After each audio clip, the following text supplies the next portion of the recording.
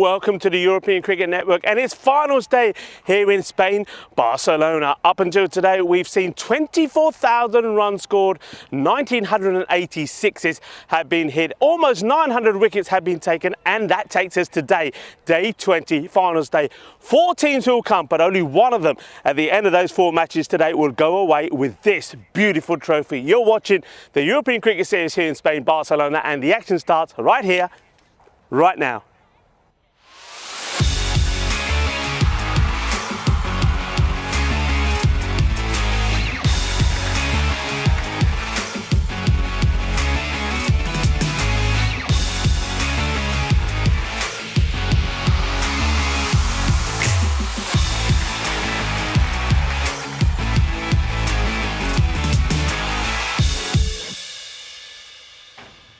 This European Cricket Network event is proudly brought to you by HCL Software and Bizaway. We start with the very first semi-final. This is a match that everybody is waiting for. We've seen both these two teams in action already on the European Cricket Series here in Barcelona. I'm talking about Paka Bon taking on the might of Bengali. Back in match number 18, it was Bengali that was victorious in both those matches. And I think the coin toss could be very important here because Bengali batted first in both those matches and went on to win. Speaking of the coin toss, let's join the two captains in the middle with the tournament referee for that all-important coin toss. Bengali to call. Head. Heads is called. It is heads. We're going bowling first. Bengali have won the toss and they're bowling. The news from the middle is that Bengali have won the toss and decided that they will field first. Now this is a little bit of a surprise to me because, as I said, when they met back in match day 18, it was Bengali who batted first, got enough runs on the board and held their nerve to get the win. But I think Bengali do know that this time round, Paka Bon, they're calling on the troops, aren't they? And they feel that if they can contain, then maybe they can do something that they did yesterday. More on that in a moment. Let's take a look at Paka Bon. This is a team that has been led really by Mohammad Ishan in the front. He scored over 924 runs in this series, and a bit like Hamza Salim Dar, he is looking to get past 1,000 in the series.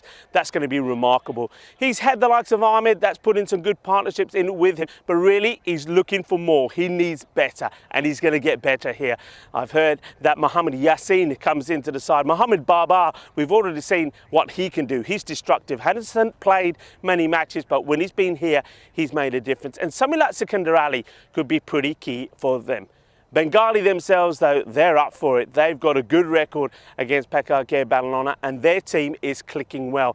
Just have a look at that match yesterday, an incredible match against Sohal Hospitalet. When they looked out of it, didn't they? Yet they came back and they were victorious. What a match that was. And then, of course, they had that absolute cliffhanger against Catalonia Red as well, chasing 161, and they got there. And this time around, it wasn't Farooq Ahmed that was instrumental in the match. Farooq Ahmed didn't really get clicking. Hardeep Singh scored a brilliant 60, and then one player that we hardly heard of, Sohail Zahid, what a performance from him. 74 runs and he gets the win. For 7 overs they needed to go over 20 runs and over, and they did it. They got the 19 of the last as well to put their place in this semi-final. So they're certainly a team you've got to look out for, and their captain Mahmood could play a big part in this with his spin as well. And I do believe that somebody like Shahdur Rahman is going to come good in this semi-final. But a lot of people believe that this is going to be about 2 men. Last time when these two teams met, Farooq Ahmed on both matches scored 80, Mohammad Ishan scored an 80 and a 75. So which one of the two will click? And if one of those clicks, then maybe that team will go on and win semi-final number 1. It's going to be an absolute cracker. I can't wait to greet you back in the commentary position, and I'll tell you more about some of the players here and also what happened in Elimination Friday yesterday. Muy buenos días, mi familia, and welcome to finals day here at this European Cricket Series in Spain, Barcelona. It's going to be a cracker. We're going to have 4 very exciting matches starting with the 2 semi-finals. Let's take a look back at Elimination Day yesterday, day 19. What a day it was. Started with Catalonia Red defeating Barcelona CC. That was a little bit of a surprise. Well, it was National Underdog Day yesterday. Ali Hassan, 78 of 29. And then, well, when it came to the battle on banning, only Suraya Balu gave them hope, 71 of 28, but they fell 22 runs short. Ali Hassan, the very first man to score a century here in Barcelona, one of 19 that we've seen, helps his team to victory. The next match, eliminator number 2, Sohail Hospitalet, 139 for 8. Asjad Bhatt, once again, was in great form. Got to 71 in rapid time, but he fell to the first ball off the spin in over number 6. And after that, Hospitalet sort of crumbled a little bit. Royal Barcelona knocking off the runs with 20 balls to go, winning by 9 wickets. And though there was a great knock from Abid Ali, who came to form, it was Ali Saad Hussain with 4 for 12 and a hat-trick. That was the hero, so well done to him. Catalonia Red then had to do it against Bengali. What a match this was. You heard me make reference to it. Quite incredible. Catalonia Red 161 for 5. Abid Hussain 36. Naheem Shah made 30 as well. Ullah was in the runs as well. But Bengali, well, they stayed with the pace, didn't they? Even though they were losing wickets. Hardeep Singh 60 of 20. But then we saw Sohail Zahid show up and shows what he could do. 75 not out of 22 in an emotional finish there, winning off the last ball, needing 19 of the last over. He was in tears. What a match it was, and that's why Bengali are here today. Then Magic CC did battle against Royal Barcelona, another high-scoring match. Shakil Ahmed found his form against 71 of 21. Player of the match performance from him. Royal Barcelona, they gave it their everything. 4 wickets from Hamza Hashim, 4 for 25. Sajil Kaiser in the runs as well as Nazir and Kaiser. But Magic CC winning by 25 runs. It was an exceptional day, full of action, full of runs, full of bowlers taking wickets, 2 hat-tricks as well. But in the end, unfortunately for some of those teams, it's the top 4 that will meet today in finals day. That's how it stands. So you see how they finished in the standings. And those 4 are here on finals day as well. Paka Bon on the team that finished second didn't have to play an elimination day battle, so they should be well rested up against Bengali in this first one. Bengali, though, they know that they've found some form with some of their batters. One thing they need to work on, though, is their bowling. Yesterday, they didn't bowl well. Even the likes of Shahidul Rahman. One guy who was exceptional was Hardeep Singh. He bowled brilliantly, but all the other bowlers let themselves down. They've got to be at their best here today in this first semi-final.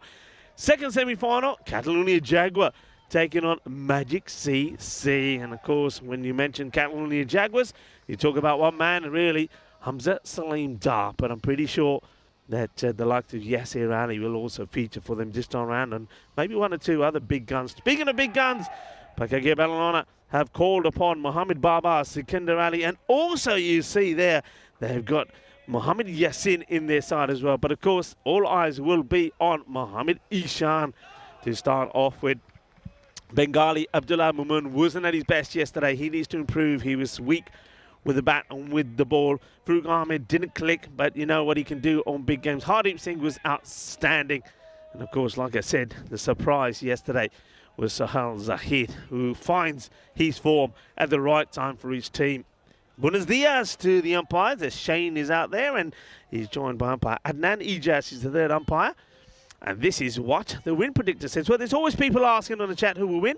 Well, 65-35, you can see there in the favour of Paka Bon. So let's get ready to do this. There's the main man. Ishan makes his way out to the middle. He has scored in this series 924 all-time on the European Cricket Network. He went past 3,500 runs the last time we saw him. 3,526.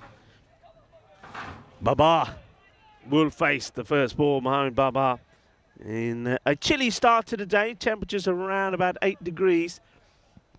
But not a cloud in sight. So once that sun starts to come out, it's going to be pretty warm. You can see it's just starting to come up from behind us. Long shadows. And there's Shahidul Rahman. He was checking out. I had a little chat with him just before the start, and he was marking up his run, but he's a little bit concerned with some of the moisture on the surface. So I think he had a couple of trial runs. He was slipping a little. That's sort of understandable. Early morning, we do have a little bit of dew. But let's see how he handles this. I mean, since then, the sun, as you can see here, has started to shine on those areas. So remember, his left armour. So your left arm over. Here's the first ball of the first semi-final. And this is just being gently played out onto the offside by Baba. No big shot as yet. There he is, the big man. Baba, we saw him in action in devastating form the other day.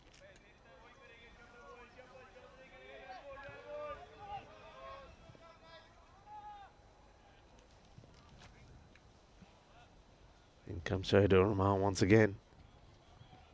And this is too wide. It's a toe end of the bat, but Baba will get the boundary as the field as well. They haven't quite programmed the sat nav, and I'm not quite sure what was going on there with Ula. I mean, they get to the ball, just needed to get a hand on it, but he seems to run all around. Look where he runs all around it.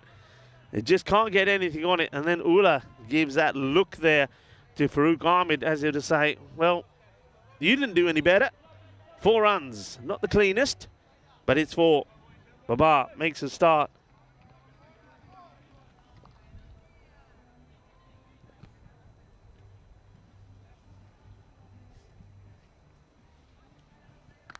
And this one is just going to be blasted straight over for 6 runs. It's a little bit too short again for Shaidur. Not bowling with the same amount of zing in his bowling. But I tell you, all the zingings coming off the middle of the bat from Baba this time. This time it is out of the middle. And that's typical Mohammed Baba. No messing around, no big swing, just a solid hit. 6. Got to go fuller. And got to get closer to the bat. It's just giving and offering a little bit too much width. Better delivery. That's where he needs to be. Baba plays it out respectfully.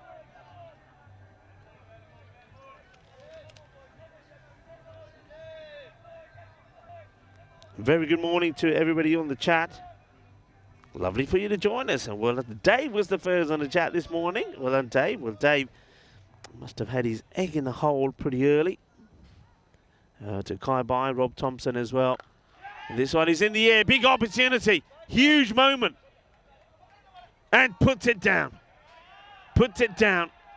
Massive moment to remove Baba. And a catch goes down from the hero of yesterday. Sohail Zahid puts down Baba on 10. Oh, that is a huge moment. A lot of players coming around him as well. They're not giving him really the space that he needs. You saw Abdul Rahman getting pretty close to Sohail. Having said that, though, you still got to take those catches. They're not easy first thing in the morning. It is cold. You know the ball, if you don't get it right, if it doesn't hit the palm of your hands, it's going to hurt. But he spills it. Baba gets a life on 11. Ishan facing his first. And he's hit this pretty nicely. Gets it in the gap. It's going to be 4 runs. This is one thing that I've said several times, and some captains apply it, some don't. But you know the line shooter is going to bowl. And I just feel that if you're not putting your point back and sort of catching position and a third man there, then shots like that are going to get played. You just got to know that your bowler's going to be bowling. You've got to set the field to it. The over will go for 15, as we saw there on the graphic. A day to go for the Euros of Women's Cricket to start. The big one at the Cardamom Oval. That's right. Most of us will finish from here, get on a flight later on tonight, be arriving at the Sunset Beach Club around midnight, ready to do it, ready to rock and roll on a Sunday morning. I know that the teams will be arriving and be very excited. Maybe 1 or 2 of the players have already made their way down to the Cardamom. Well, if you have done, send us a message. That's what I want to do today. I want to hear from some of the teams, some of the players. Let us know who you are, who you're playing for. And, well, if you've been to the ground, let us know how it's looking.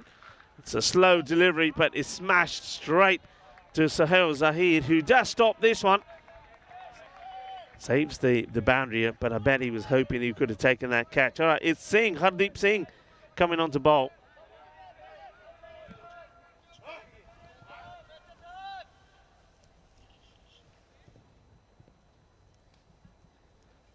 Singh to Baba.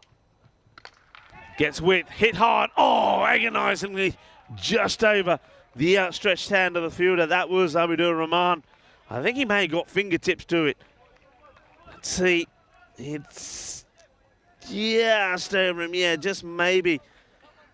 Just fingertips. You can't put that down as a chance. But Baba is certainly living dangerously.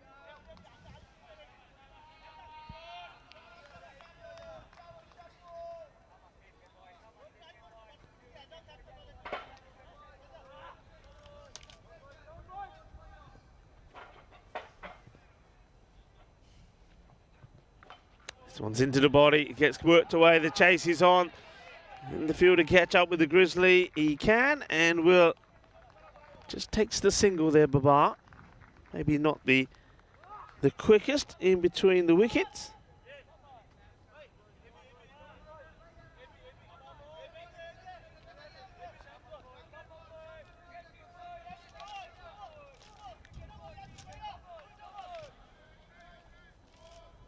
Very tense early on here. Bengali, in comes Hardeep Singh again. It's straight as you can hit, and that's why it's straight onto the stumps. I get the feeling here, I'm just watching Hardeep Singh bowling now. I don't know whether if it is to do with, again, the issue with the dew. That's on the artificial here. Of course, the whole surface, the whole ground artificial, the outfield and the pitch, but doesn't really seem to be racing in what he normally does. And you can see that reflected in what he's delivering. It's a very good ball. Yeah, so when it comes to his delivery, he's not, you can see from his follow through, certainly isn't putting as much effort into the delivery of this ball. I think he's concentrating more on the control. Not a bad thing, because so far it's a very good over. Just the 5 have come from it. So not the power play that Paka Bon would be looking for. This one is wide, swings hard, and this one will go all the way. Bolle, bolle, bolle. Ishan latches onto a little bit of whip that gets offered to him. And Hardeep Singh goes for his first boundary. But still a pretty tidy over. Score 26 without loss. Of course, the big moment was yesterday's hero, Sahil Zahid, not able to hold on to that catch. But I mean, let's talk a little bit more about that match that we saw yesterday. I mean, you can see there, Bengali, the team that finished third. I mean, they were so close to being knocked out and eliminated by Catalonia Red, chasing 162, and they didn't make the best of starts. They then needed something like 21 runs per over after the power play, and they did it. Did it because of 2 great knocks. A little bit of width, high in the air, but he gets plenty of power here, and oh no, shame, shame, shame, shame. Marzi, that's the second one you put down. Just, oh dear, oh dear. Well, the sun is not shining on Marzi, and Ravi must be loving it. Look at the smile on Ravi Panchal's face there, hiding behind the tent. They don't come any more straightforward and easier than this, and oh dear, Marzi. Oh dear, oh dear, oh dear. Well, for some it's going to be a good day, for some a bad. Well, Marzi has started battling, and that one is out of here. So it's another 6 as Mohamed Baba starts to warm up and make the most of the chance he was given by Sahil Zahid. I was talking about his knock yesterday, and he scored 75 of 22. He just kept them in the game. Don't forget, there was one point in the, I think it was the 9th over, where Fayaz Ahmed came out and he took a hat-trick as well. Took a hat-trick. So they looked like they were down and out. Catalonia was celebrating. Their captain, Imran Sandal, was doing the cartwheels. It's another one that's out of here. Marzi this time saying, Mani Parana, Mani Parana. Match chal gaya. Marzi is hiding, so Samir has to get this one. Marzi keh rahe hain, mere haath bhaj gaye, mainu sharm bhi aa gayi, hun main nahi catch farna. Main gaya, andar mein gaya, main aram na baith jana. Main nahi uthana. Anyway, Baba is enjoying this over at the moment. Shadur Rahman has now gone for 6, 6, 6. And make that 4 on the spin. Are we seeing something memorable here? Because I reckon Mohamed Baba is on for 6, 6. And have you seen Marzi finally take a catch? Well, he tries to redeem himself. Marzi here finally gets a chair. And Marzi is saying, see, I told you I'd get one eventually. Well, this one has been crunched. And let's have a look. Marzi, he comes out, he takes one. Look at everybody saying, well done, Marzi. Well, I tell you what, I think 1 out of 4 ain't bad. Up in the air. I don't think we're going to get the 6 6s, but it's still another boundary. This over now has gone for 28. So after a sort of, you'd have to say, a slowest start from Paka Bon, they're starting to get a move on here now. Last time these two teams met, Bengali won both, 158 to 131. Batting first, Farooq Ahmed, 80 of 30. Second time round, 164 to 149. Farooq Ahmed, 86. That one will go all the way as well. That's going to be 5 6s and 1 4 in the over. The over will go supersonic. 34 come off that over from Shahidur. And just like that, the 50 comes up as well. 54 without loss. Baba is back. And Baba, well, you know, there's a saying in cricket that you don't give good players an opportunity. And unfortunately, look, nobody means to drop catches. We know that. But that drop, Baba on 10. Sohail Zahid puts him down. And now, just like that, just a few balls later, Baba is sat out there, looking pretty, looking comfortable on a score of 44. I'm just seeing the score, just what's happened here now? Why the score's jumped like that? What have we missed? All right, something we missed. Anyway, maybe the score was just a little bit behind. 60 is the score. And that over did go for 34. And if I do my maths correctly, it makes sense because it was 26 at the end of the second. Just scorers trying to catch. I think the scorers missed, must have missed a 6. So 60 on the board. And time for a bit of change. Captain decided that maybe Al-Mamun is the man. Me, I'm thinking take the pace off. No pace. Short. Once again, Zahid does well. Good stop. Good running as well. Or is it? And Ishan would like another. Baba says, oh yaar, ki kar raha? Jadon main ek दौड़ के भज के एक तो complete कर लिया दूसरा नहीं मैं कर सकता एक ही करना. Let's have a look at this throw here. Baba very casual. Not the way to do it really. Should be concentrating on looking where he's going and sliding the bat in. Okay, he's back on strike. Gets a, well, this could be a no ball. I don't think it even catches the pitch. It doesn't. No ball signalled by umpire Shane. Well, that's not the best of deliveries. He had a bit of a mare yesterday, did Abdullah Al-Mamun. And first time I seen him after he scored that amazing century. He himself scored 32 of the last over to get that century. Started the last over on 70, finished on 100. Better delivery. That's where you've got to be, full and straight. Now, Baba has had 3 decent balls bowled to him, 2 by Shahidur Rahman. and now that one. And each one has just gone for one dot and 2 singles. It just goes to show that no matter who the batter is, good ball will get respected. Look at him there. He looks like a giant standing there. There's Baba next to the umpire, Shane. Looks like a giant. High up in the air. Will this be an opportunity? And no, it won't. There's going to be 6 runs. Desperate effort there from Abdur Rahman. I like that. He's aware that he's close to the boundary. He's leaning. He's trying to stay in the field of play and keep this inside. It goes all the way. So Ishan gets another one to his name. He's got a fantastic record, of course, against Bengali. I mentioned that Farooq Ahmed was sensational for Bengali when the two met.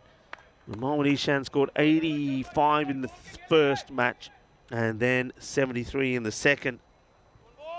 So he's enjoying the bowling off Bengali. And, charges this one. It's called a wide. It's an interesting shot from Ishan. Sort of comes down the pitch to try and play it. Yeah, he sort of decides he's going to go after it straight away.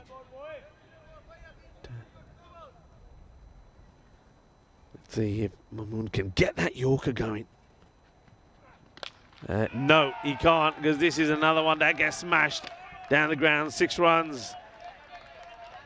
Playing to put their place in the final. Paka Bon looking to bat Bengali out of the contest. They would know that Bengali had that fantastic run chase yesterday, which is right up there in our Hall of Fame when it comes to run chases. It's nicely played along the ground.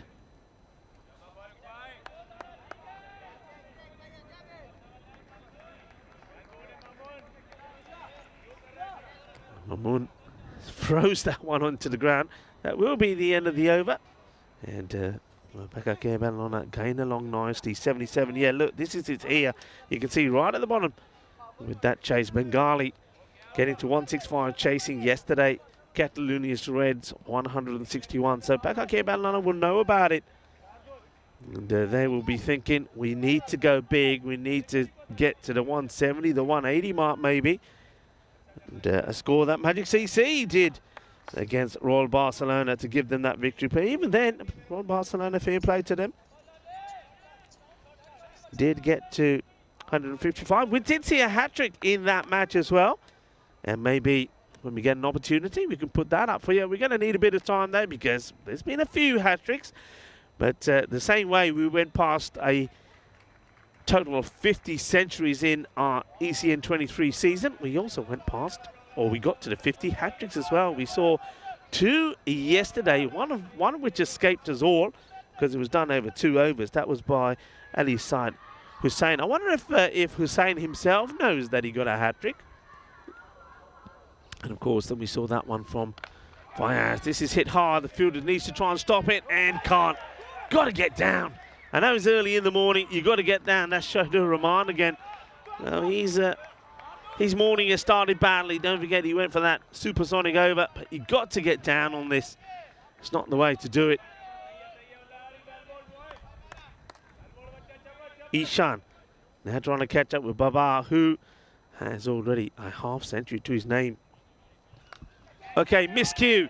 Will he get lucky? Yeah, he will. Nobody on third, and the fielder says, put him up in the air, umpire, put him up in the air. Like, you just don't care, because this is 6. Swings hard, gets the boundary.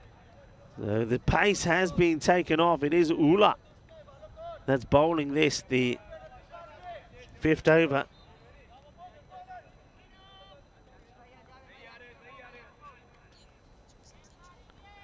So Ula trying to get the breakthrough. He's going for that wide line, and well, Ishan doesn't seem to be shying away from the shot. Still goes for it, but gets the wide.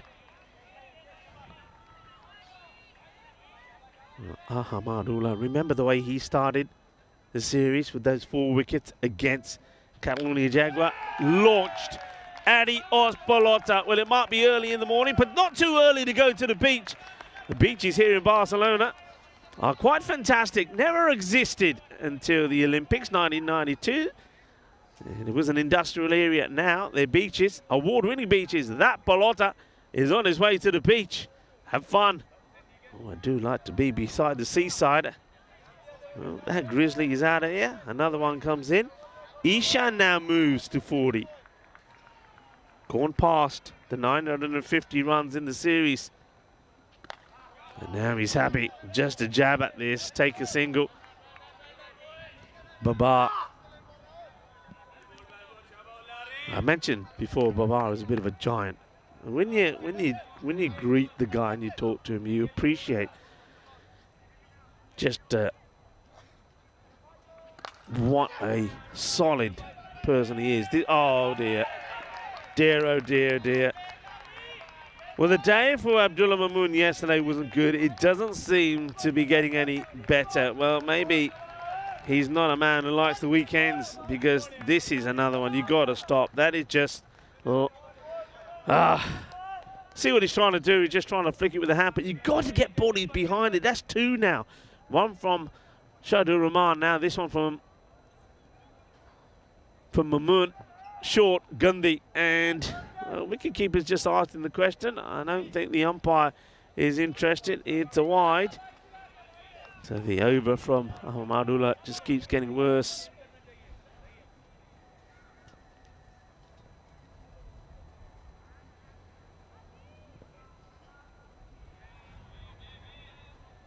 Babar waits to launch. 24 has come off the over. The 100 came up as well in it, and this one is in the air, and it's looks like a brilliant save from Mahmood. What a good save this is. Let's watch this again. It's outstanding, absolutely outstanding, brilliantly done. 25 still comes off the over, and the score moves on to 102. Here's the Hall of Fame hat-tricks. There you go. They're the two we saw yesterday. Zaid Ali Hussain and Fayaz Ahmed, but it ended up on the losing side. Look at the centuries, though, people. Look at the centuries. And you'll see that all the way, they just keep on going. 56 we've had. Umar Ali scored 2 in the day. Sher Ali scored 1 in that same day. 3 on that one day. And then Ashjad Butt, back-to-back matches, one after the other, did it as well. The captain of Sahal Hospitalet. Fantastic in the terms of the number of hat-tricks. 19. That's right. No. 19 we have had here in Barcelona.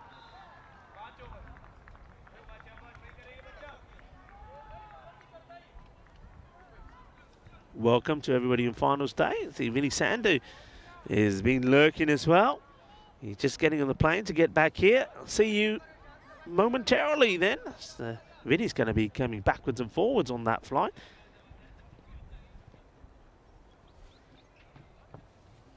Short and wide. As they will go to Kabir. Just get the feeling here. This is so far is very similar to what we saw from Magic yesterday. I mean, I saw that over from Hardeep where he big effort in just to get the ball in the right areas, but none of the other bowlers have sort of been able to do that.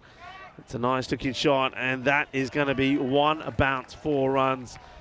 Just has such an amazing technique of hitting these. Look at this shot. And there's no big wild swing. He even holds, I mean, it's one of those where if he gives it a little bit more elevation, if he doesn't hold the pose or stop the pose, more elevation, it goes all the way. But it's just the way he bats. He knows there's nobody out there. Now there is a fielder that moves there. It's Sahil Zahid. Remember, unfortunately, the guy who put him down on a straightforward catch. And now, what's Babar is just pointing something out to the, I think he's saying that the 12th man is there. He's not happy with him being there. He's confusing him, though he is wearing a yellow bib. Launches into this one, and this will go all the way as well. The power of the man is quite amazing. just waits for it, and just look at this. He says, yeah, I don't need to run for this. I know this going to the boundary, but I will come and give you a fist bump. The partnership, awesome. The two batters in sensational form. Baba controlling things at the moment, comes back into the side and leads the side. He's the captain. Another powerful hit, and well, I don't know how close the fielder was to this, but again, Farouk Ahmed, I don't think throwing a foot at it is the way to do it. They've let themselves down, Magic CC. Beg your pardon. Let themselves down here, have Bengali. Magic CC are looking on, no doubt. Let themselves down in the field. Nothing magical about that sort of fielding at all. Kabir, edge, and this one should be and will be stopped on the boundary. Genuine edge from Kabir. Gets it a little bit closer to the batter.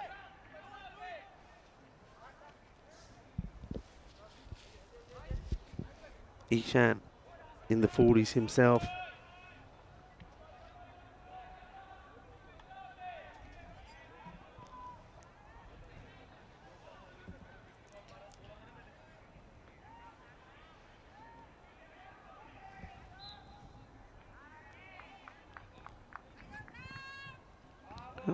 It's going to be a wide to slow delivery. Kabir doesn't like the call there from the umpire. When the bowler looks around straight away like this, you know he knows it probably is a wide. He's hoping he doesn't get called, but yeah, that's a wide. And correctly called by Shane. And can I just say that the umpires have been absolutely brilliant. I know we'll talk more about them a bit later in the day. He gets this one through, Kabir. Yeah, so huge shout out to all the umpires that have taken part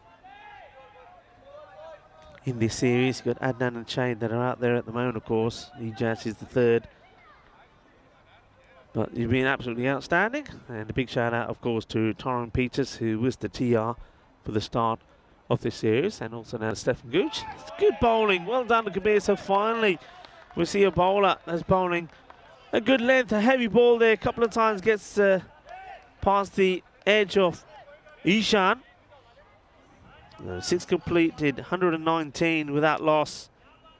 You can see there, plenty of batting to come. Second rally, Mohammad Yassin. Mutshim is there as well. Then you've still got the likes of Tif and Abid Mahbub, who, in the absence of Babar, has also been the captain as well. Bit of chat here between Hardeep Singh and the captain. So I think Singh will come to bowl this one. I think this is something which they did yesterday. And Singh bowled a very good over. He did pick up a wicket as well. I think he picked up 1 wicket and only gave 5 runs away in that over. He was the pick of the bowlers without doubt in that contest against Catalonia Red. And then he went on and scored 60 runs as well. But it was that amazing knock from Zahid that got Zahid the player of the match. All right, need a good one here. Can they break the partnership? Singh against Babar. Slower to start off with. Cleverly bowled. Probably wasn't expecting that. You can see Hardeep Marde, he shouts to Abdullah Al-Mumun, who says, well, the way my day or days have been going, if I went for the shy, it will probably end up the other side of the boundary, so I'm not going to go for it. Day of reconciliation in South Africa today. Shot. Oh, that's an outstanding hit. Wow. Shot of the day so far, this from Ishan. Look at the timing on this. Hi. Ginna Sona. Shakka Lagya. Well, forget that one. That is on its way downtown Barcelona. Yeah, day of reconciliation. Making the beginning, or marking the beginning, of a new era in South Africa's history. A historical event, of course. Hey, some other important days today. It is I think you can, I'm all right to say this word, aren't I? It's National Stupid Toy Day. Yeah, it is. We all have our stupid toys. And I always carry around my little duck with me. Yeah, here we go. I know Srinath like my duck. Yep. all the parents with young children would know about this. Yeah. But anyway, from whoopee cushions to rubber chickens, these silly toys can lighten up any mood and make even the grumpiest of persons smile. So come on, Grumpy, smile. Yep, there you go. I've got my little duck here with me on this National Stupid Toy Day. Come on, smile. It's the weekend. It ain't that bad. Well, it is, I suppose, if you're a Bengali sport, and it is, I suppose, if you're in the firing line over there where the match officials are. Well, they've got the sunshine of the match officials. They're not in the shade and cold like me, but they've also got the bombs coming their way. And who's that this time who's running out of the way? That might have been Ravi Pancho this time. Ishan brings up his half century with a Maximo. Well batted. Well, Ishan. Que genial, Ishan. 50 más por ahí. Now he wants to get funky. Could be out though. And he will be out. So Ishan will go in the 50s. That partnership worth 132. And Mohamed Ishan wants to get funky, and sometimes, you see, that's what I say, sometimes it's better just stick to what you do. Don't try to get clever, don't try and get funky, because even the best, if you're trying to get a little bit too cocky, you can get out, and Ishan will go. So I'm just doing some sums here very quickly. So yeah, put that in there, and then I need to go to this, and I go plus that, and Ishan 977, 977 runs in the series. Will he get another chance? That's the question here. Don't win this match, you don't win the match, and get yourself in the final. You do. Actually, that's not true. Actually, I'll tell you why in a moment. Hardeep Singh. It's a nice looking shot. Should be stopped. Will be stopped by Al Capitan as we welcome Mohamed Yassin.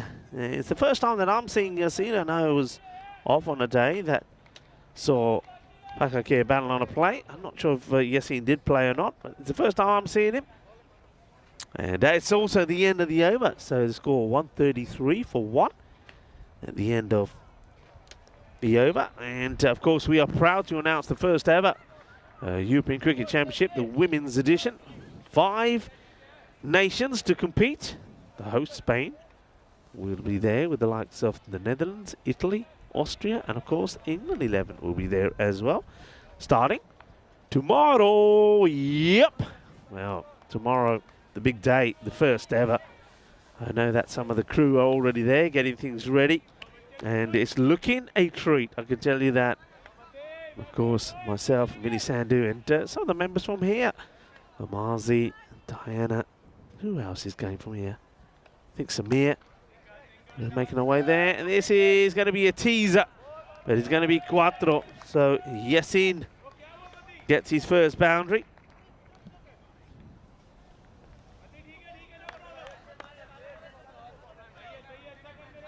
Plenty of chat in the chat, as you'd expect there to be.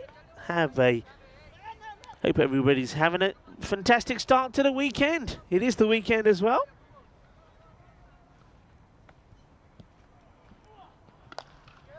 Hit firmly and finds the gap.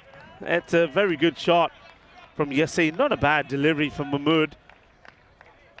Gets the batter to hit straight. There are 2 men straight, but that is where you need that Southern Cross field. Cuatro carreras.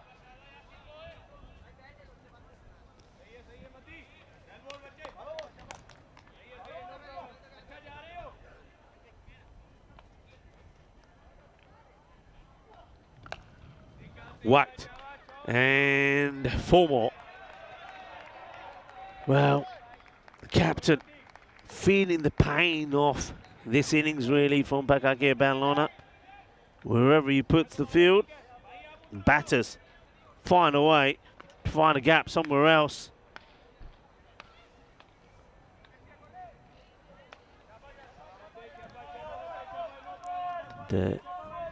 Some questions coming away. Some people asking why Sherali not part of the team here today. Okay, this one's skied up.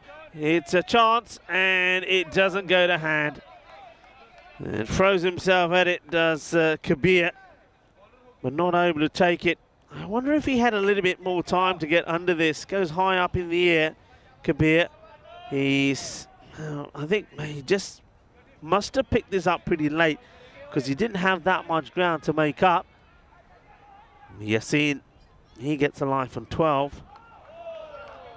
And no ball. Well. I'm not sure if that is the way to go about things, because Babar, he's not going to shy away from a fight. Well, this is going to be a 7-up. There's the two captains. Well, they literally go to blows here, don't they? As Mahmood says, well, you might be big and strong. How'd you fancy this? And Babar says, bring it on, I'll have it. Now the free hit. It's well bowled. They will take the single, though. Mahmood not able to keep that safely in his hands. End of the over. It's another one that goes magical. The 150 coming up. Still one to go, actually, as this one will go all the way. Bolle,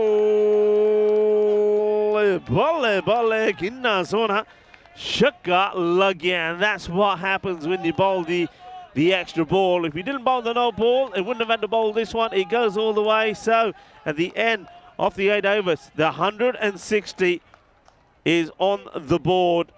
And Mahmood, the captain, also goes magical. 27 of that one.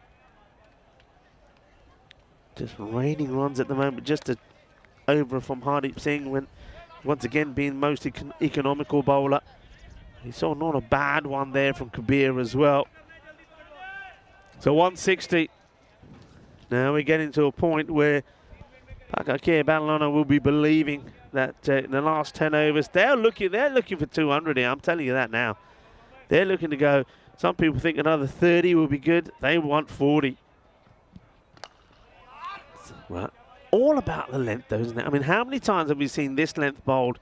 Probably, what, 6 to 8 times? That's it so far from all the bowlers combined. It's never gone to the boundary, has it? It's been a single or a dot.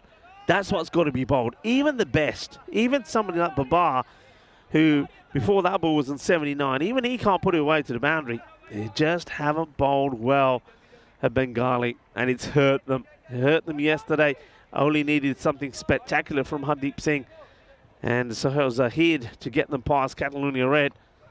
And the other thing worth bearing in mind is this one gets swiveled away, and it's going to be Cuatro Carreras as Yassin. He's showing what he's capable of. Remember, we saw him playing for Spain as well.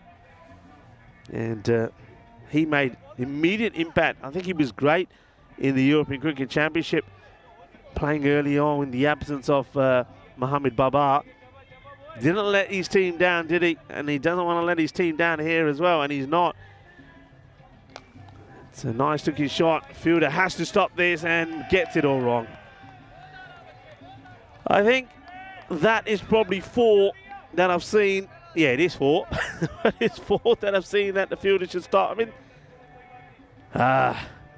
they've let themselves down here, Bengali. That's the only way to say it. And I know there's a lot of support from Bengali, and a lot of their supporters are watching, and I'm sure they're feeling the same, that some of the fielding hasn't been good. This one should be stopped. They may be thinking of 2. No, they're quite happy just to take the 1. Yeah, what I was going to make reference to, don't forget, against Catalonia Red. Catalonia, no disrespect to them, but they haven't got the same caliber of bowlers that Paka Bon have as well. Slower delivery. It's good to try something different, but Babar picks it and whacks it away. Mahmood goes for another 6. Not the worst of deliveries. I don't mind that at all. You've got to try something different. But Abdullah Mahmood is ready for it and launches into it. 6 more. 16 off the over already. Keep an eye on the time, everybody. You've got to make it a legal delivery, and it gets elevated. Gear. And Shaka Lugya. This has to be a 6. I don't know what he's trying to do here. As soon as he steps out of the field of play, that 6 runs. So let's see. I don't know how far we see who he is, but look where he is there. I mean, you can't be done.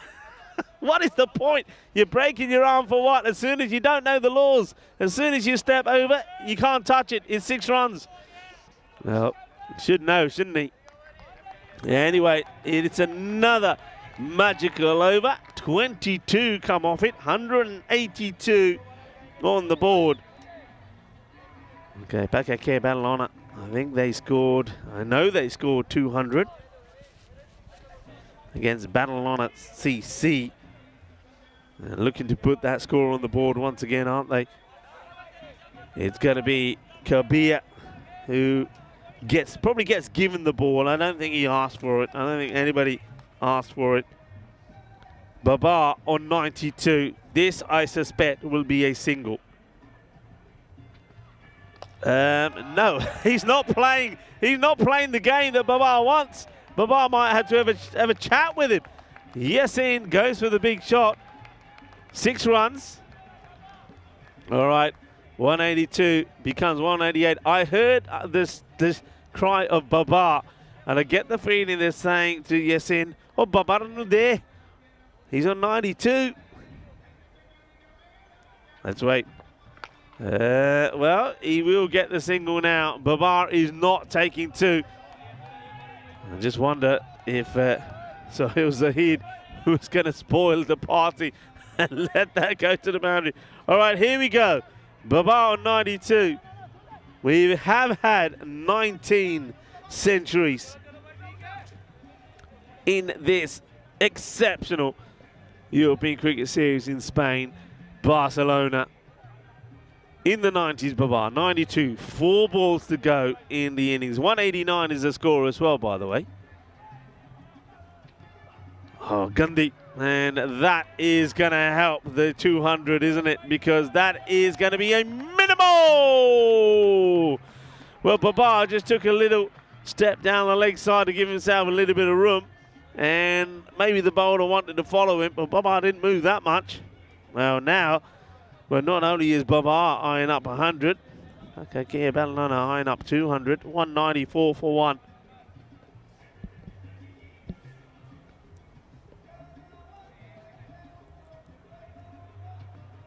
Full toss, that's going to be an easy hit, and that will be 6. Now they're going to check maybe the height. No ball has been called. It's another 7 up. Hey, hi.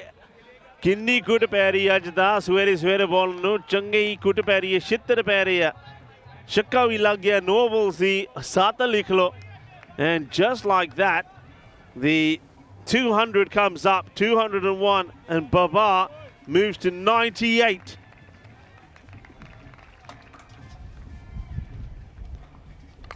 It's in the air, it's catchable and it's been caught, but it was the free hit, so he gets just the 1.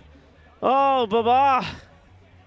The catch taken on the rebound, but Mamun Babar, 99, but he's at the non-striker's end. Yasin goes on strike.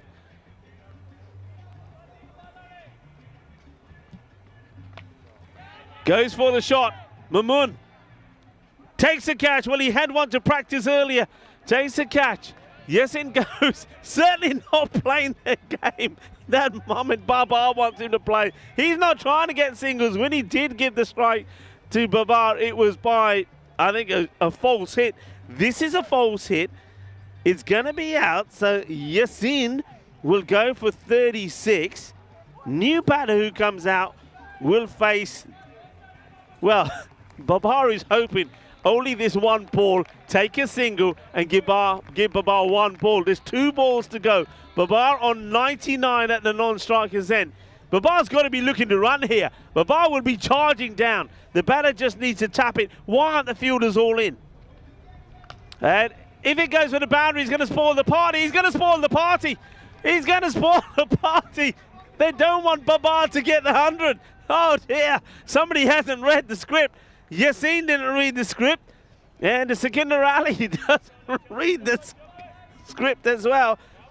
So the score keeps on ticking along. It's 206. Babar is going to be left stranded on 99. That's down the ground. It should be catchable. It will be caught. Nice catch taken by Mahmood. So a couple of wickets there for Kabir at the end.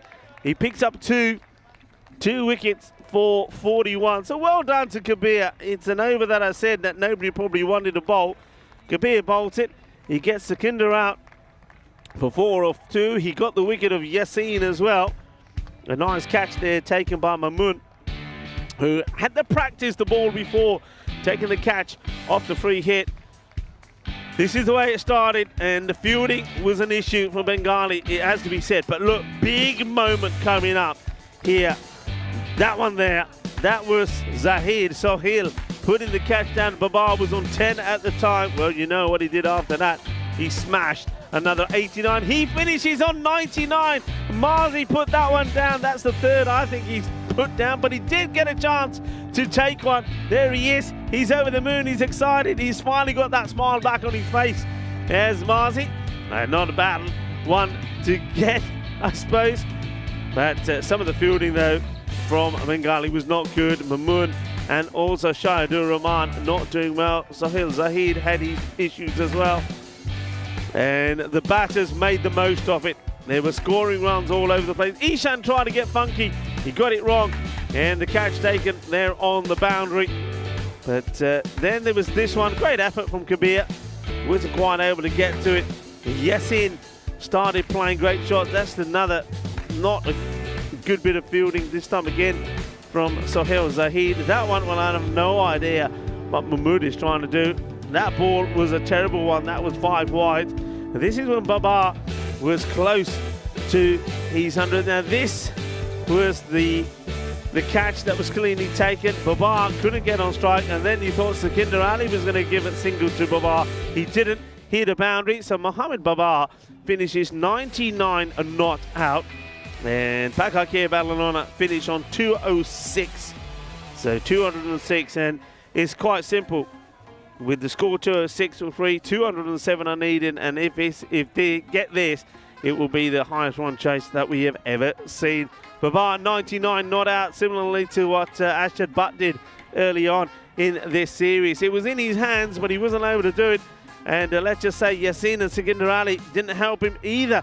Ishan gets another half century, got to his 50, and then gave his wicket away. There's the bowling figures there. And, well, Hardeep Singh, once again, probably the pick of the bowlers.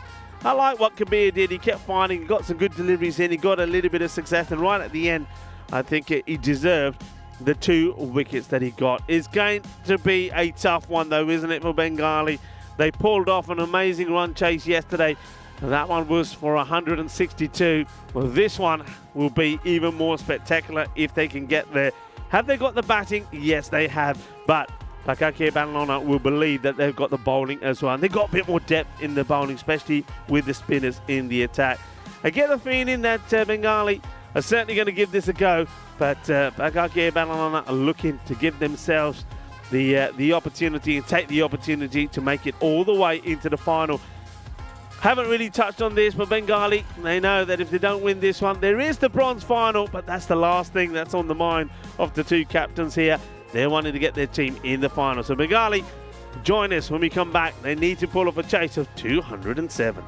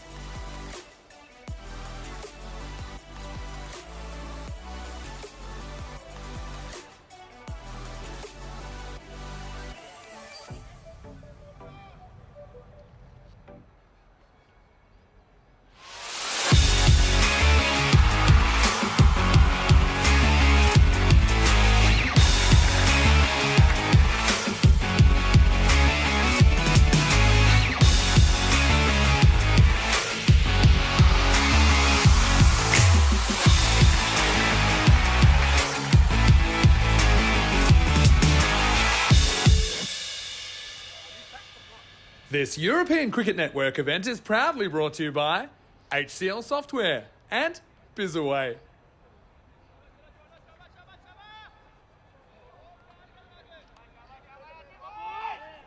Hello and welcome back. As Bengali have to do something quite amazing here. 207 is what's required after an exceptional performance with the bat from Paka Bon. Mohamed Baba 99, Ishan another half century to him.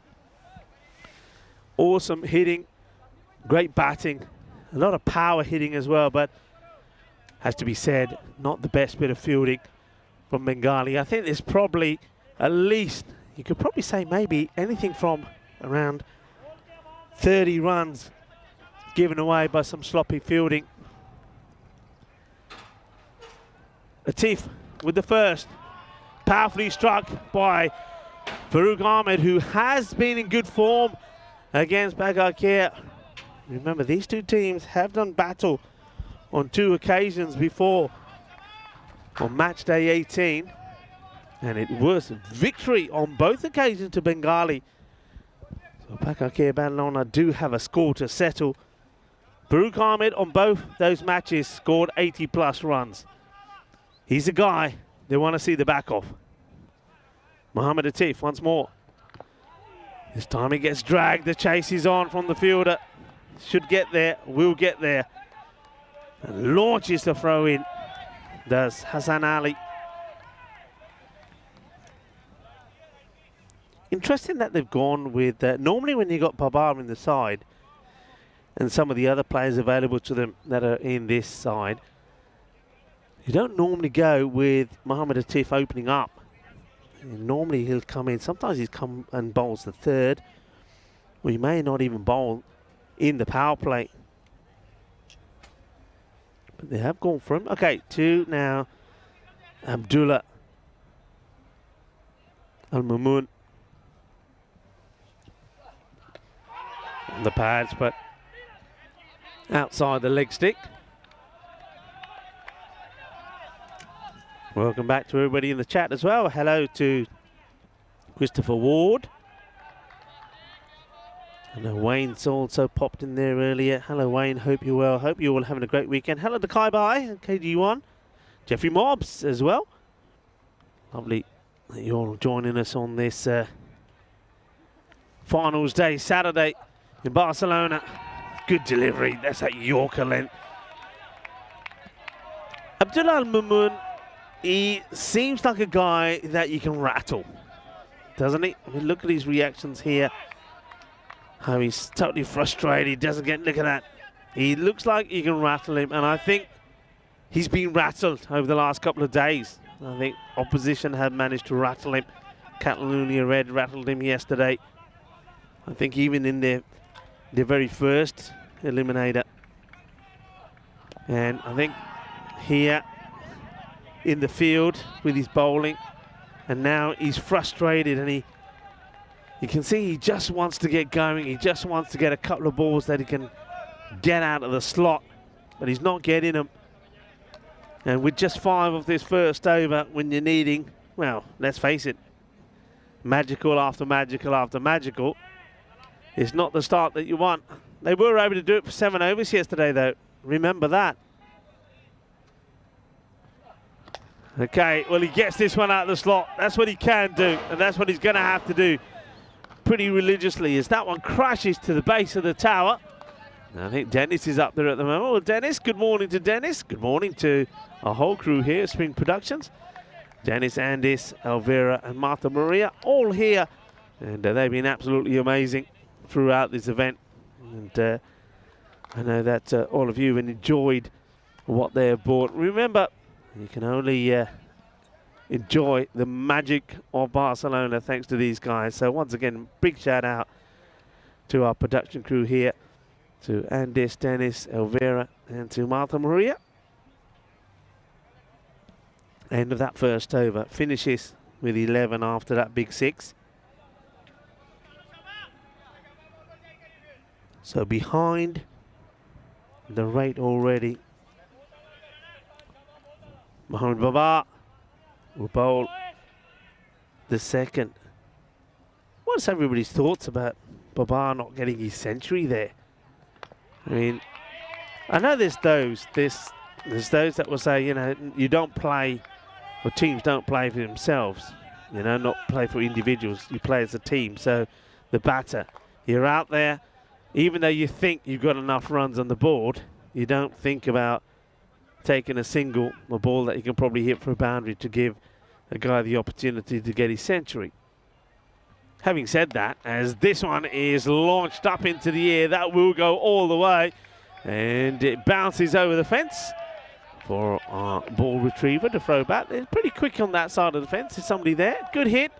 Farooq Ahmed, the man who stood in their way on 2 occasions. Will he stand in their way here as well? Will we see something spectacular from Bengali? But then having said that, going back to Babar's situation, having said that all the way through this series, I would say in probably at least 12, 13 of the centuries that we have seen. This one is dragged out, gets through the fielder. Should have been stopped, I think. Babar does the double teapot. As he's disappointed, that's not stopped. I think that's Hassan. Yeah, I'd say at least majority of those centuries, that's the way that they've been played. One batter has sacrificed his hitting powers and abilities to allow the other to get the ton. And I just, well, I was sure that the likes of Yassin, and when he went, Sukinder was going to give Babar the opportunity. It wasn't to be. I suppose Babar himself did have that opportunity when he had the free hit on 98. That's pretty high, and it's called a no-e, and it's going to also elude the fielder. So that is going to be a minimal. It's going to be 4 to the batter, and 1 no ball. So Ahmed trying to fight back and hit back in this one. Maybe give Babar a little taste of his own medicine, perhaps. It's a free hit coming up. Can he capitalise? Well, the win predictor is still giving Bengali 5% chance.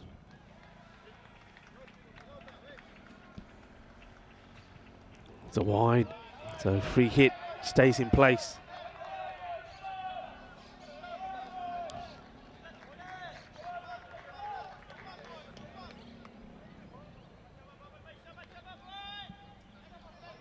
Wayne is saying he's got his first pair of glasses today, and it's amazing to see the screen. So when you say your first pair, is that you've never had to wear glasses before, and you've had an eye test and you need glasses and you're wearing them for the first time? Miss opportunity from Ahmed, misses out on the free hit. And let us know. And I know what you mean though. I mean, I don't wear glasses in general, but I do have them for when I'm working on the screen. So I suppose short sight. This is a lovely shot, straight down the ground, 6 runs. Boom! Shaka Lugya may have missed out on the free hit, but doesn't miss out on this one. Well, one ball goes out of the ground, another one comes in. That's a delightful shot. Straight down the ground, beautiful footwork. 22 off the over, a ball to go. This is more or less what they're expected to do all the way through.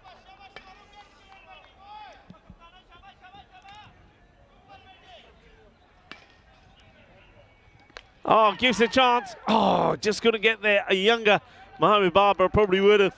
Look where this lands.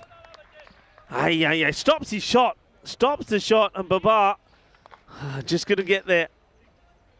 22 come off the over. 33 without loss after 2. Because there's 11 off the first, they're still behind.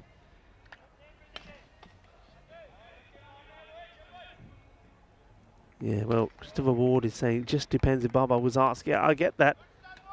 And sometimes you know that the other batter can turn around and say, hey, don't worry about me. I'm quite happy with finishing on whatever it is. He was at 92 when I think the strike needed to be put his way.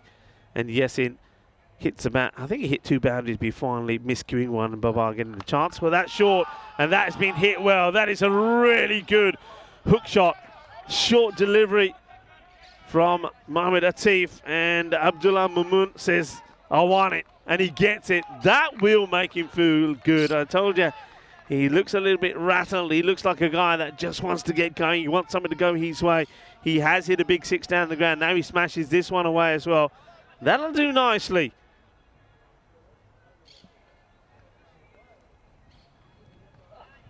An edge. They have got a third man back, and he does his job. A lot of teams don't go with this third back, do they? Paka Bon with the pace they know that they've got coming in from the likes of Mohamed Atif, protected well. Yeah, so somebody will say, look, don't worry about me. Play your shots. If I get the chance, I get the chance. If I don't care. So, yeah, good point there from Christopher Ward.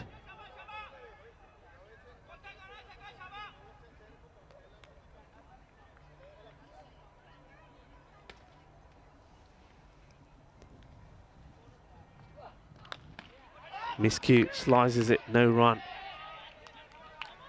That's the reward. Every time there's a dot, makes a huge difference, doesn't it?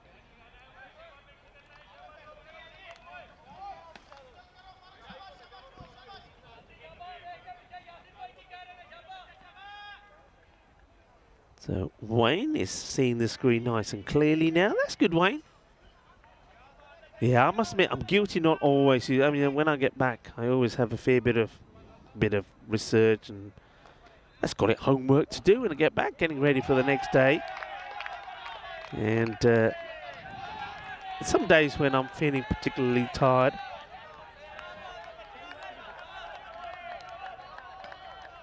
or when the eyes feel heavy, I put the glasses on and I think, oh wow, that looks much better. But they're only good for when I'm doing that sort of work. So if I'm using it, I can't walk around with them because everything is like fuzzy and whatever. They're just specifically for when I'm reading or writing. I'm getting to that age now. As this one, they're taking it on, and they'll get to pressure on the fielder who charges in and wants to stop the batters getting the single. Mushim. What a good bit of bowling this is, though, from Atif. 3 very good deliveries after bowling the short one. That got pegged away by the right-hander. After that, it's just been a single, 2 dots and a single. So great over. Farouk Ahmed knows he wants and needs a boundary to keep his team interested. He's going to get the wide. Just. If he gets this one right, it would have been an exceptional delivery. Goes for the dot ball. Just catches that wide line. 10 off the over. But they're needing 20 plus. And after this over, whether this ball goes to the boundary or not, that 21 will turn to around about 22, 23 maybe. Hit hard, high. Where's it going to end up? It will bounce, and Abbas will keep it to just 2.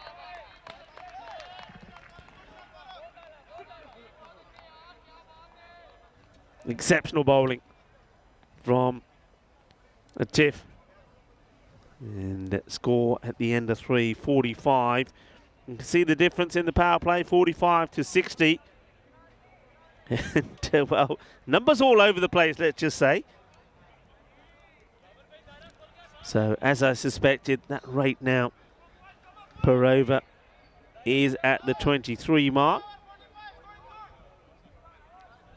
Mentioned some of the days here today. It's a day of reconciliation in South Africa, massive day. How the day changed the history. Also, look, it is a National Chocolate Covered Anything Day. Let's talk about this then. Chocolate covered anything. Now look, it's still pretty early, so without getting too saucy, everybody, come on, what's your favorite things to be covered in chocolate? Indulge in chocolate fountain or fondue to be dunked any treats you fancy. And maybe you can drizzle a bit of chocolate on things like fruit. I tell you what I like.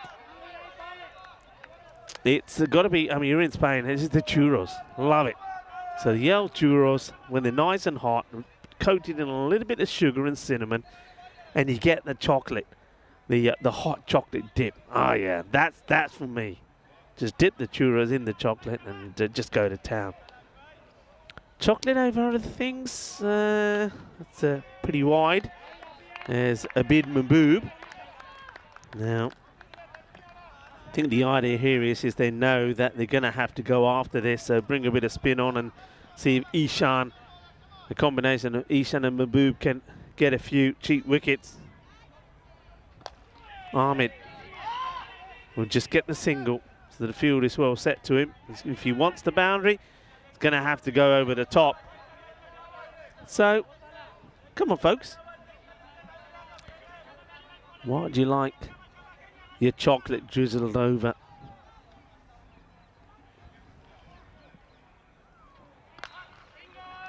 Again, just a single. Tiki-taka is not going to win you this match.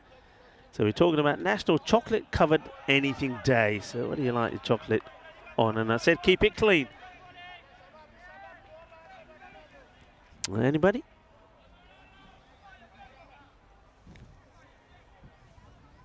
Float it up. Gets played away. Just another single. Tiki-taka, tiki-taka. Donde está el boom boom? And a bid Maboob. Just getting in front. Something's going to have to give here now. The 50 comes up, but something has to give. Other batters are waiting to come in. Something has to give. And, there now. It's a dot. So only the 5 off this over so far. Remember, he's still got big hitting abilities of Hardeep Singh to come in. Sohail Zahid, who was incredible yesterday.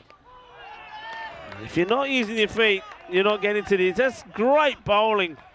And the man who serves as well, Abid Maboob, pulls off an incredible over. That for me could be that's the one that could seal this match. Only goes for just the 5. Brilliantly bowled. A couple of dots to finish off. The score stays on 50. I know the scoring system was a little bit behind there, but I do believe the last 2 balls were also dots. Speaking of spectacular events, don't forget to put this one in your diary pretty early in our calendar in 2024. It's the Euros of cricket in terms of, well, we talk about the Champions League of cricket, where the club champions come together, the 26th to the 22nd of March. Also happening at the Field of Dreams at the Cardamom Oval. Well, it'll be good to be back there tomorrow to finish off our season, but then that major event won't be that far away. The club champions coming together. Well, that has been blasted. I'm quite surprised that they do go back to a little bit of pace here, actually.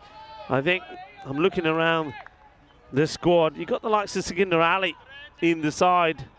I think I would have given him the ball. But, no, they're trying something different. There's Rabbani.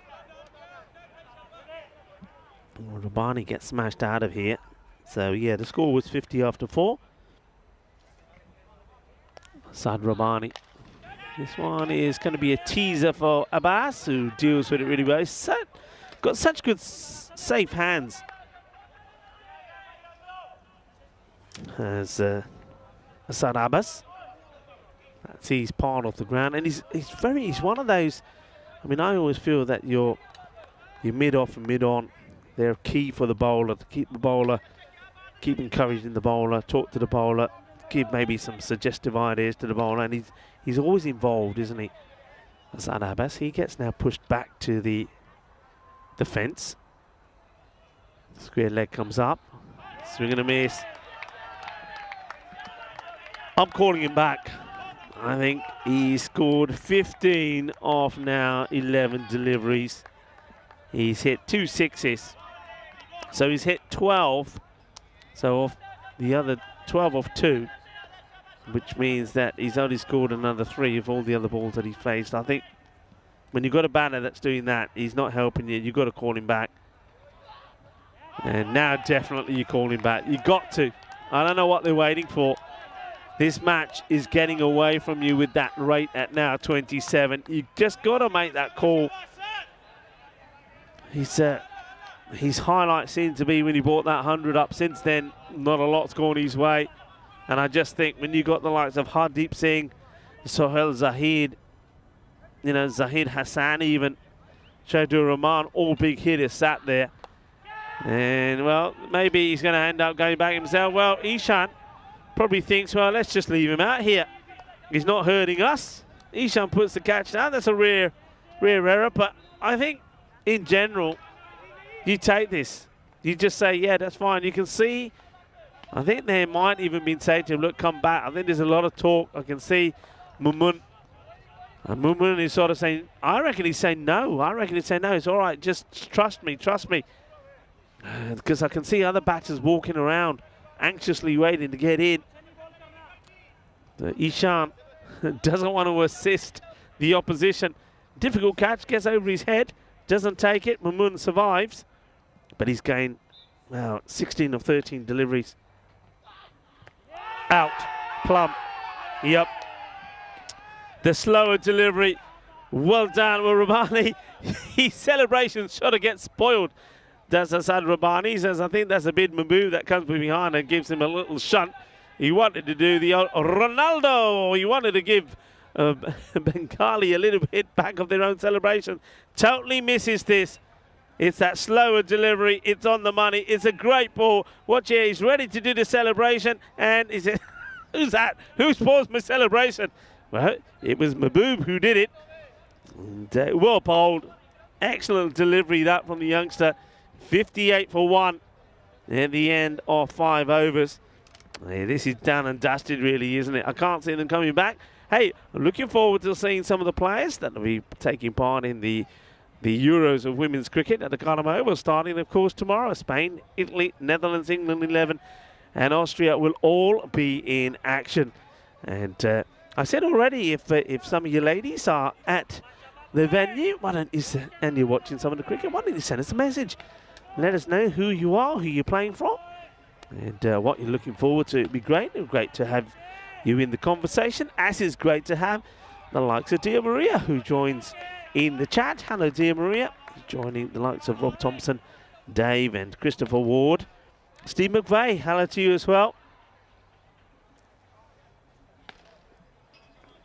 And Dave is saying he likes profiteroles. Yeah, I was talking about it is an unusual national day today. National chocolate covered anything today. What do you like covered in chocolate? Profiteroles, okay. Bathed in a hot chocolate sauce. Anyone else? Just see if there's anybody else that's come up with any ideas. What about fruit? I know that a lot of people like the old fondue, you know, fruit. I've got to say, I'm not a big fan of that. It's not for me. That's going to be one that will test the fielder who comes across and will do very well. And who is it? Of course, is that man, Azad Rabbani. We've got the wicket of Farouk LBW. Hardeep Singh has come out. They still haven't called back Abdullah Mamun.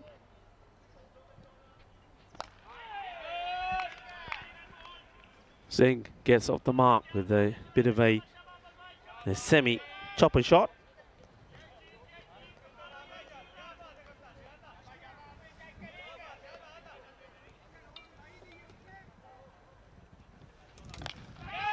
Launches into this, and that will be the end of the misery from Abdullah Al-Mamun. He will go for 17 of just 15 deliveries. Just wasn't able to get the same sort of performance in that we've seen from him in the past. And straightforward catch taken there by Sikandar Ali. And got to say, this very good bit of bowling form. Abid Mahbub continues. Sensational over from him last time, of course. Just went for the 5 runs, and no doubt he was going to come on again. Okay, who they're going for here? Looks like it's Shahdir, who comes out before the likes of Sahel Zahid. So, not sure what the thinking here is. Maybe they feel that Shahdir is more likely to get some quick boundaries in. Thing is, it's if they come back from this, it'll be quite amazing. I mean, we would have. I don't think not just we, I don't think cricket would have seen anything like this. They're going to have a go, though, and shots like this will help. Watch out, watch out. Well, that's what the fence is there for, Andis. Don't worry. Andis thought he was in the firing line there, just trying to get a sneaky coffee in. Now, Andis, mind your coffee. High up in the air, and we have these little fences around, and sometimes they come in handy, don't they indeed?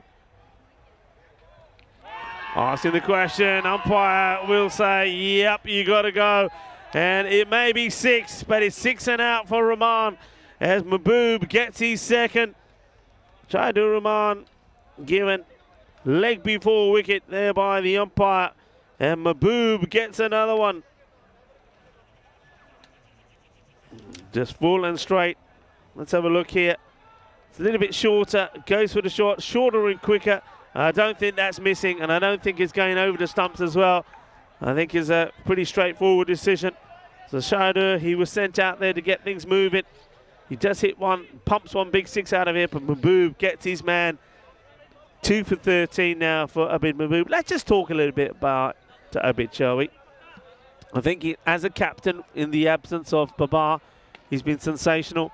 He's given everybody else an opportunity. He has, when he has been called upon to bowl, when he's brought himself on the bowl, he's bowled well. He's a very good batter, but he's given others an opportunity before him. So I'm so glad to see the captain, Babar, giving him a bowl here, and he's showing what quality he is, but also around the ground. He's been here every morning to help set things up, and he's been here long after we've gone every night to pack things away. He puts the marquees away, etc. And the reason that has to be done is when we leave here, the baseball guys come and they practice in the evenings, etc. He's been sensational. So I want to give a big thank you to the man there with the numero uno on his back, Abid Mahbub. Thank you very much for your hospitality and looking after us. You've been an absolute star. And, well, he's showing how much talent he's got as well as a cricketer here with his bowling. And gets another. Well, he's got to be gone. He's gone. He's going to be 2 and 2. Ishan does the work. Well, good things happen to good people. Abid Mahbub, well, he won't get the opportunity, really, for a hat-trick. Was this called a wide? I don't know. We'll have to go back to it. But misses it the first time, but gets it the second as Ishan. So it's going to be 2 and 2. And you can see just, oh, where was he going, the batter? Where was he going? Well, Abidul Rahman, I think what's happening here, if I'm honest, is that Bengali looks like they've resigned the fact that they're not going to win this contest. So we're looking at the hat-tricks here. Unfortunately, I think that it is the end of the over. So the man I was giving all the pundits to, Abid Mahbub, won't get the opportunity. Not in this match, but what a great finish. And good things happen, as I say, to people who deserve it. And Abid Mahbub certainly does. Great figures from him. That last over, just the 8 runs, 3 wickets. He finishes with 3 for 13. And that in itself is, well, worthy of player of the match performance, isn't it? 66 for 4. Ula now comes out. So, yeah, it definitely is. And I think Bengali, they know they're not winning the match.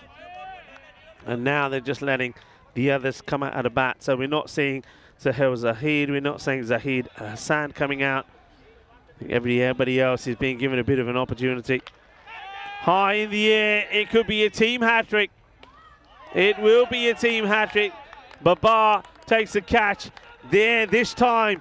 Asad Rabbani making sure nobody spoils his celebration. And I like the look there of Atif. Well, here's the catch being taken. See the bowler. Well, Asad Rabbani this time says, and look at Atif saying, he's saying, what sort of celebration this is? Do something original is what Atif is saying. Well, there you go. There's the Ronaldo celebration. Don't say that too loud here in Barcelona, because I think I'll get lynched. Can't mention Ronaldo in Barcelona. Anyway, Bengali, they were a team that were doing many of the Ronaldo celebrations. And those celebrations look to be coming to an end here, as we will finally get to see a batter who certainly made a name for himself yesterday. Sohail Zahid comes out. So 3 wickets on the spin we've seen. In fact, we've seen 4 wickets in 5 deliveries. Wicket, then there was a boundary, wicket, wicket, and now another wicket. So team hat-trick happened over 2 overs. Okay, Asad Rabbani. Just want to have a look at Asad Rabbani, how he finished his last over, actually. Let's see what happens here first. It's a swing and a miss. I get the feeling that this probably was a hat-trick ball. I'm going to just confirm that. If my computer plays ball. Yeah, Rabbani took a wicket off the last ball of over number 5. Takes a wicket first ball. So that was a hat-trick ball, but doesn't get it. But still, fine bowling from the young bowler. So Rabbani back into Sahel Zahid. Zahid comes down, wants to charge him. High up in the air. Who's going to get to this one? Nobody. Will they stop it, get to the boundary? No. Interesting shot there from Zahid. He was literally walking down. He wants the Hollywood shot. Skies it up in the air. He will get a boundary. So it seems to be boundary or wicket at the moment.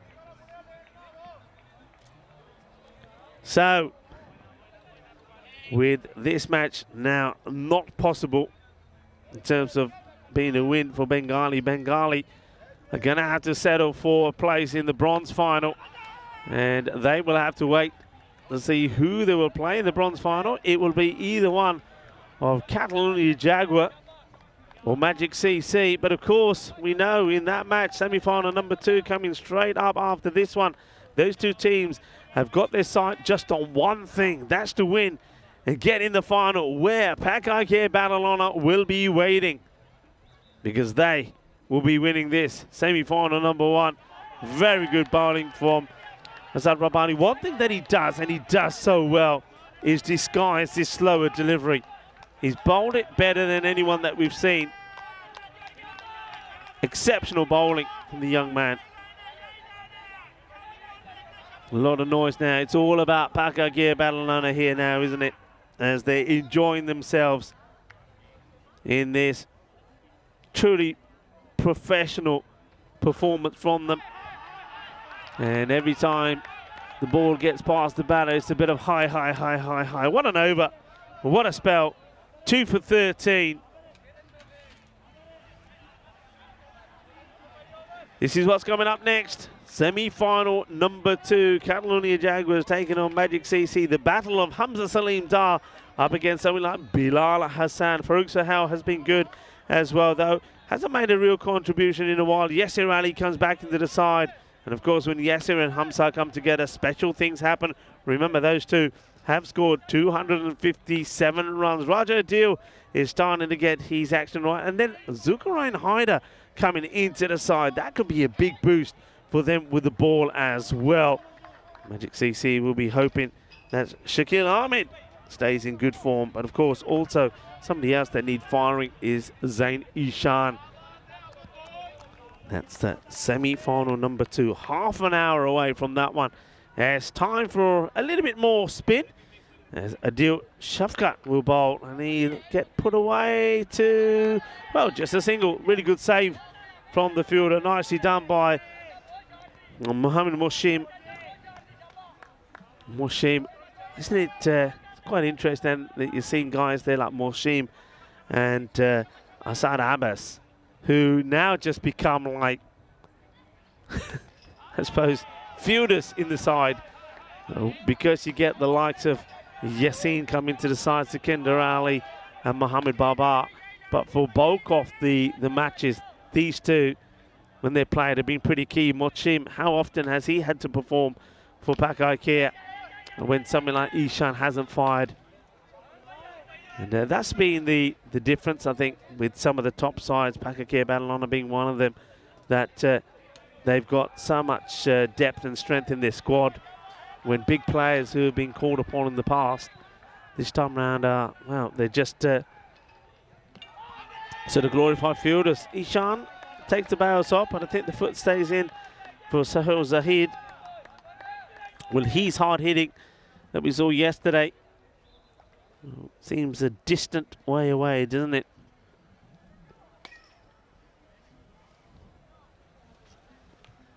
Once again, he doesn't want to run. just stay there, he says.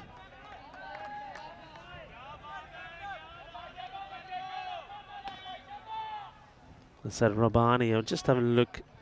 Another young guy. Another good young bowler. Remember, I mean, some of the young bowlers that we've seen here. Another guy who's been pretty decent for them. And not in the squad here. Of course, we've seen some good bowling from Jafar Raza as well. I'm loving the youngsters that are coming through here in Catalonia, Barcelona as well. A lot of good young players. And we just saw another one here, bowling beautifully, Rabani. And future certainly bright with the number of youngsters coming through in Spain. That's good signs for everybody. Okay, somebody who we did see playing right at the beginning of our start of our time here in Barcelona, playing in the internationals, the ECIs, Spain, Romania, Portugal. And his bowler, Hassan Ali. He bowled well in those internationals, but I don't think he'll mind me saying that since then. He seems to have lost his shape and his rhythm a little bit. He's started to bowl just a little bit too short, too much down the leg side. Let's see if he can finish well on finals day. Hassan Ali with the ball. Left armour. Oh, smashed. And that's the difference when you put pace back on. Sohail Zahid, well, he enjoyed the pace yesterday, didn't he? They couldn't find a way through him. They couldn't stop him. And this is what he was doing when he gets the pace. Oh, Hassan Ali has a little smile about that one. I guess Paka Bon are in that rare position, even with this fair bit of time to go in this match. But really, from the 5th over onwards, they knew the match was in the bag. And goes for the short one. It will be called I'm not sure it's a no ball. It should be, a wide ball. There you go.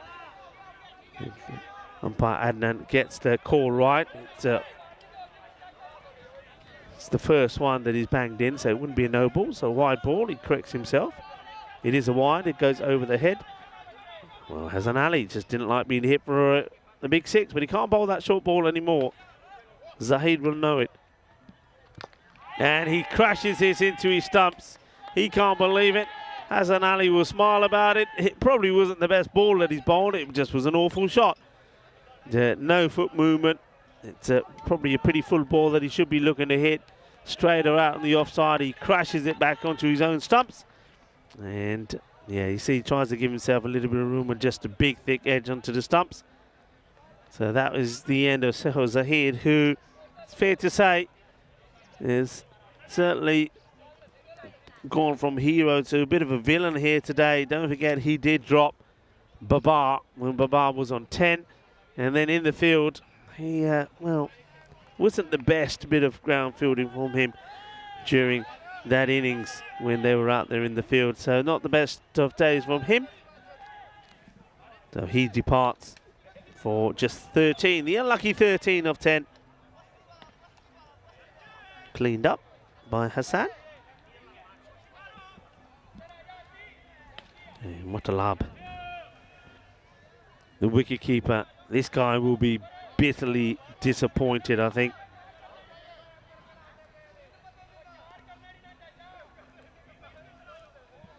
Somebody who plays the game hard. He's always focused. He's always motivating his players, and I think he'll feel a little bit disappointed the way things have gone. And well, that disappointment will end with a first baller as well. It's going to be a golden duck. Now, hang on a minute. Are they checking the height on this? Because he's already. I wonder if we can see this side on. It doesn't look like he's being called back. I mean, it was pretty short. Let's see. Remember, there was that. Nah, that's okay. It's under the shoulder. Swings hard. Closes his eyes. Hopes for the best. And Mutalab will go for a golden first ball. So let's say hello to Goldie.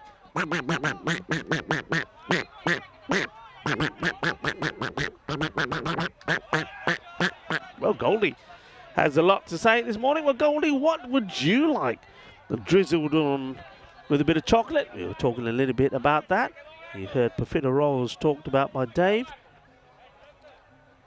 It's one of those weird national days, National Chocolate Covered Anything Day. We said keep it clean. Steve McVeigh was saying hi to me as well. Okay, here we go. Hat-trick ball. And just gets played away.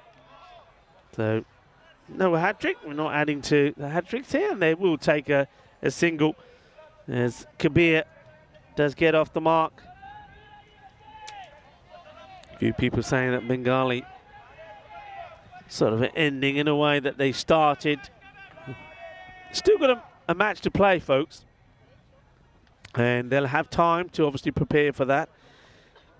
And oh, that's a very good delivery. And Hassan Ali takes all the pace of that. Mohamed Baba likes it. And well, maybe he is showing signs of coming back to his best. And that's what good players do, I suppose. He just totally misreads this. It's a big wild swing. And that is going to be the end of Amarullah. He's going to go just for one. And 82 for 8 at the end of 9.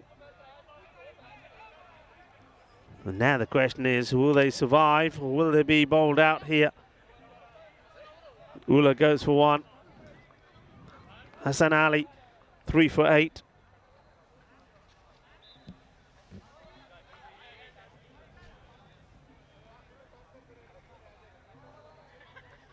Steve McVeigh saying, yeah, just getting a little bit ugly here now. I suppose it's one of those, isn't it, when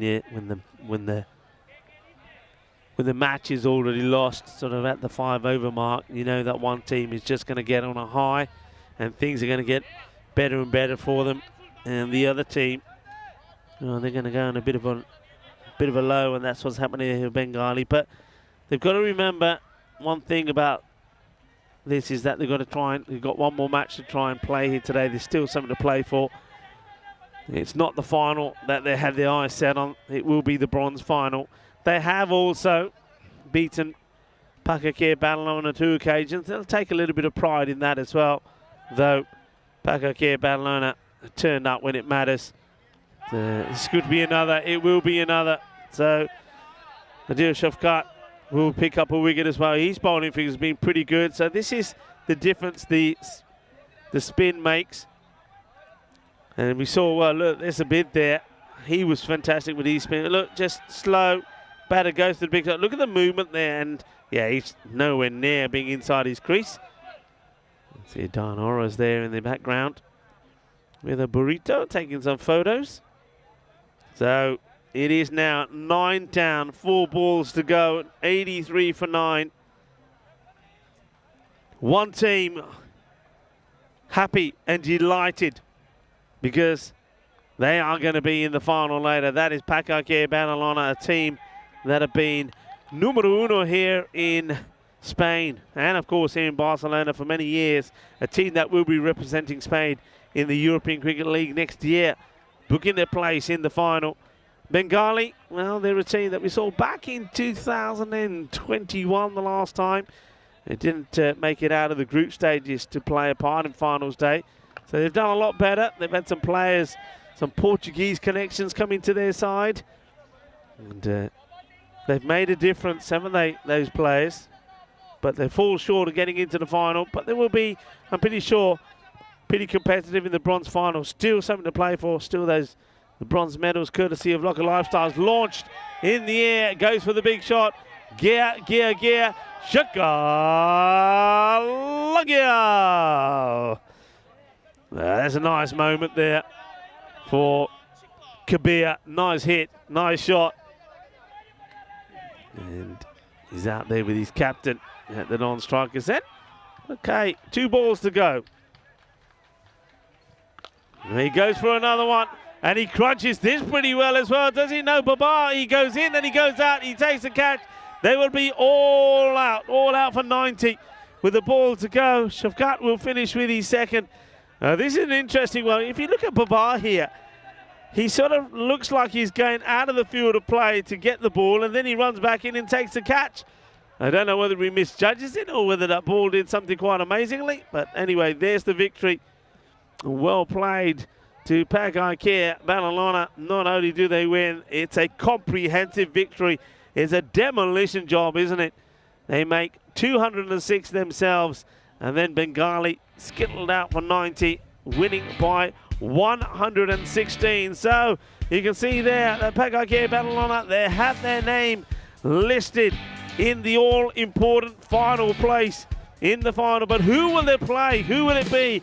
Catalonia Jaguar or Magic CC? Well, we'll find out, because that match starts in just under 20 minutes time as we look at the highlights. And, well, it just never started well. They never could get going. A great over from a tip to start off with only 11 came from it. Second over from Baba went for a few. They got going, but then a tip, another good one from him. And then it was a bit Maboob that came in and did the damage. That was a delightful delivery from the young bowler, Asad Rabbani, to really outfox his batter with the slow ball. And he gets the wicket of Farooq Ahmed, a guy that they couldn't remove the last time that they played. Scored 80 against them on 2 occasions. And once his wicket was gone, then really there was no coming back. And then Bengali, because of the rate they needed to go at one point, decided that they would give some of the other batters an opportunity. This is another fine bit of bowling. Shadur Rahman came out, smashed one big 6, and then he got LBW. There's the good quick work here from Ishan, and that was 2 wickets out of 2 for Abid Mahboob. And then it was a team hat-trick as Baba held on to that one and gets a wicket for the young Rabbani, who this time round wanted to get his celebration. Talking about celebration, well, Abid Mahboob, well, he was dancing. He was showing his Bhangra moves there. Liking the dancing. Maybe they'll be, well, they danced their way into the final. Will they be dancing after the final? That's the question. Big wild swing from the batter Ullah to that clever slow ball from Hassan. He bowled really well as well, Hassan Ali. I said that he started here in Barcelona very well with the ECIs and also the earlier matches, but then he lost his way a little bit. But nice to see him getting the ball in the right areas, bowling at the stumps and using his variations as well. He's back to his best. Speaking of best, well, Hamza Salim Dar is in the best form of his life at the moment, and maybe so is Bilal Hassan. Those two will be having a bit of a showdown in this semi-final number 2. Also keep an eye out for something like Zain Ishan. He's certainly playing some superb innings, and well, who else could be the shining star there? I think Yasir Ali for the Jaguars will be looking to be in good form as well. There's that scorecard. It's a disappointing one really. Farooq Ahmed 38, and when he went, all the others went one by one as well. Bowled out in the end, Bengali, for just 90 runs.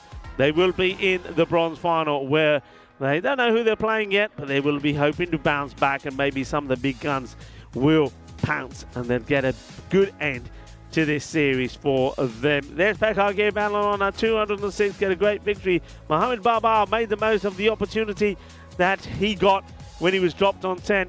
And he went on to finish on 99 not out. Ishan gets another half century as well. Ishan now on 977 runs in this series. So quite amazing. Also, what's quite amazing is that we've gone past the number of almost 2,000 sixes as well. So that next match coming up in just about 15 minutes time. Join me and the rest of the crew back then. Hasta pronto, mi familia.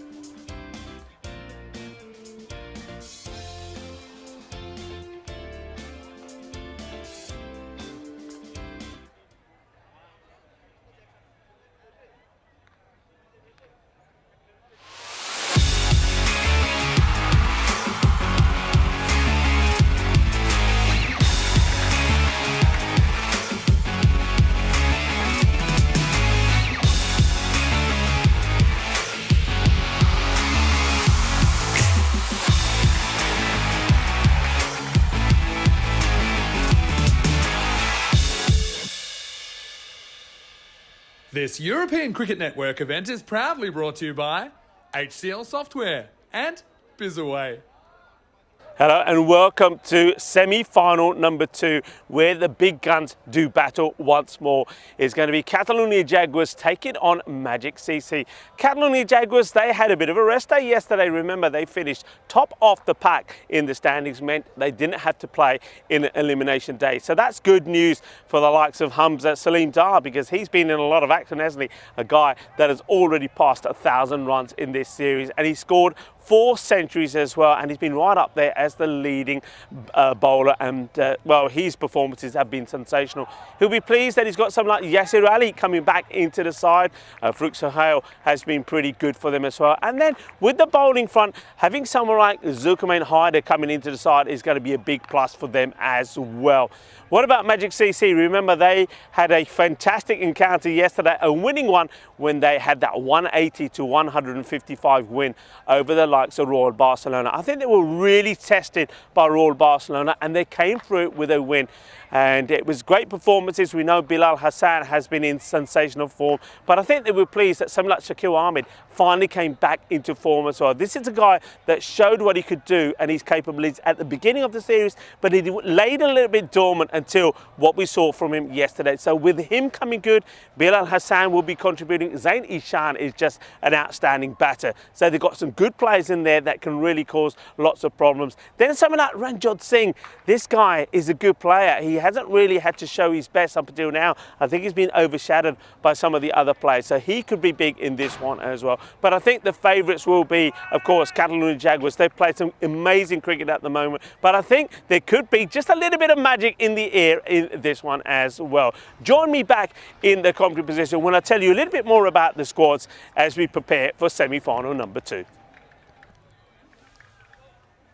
Hello and welcome back. There was certainly some magic in the air in semi-final number 1 as Paka Bon, they put the runs on the board, 206, and Bengali, well, skittled out for 90 with a ball to go. Catalonia Jaguars taking on Magic CC. I can tell you that the news from the coin toss would surprise me. Magic CC winning the toss and electing to field. So that's a big surprise. So 2 coin tosses and been won, and I've been surprised by the decision made. Bengali elected to put Paka Bon in. It didn't work out well. And, well, Magic CC doing the same thing. When you're putting the big guns in first, they could take the match away from you. That's certainly what Paka Bon did against Bengali. Magic CC, though, they'll be hoping that maybe Bilal Hassan and Zain Ihsan can keep the score down. So maybe the captain has a bit of a part to play in that as well with the bowling. Catalonia Jaguar 73% to 27 favourites to win this one. So yeah, a bit of a surprise there really. But Magic CC, I mean, the bowlers weren't at their best again yesterday. Remember that they had a bit of a scare, didn't they, against Royal Barcelona. Barcelona chasing the 180, got to 155. A lot of people waiting to see Hamza Salim Dar in action. He's scored 1,145 runs. You heard me mention in the intros, he has scored 4 centuries as well. And he's right up there as one of the leading bowlers as well, with 20 wickets to his name. And of course, a lot of people will be thinking, well, one of the things that we have to decide here is things like who's the most valuable player. Well, his name certainly has got to be right up there, hasn't it? And Bilal Hassan, though, probably not far behind. He's been pretty good. Also, has got 694 runs to his name, and he's the leading wicket taker with 28. So those two probably in the hunt for that. One thing that surprises me is something that hasn't worked well for Magic CC. Well, first of all, I was surprised by the toss. I have to admit, it's not the call I would have made. I'm surprised to see Ranjot Singh, who's going to be bowling first. He's wearing his orange kurta. I know that orange patka, I should say. I know that Srinath found that interesting. Yeah, Ranjot just hasn't bowled well when he's opened up. He's always gone for runs. It's going to be a wide to start off with. And he's had something around his neck there, which is taken off. I think that was just a bit of a neck warmer. Yeah, Ranjot, every time I've seen him open in the last 3 occasions, I believe, the over's gone magical. So Bit of a gamble being taken here by Magic CC. Gets played away. No run. Dot ball. Combination of Hamza and Yasir Ali out there in the middle. And that, of course, is a combination that put a partnership together of 257 runs for a first wicket. 193 of those are scored by Hamza. Places. Oh, it's a chance. Can you believe it? Dropped on 0. Well, dropped on 0. Here's the shot, and down it goes. Well, Ranjot could have seen Hamza go without scoring. That's huge, and that's Wakazam Anwar that puts it down. And then next one is sailing out of here. That's the way it goes. Well, are both semi-finals gonna be a result of drop catches? Remember, Mohamed Babar made 99. He was dropped on 10. Hamza Salim Dar dropped on 0. So the highest run scorer in the series could have gone for a 2-ball duck. Ranjot is a little sort of like the Arabian Night, isn't he? With the way he's wearing that. But this is going to be 6 more. And every time, I don't know if you noticed this, every time the ball is being smashed to the boundary, Ranjot turns around and looks straight at Wakazanwa. Straight at Wakazanwa to say, see, this is all happening because of you. Not the best of balls, has to be said, but still, he looks around and he says, this is on you, you know. This is on you. You see that Fahad Hassan just trying to get Ranjot back focused. And he's going to get away with this one. Wonder if Hamza moves early. Looks fine to me. Let's have a look. He does move, but I don't think he moves before the ball is bowled. But, okay, Ranjot gets one to go his way. Yeah, there's the Patka. I must admit, I've never seen the Patka quite going all the way down the back of the shirt like this. And this one will go all the way as well. Bolle, bolle, bolle, 6 mas. And that's the end of the over. It will go for 19. Ranjot still looking at Anwar. And this is going to be interesting. Anwar's going over to him now. And Ranjot still talking to him. Anwar doesn't even look at him. Doesn't even look. 1 day to go for the Euros of Women's Cricket starting tomorrow at the Kardama Oval. 5 nations, 23 matches will be played. Who will be the first champions of the Euros of Women's tomorrow? Starting off the Field of Dreams at the Kardama Oval. Time for me to say hello to everybody that joins us back in the chat here. A lot of chit-chat. And Christopher Ward was asking the question, can the Jaguars pounce or can Magic CC pull a rabbit out of the hat? I'm liking that. Magic CC, they have done some magical things, but I mean, this is going to be well, it now becomes an uphill task. You don't drop Hamza on 0 the same way you don't drop Mohamed Babar. If you get a chance, you take it. If you don't, you're in trouble. Okay, Mokas Anwar. Yes, Ali, his first ball just played away casually for a single. And, well, okay. He did drop him. Now he gets a chance maybe to make amends.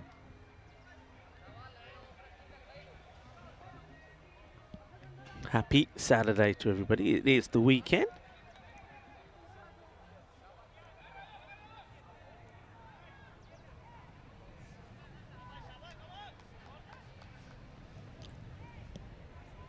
Anwar again. This time to Hamza. And Hamza. Good areas to him. I mentioned this before, that it is an area where he can be a little bit suspect. The ball going across him, especially if it's at a good length. If he's not able to get the pull or the hook shot in to his favourite leg side, And they've got the field well set as well in that area. You've got catching position, third man. You've got backward point in the catching position as well.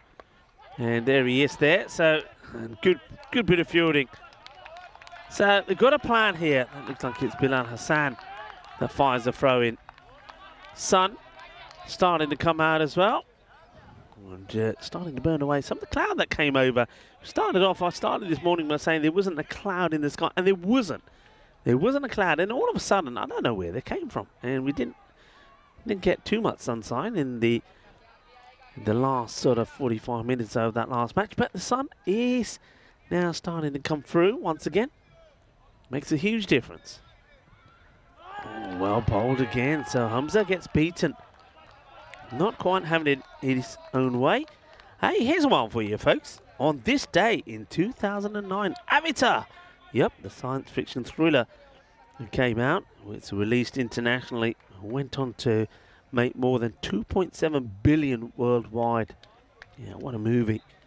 And if you haven't seen it, Avatar 2, just as good. And, oh, it's another drop. Oh, can you believe it? And it goes for 4. Well, now it's Ali Assad. Not C for captain on his back, C for catching or learning to.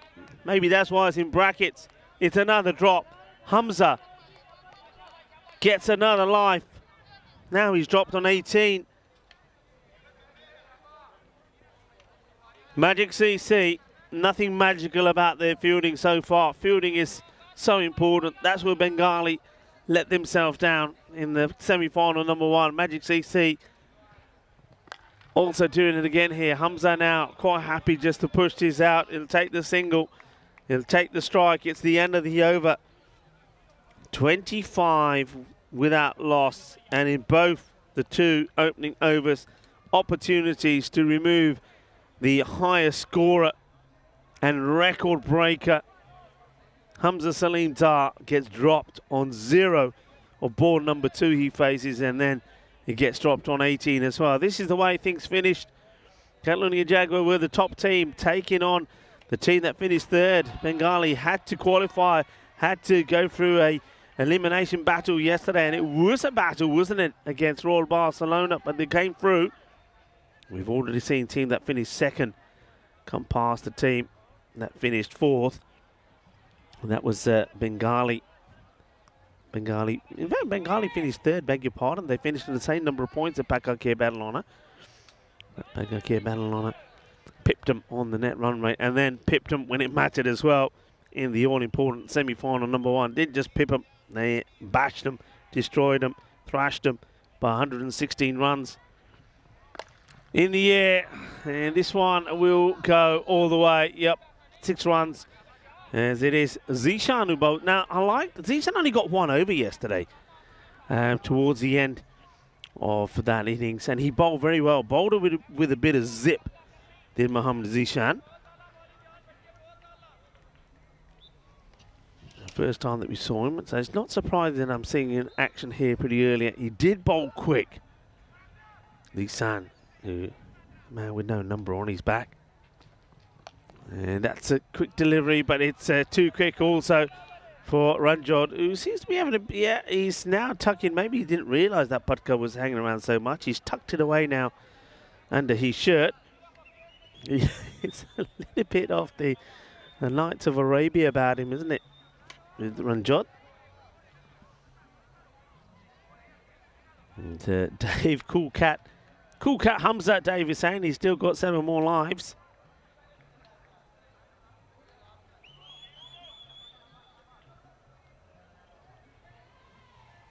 We just passed a 1,000 viewer count today, is what Dave is saying. Keep it going. And look, to all of your viewers, if you haven't subscribed, it's a short delivery.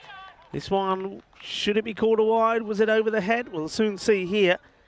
Let's see, it's a spicy one from Zishan. Zishan, yeah, I don't know, you know. I think if he's upright, I don't think he's over his head. Zishan's not happy about the decision.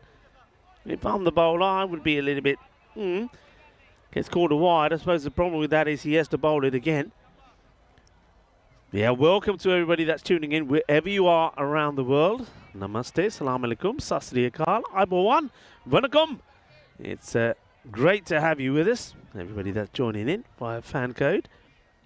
And if you are watching via YouTube, as this one has been just delightfully picked up. What a pickup this is. Timing from Hamza. Well, he's in the 30s and he's there. It's been a scratchy 30s, isn't it? And he's had 2 lives. This is what he does when he's at his best. Just works his way. Beautiful timing. 6 runs. Así me gusta. Yeah, so if you're on YouTube, and first of all, welcome. And secondly, do like, do share. The more the merrier. But also subscribe. We're on around 379,000, I believe. Let's get to 380,000. I love that. 380,000 before we leave Barcelona. Before we get to Carlem Oval. It's another good quick delivery. Zishan. He's gone for 17 though, hasn't he? And that's the thing. I mean, even when you think the bowler's bowling pretty well and on top, Hamza always finds a way to get the runs.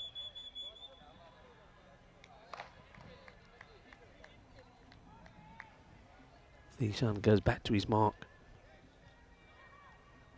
No Mohammed Cameron in the side today for Magic CC. It's another good delivery. Good bit of pace from Zishan. Looking to finish the over well here.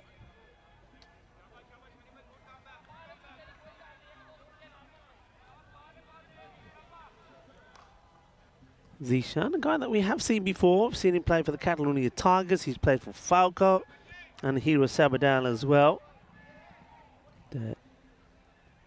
Has taken 38 wickets overall on the European Cricket Network. Has got the best figures of 4 for 21 against the Trinity Stars. He falls down and Ranjord does take a catch. Shaba, they get the wicket of Hamza Salim Dar and Ranjord, Bhangra pa, nach ke dikha. He gets a little bit fortunate. Well, first of all, the whole thing, if we can see all of this, and we're going to have to do a number of camera angles. First, the bowler goes down. And, well, Zishan, and just as I'm talking about him, he goes down. It's not the best of deliveries. He's on the leg side, but Ranjod is right where he needs to be. It's hit firmly, but flat. Hits his hands hard, pops up, and Ranjod takes it on the second bounce. And look at Zishan. Okay, now ud khara ho. When he catch him phal liya. Tu ta thalle reh gaya, par catch na phal liya. Well, Ranjod takes the catch, and then he says, "Ale. Chalo, nacho mundiyo, bhangra pao." Shaba. I just love the reaction of Zishan. Mohammad Zishan just ends up sat on the floor. He doesn't move. They need to pick him up. Well, 3rd time lucky to get the wicket of Hamza Salim Dar. He goes for 39, having been dropped on 0 and 18 before. Well, Ranjot Singh holds on to the catch. They get the dangerous Hamza Salim Dar. Well, Dar will go. But now Farooq Sohail comes in, who's probably been overshadowed a little bit by Hamza and Yasir Ali when they're in the side. So he's got an opportunity as the sun starts to shine on this magnificent ground to put a good performance in. Just plays his away. What a gentle little touch that is. And that is class as Faizanullah can't get to it. Well, he's showing you that, well, Hamza may be all about the power. I'm all about the finesse as he caresses this ball beautifully to the boundary. 4 carreras. No, that's 4 runs. Actually, Yasir Ali. Well, it was the end of the over, that's why. Yasir shows his class. Well, now, it's a big opportunity for Yasir to get a good score on the board. Well, he gets this one just where he likes it, Yasir. Well, Yasir showing 2 sides of his brilliance. First, the classy top draw shot where he just guides to the boundary, and then that's the brutal side of him. A little bit of the Jekyll and the Hyde from Yasir Ali. And Bilal Hassan, the best of starts from him. leading wicket taker in the series. Goini, they're saying. The 50 comes up with those two boundaries.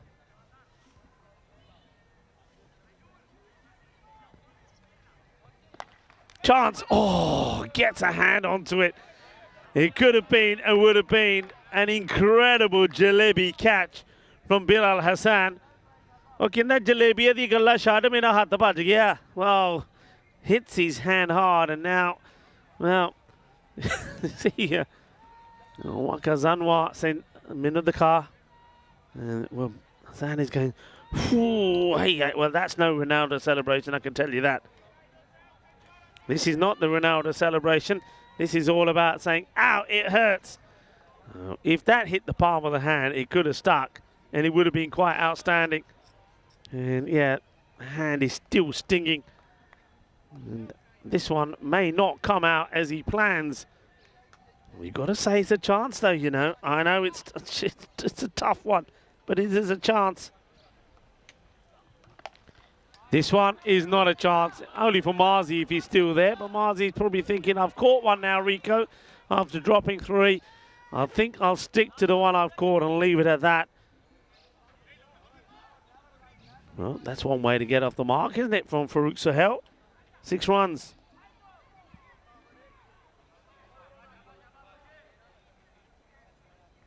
Rico Full here of the European Cricket Network. Vinny Sandhu will be joining me soon. On his way. Well, he's flying here. Well, I bet he's not flying as quick as the balls are flying here at the Montjuic Olympic ground here. That's right, very high up on this Montjuic hill. Means, of course, Jewish hill because of the history surrounding this ground. And some 178 meters high. Beautiful views of Barcelona below us. The Olympic Stadium just to our right here as well. And we're certainly seeing some Olympic action from the cricketers here in Barcelona. It's a better delivery from Bilal. I suppose his hand has started to get his feelings back. 23 come off the over. Jaguars 65 for 1. So even though it's not quite the explosive start that you would see normally from Catalunya Jaguar, they're still okay with the rate, you can see. And it started pretty well with 19 off the first. Waka Zanwa bowled a good second. They held him back though, Waka Zanwa. I think when the bowler's on, keep him going. Well, it looks like the 12th man is making his way around the boundary to give a little bit of magic spray to Bilal Hassan. Well, magic spray for Magic CC. Ah, great delivery. That's really unlucky. Well, unlucky, or this is a little bit of class from Yasser Ali. You make up your mind. It's a good delivery. I don't think Yasser Ali knew too much about this. He's blocking out the Yorker, but the ball still manages to go to the boundary fence. Well, yes, here, that bat, the ball touches it, it ends up going to the boundary, whether it's just beautifully timed, a bit of finesse, or maybe on this occasion, a little bit of luck. But good start from Ishan. I like the fact that he's going for the stumps, and now he quite easily could have had another as this one zipped through. Zain Ishan starts with 2 good deliveries. He's unlucky not to have got the wicket in the ball before, which Yasser managed to jab on. He's probably unlucky that it goes to the boundary. I think Yasser did have it well covered. Gets one through though. Yasser looking to take over from where Hamza left off.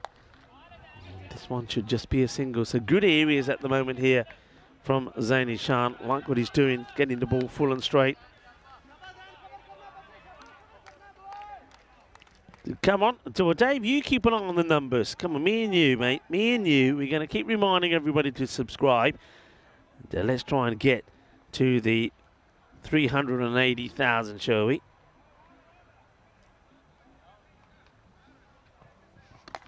Okay, that's well hit. Is wide off Assad. So that's going to be Cuatro Guerreros. Good looking shot.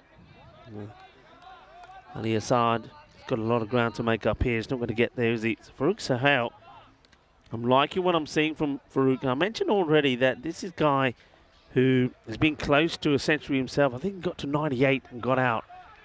He's a very good cricketer, and I think he'll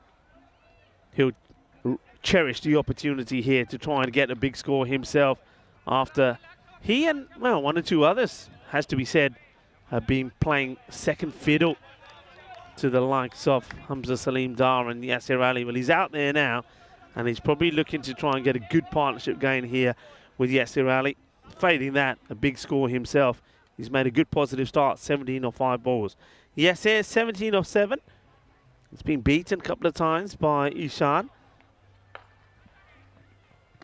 It's up in the air again, and it's one bounce. Anwar gets the throw in. Shouts of catch it, just not carrying. Haven't given Yasir the ball where he's able to get right under it. Score 75 for 1. You can see how it's panning out here on finals day. Paka Bon have booked their spot in the final. Bengali, unfortunately, have booked their spot in the bronze final, but still something to play for. Still, there's superb medals courtesy of our trophy partner, Locker Lifestyles. Who will play where in this contest between the Jaguars and Magic CC? Magic CC will be hoping that they can put a spell on Catalonia Jaguars and put them in the bronze final and make their way into the final.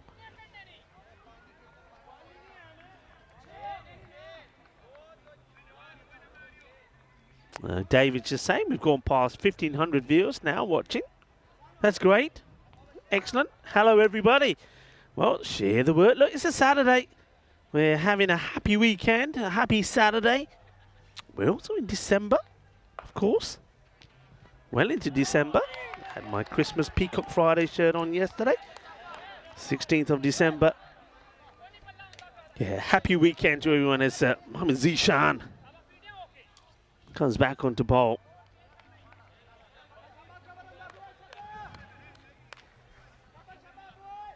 So he's bowling his second here, so it's almost like the captain, Sadi Shan, is saying, come on, give me a wicket, get me a wicket, get me a wicket on one of these top 2 batters. Great delivery, superb delivery. I'm really liking this contest, and oh, that is so close to hitting the target as well. First of all, that's sensational cricket all round. This is what you expect to see from 2 top teams. First of all, top bowling. It's another one that has to be dug out by Yasir. And then when the wicketkeeper comes across, Shakil Ahmed gets the throw in, and that only just misses the target as well. See this again. I mean, watch the keeper here. Glove off quickly, throws, and if that hits, that's out. I can tell you, Yasir, they're bowling well to him. And Yasir at the moment, look, he's not getting too many loose deliveries, but he's finding a way to keep them out. That was a top quality Yorker from Zishan. Liking what he's brought to the party. I like the look of him yesterday, and he's bringing it on here today. Now this one has been blasted well. What a hit this is. Oh, that is a blast. That is an electrifying hit. Watch this. Oh, that is a thunderbolt. Wow, that is gone. That is out of here. Well, Farouk Sahel saying, bring it on. He said, bring it on. He said, there's been, in this team, he says, there's been too much talk about Hamza Salim Dar and Yasir Ali. Start to talk about me again. Just reminding everybody who he is. That's a great hit. Got to go back to that Yorker again here. There's Zishan. Can he get it in? He tries. That's well played. This is a sensational shot. What a great shot this is. Gets the full ball in again, but look at this. He makes room for himself and plays it beautifully inside out. You know, you see a lot of batters go down the leg side, and sometimes they're going down there. They don't really know what they're going down there for. Well, this is what it's all about. Making the room, creating the space, and then executing it to position. Fantastic shot. That, for me, was a shot of the day. Sensational. And now he goes the Indian route, but has he got enough of this? No, he doesn't. The catch is taken. So Zishan gets his man in the end. It was a good, stiff competition between Zishan and the likes of Yasir Ali and Farouk Sohail. Sohail looked like he had the better of him. And then he wants to get this on Hoikt over cow corner, doesn't get it right, and the catch gets taken. Farouk Sohail, 27 of just 8 deliveries put caught. Zishan gets his man. He deserves that wicket though, doesn't he? He does deserve the wicket. He's bowled so well. Good catch taken out in the deep. And that was Zaini Shan who holds on to it. So Zishan picks up another wicket. Well, this time he took the wicket standing up. So 2 wickets to Zishan. He delivers what the captain wanted. The captain wanted to bring the man on for a wicket, and he gets the wicket, Zishan. Still got a ball to go in his spell. 2 for 28.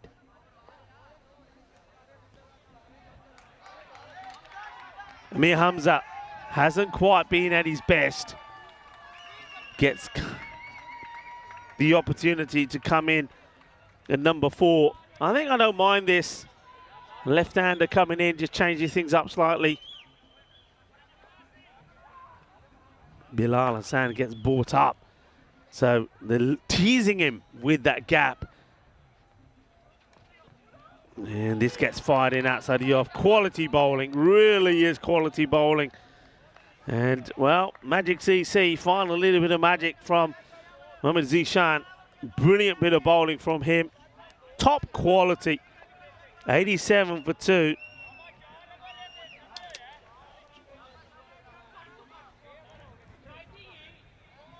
Magic. A little bit of a buzz about them at the moment. They've got 2 big wickets. Yasir Ali's still there. Hasn't really capitalised yet, but I have to say he's not had too much to capitalise on. They have bowled well. It's not often that we've said this in this series, but Magic CC have bowled well. They've kept Yasir quiet. Yasir wants to get going, but he hasn't quite got the deliveries. Here's another Yorker that started into him. And that's 3 that Yasir has had to dig out. He's got lucky on one occasion where it actually went to the boundary. It's another great delivery, full straight. Bowlers learning, getting it right. It may be day 20, match day 20, but they're getting it right, aren't they? Magic CC, this is what they were doing when they had their first 5 wins out of 5 when we saw them. They bowled and fielded well. Now, Yasir giving himself some room. This will be called a wide. It's a tough one for a bowler to absorb because he goes all the way across. Yasir knows the Yorker's coming, so he's trying to create something from it. Hops across, outside off. This is where the bowler's got to get the ball straight on the stumps. Get it straight on the stump, you get your man, but it's got to be full. If it's short, Yasir gets after it. That's what Zaini Shan's got to be thinking here. If he does the same again, full straight Yorker length. Goes with the slower one, but he gets picked and it gets sent out of here as well. And I don't mind it, but you got to execute it right. It's not the bad, the worst of deliveries, but it's too high. It's too full. And it gets latched onto by Yasir. Yasir now trying to create and make things happen. And that tells me that the fielding side, they've done a good job. They're making Yasir make the changes. They're making him back a little bit out of his comfort zone.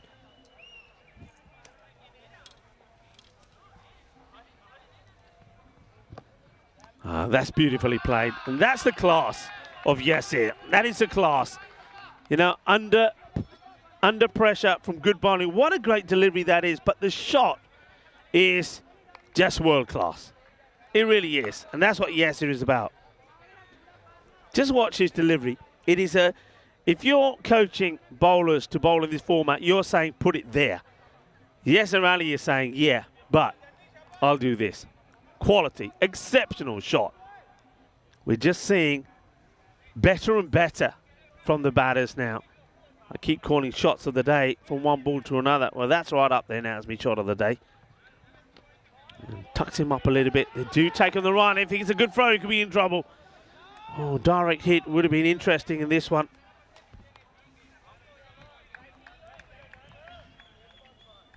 Here's the pickup. There's the throw. And that's Ali Assad.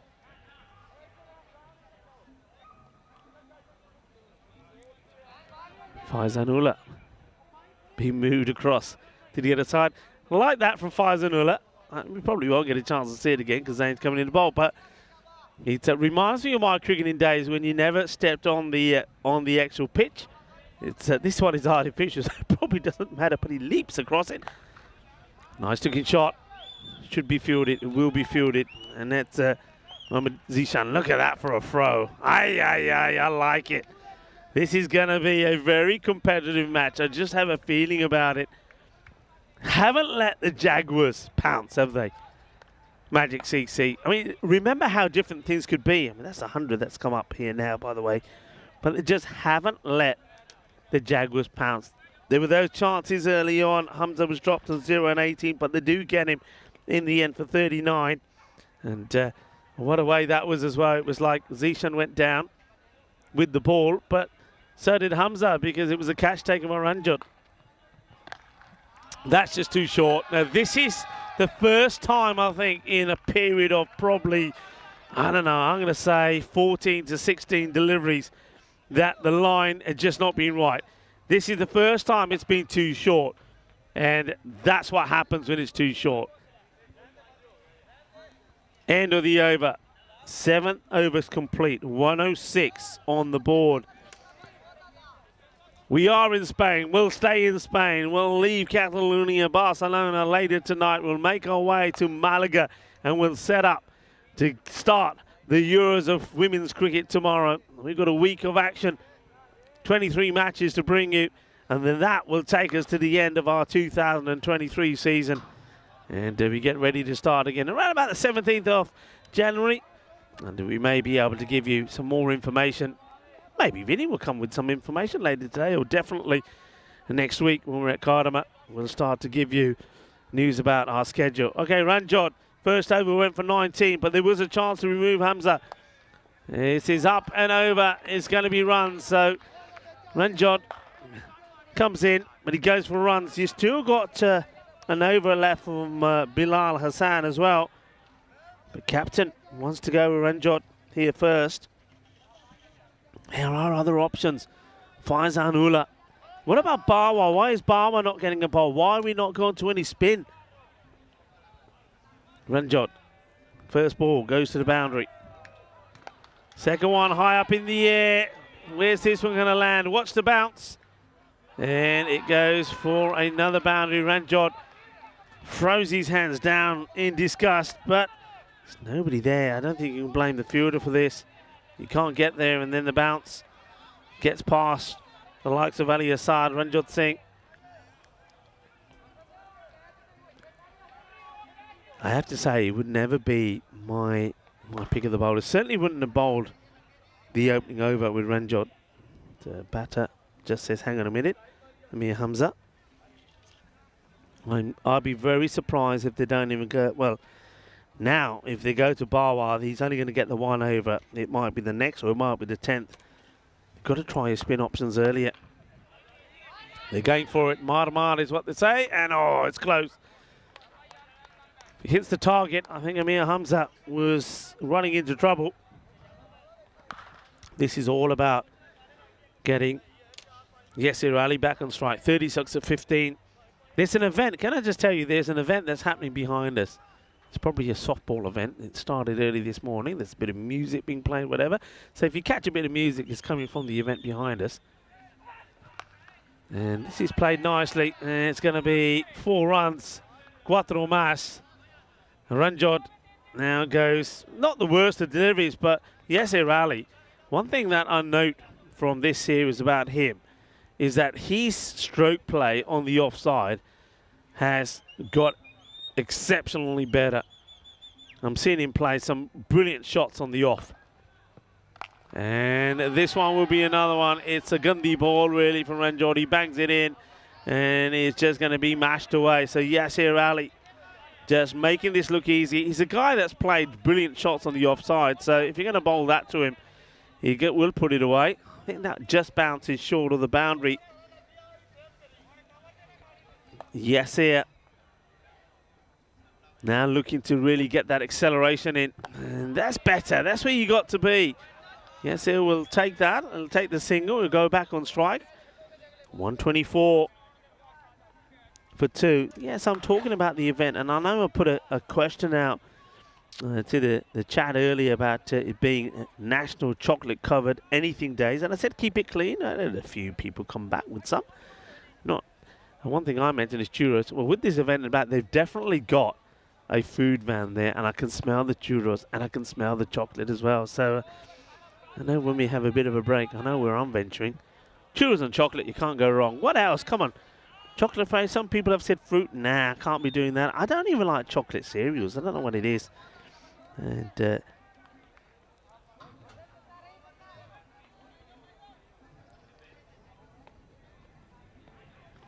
okay, Wakazanwa strays down the leg side, and he gets fortunate that there's no bat on this. 9th over being bowled, so we're not going to have any spin. So Anwar coming back, so they go back to the two over the two openers. Ranjot didn't go too well for him. He finishes with 37 of his 2. He goes for 19 and 18. Anwar, his first over was pretty good. That's the Yorker length delivery. Oh, he's unlucky. Oh, he's unlucky now. Everybody's... This is what happens. The Magic CC haven't really seen it from them today because they've been pretty good, but they do get on top of each other sometimes, don't they? They start to point and scream at each other. I mean, that is just... Sometimes it happens. There's nothing that Zane could do about it. He couldn't reach it. It goes through the gap. It's 4 runs. But just stick to those areas. And this time, there you go. This time it goes to the fielder. They're not always going to go to the fielder. I don't think that was a catch. He gets it in the gap. He gets 4. But a good comeback. Don't be deterred from it. Wakazanwa making the use of his height and seeing if he can get that ball well pitched up and the Yorker length delivery in. And he does. And he gets the wicket. Yasser Ali will fall on 49. And that's just what I'm talking about. Just stay focused. Don't get rattled. Don't start to expect players to make impossible stops. Boundaries will come, but you've got to stick to your job. Yasser goes for the big shot, misses out on it. Anwar hits the target. Yasser Ali, 49 of 20. Good time to get a wicket as well. Just breaking that little partnership. And, well, now we're seeing the likes of somebody we haven't seen in a while. And Zuka, as we call him. Haider comes in. And more known for his very quick bowling. So he's a quickie, but he can hit the ball pretty well as well. Okay, slices this one. Ranjot to take it on the bounce. The singles don't hurt you at the moment here now. So this is where Magic CC have to be pretty smart. And just say, right, keep it cool, all right? Keep it cool. Let's try and keep this, if we can, under a 150 chase. And you'll take that against Catalunya Jaguar. Here, Hamza. 10 or 5. Can Anwar get it right to the left-hander? High up in the air, catching opportunity, and, well, I don't think I've seen Faizanullah take a catch in this whole series. I think everything that's come his way is dropped. And when I saw the masked man of Barcelona under it, I didn't think it was going to get taken. It doesn't get taken. Hamza dropped on 11. It is Ula not able to take the catch. But still, just a single. This one could carry, should be taken, will be taken. So Haider will go. And Wakazanwa deservedly gets a second wicket. No mistakes. Well held. Well bowled from Anwar. So it was the 9th over. And not too much happened in it really in terms of runs. Just the one boundary from Yasser. Then he was dotted up and then cleaned up. Then we saw 2 singles and another boundary. What a good over that is. What a good spell it is as well. 131 for 4. There you go. 2 for 13. Wakazanwa. Outstanding. 2 for 28. Mohamed Zishan. I love the way he bowled, and he was unlucky as well with some of those deliveries that caught bottom of the bat or inside edges and went to the boundary. They will go to Bilal to bowl the last. Bilal Hassan. 131. Keep it under 150 is what they're thinking. It is. I mean, Hamza on strike. And it will be a non-striker who's coming. The new batter is Bilal Aslam, who's... Oh, we've seen him play some very good innings. I'm quite surprised that the likes of Haider has come out before him. Okay, here we go. Last over, 131. Looking to keep it under a 150 chase, Magic CC.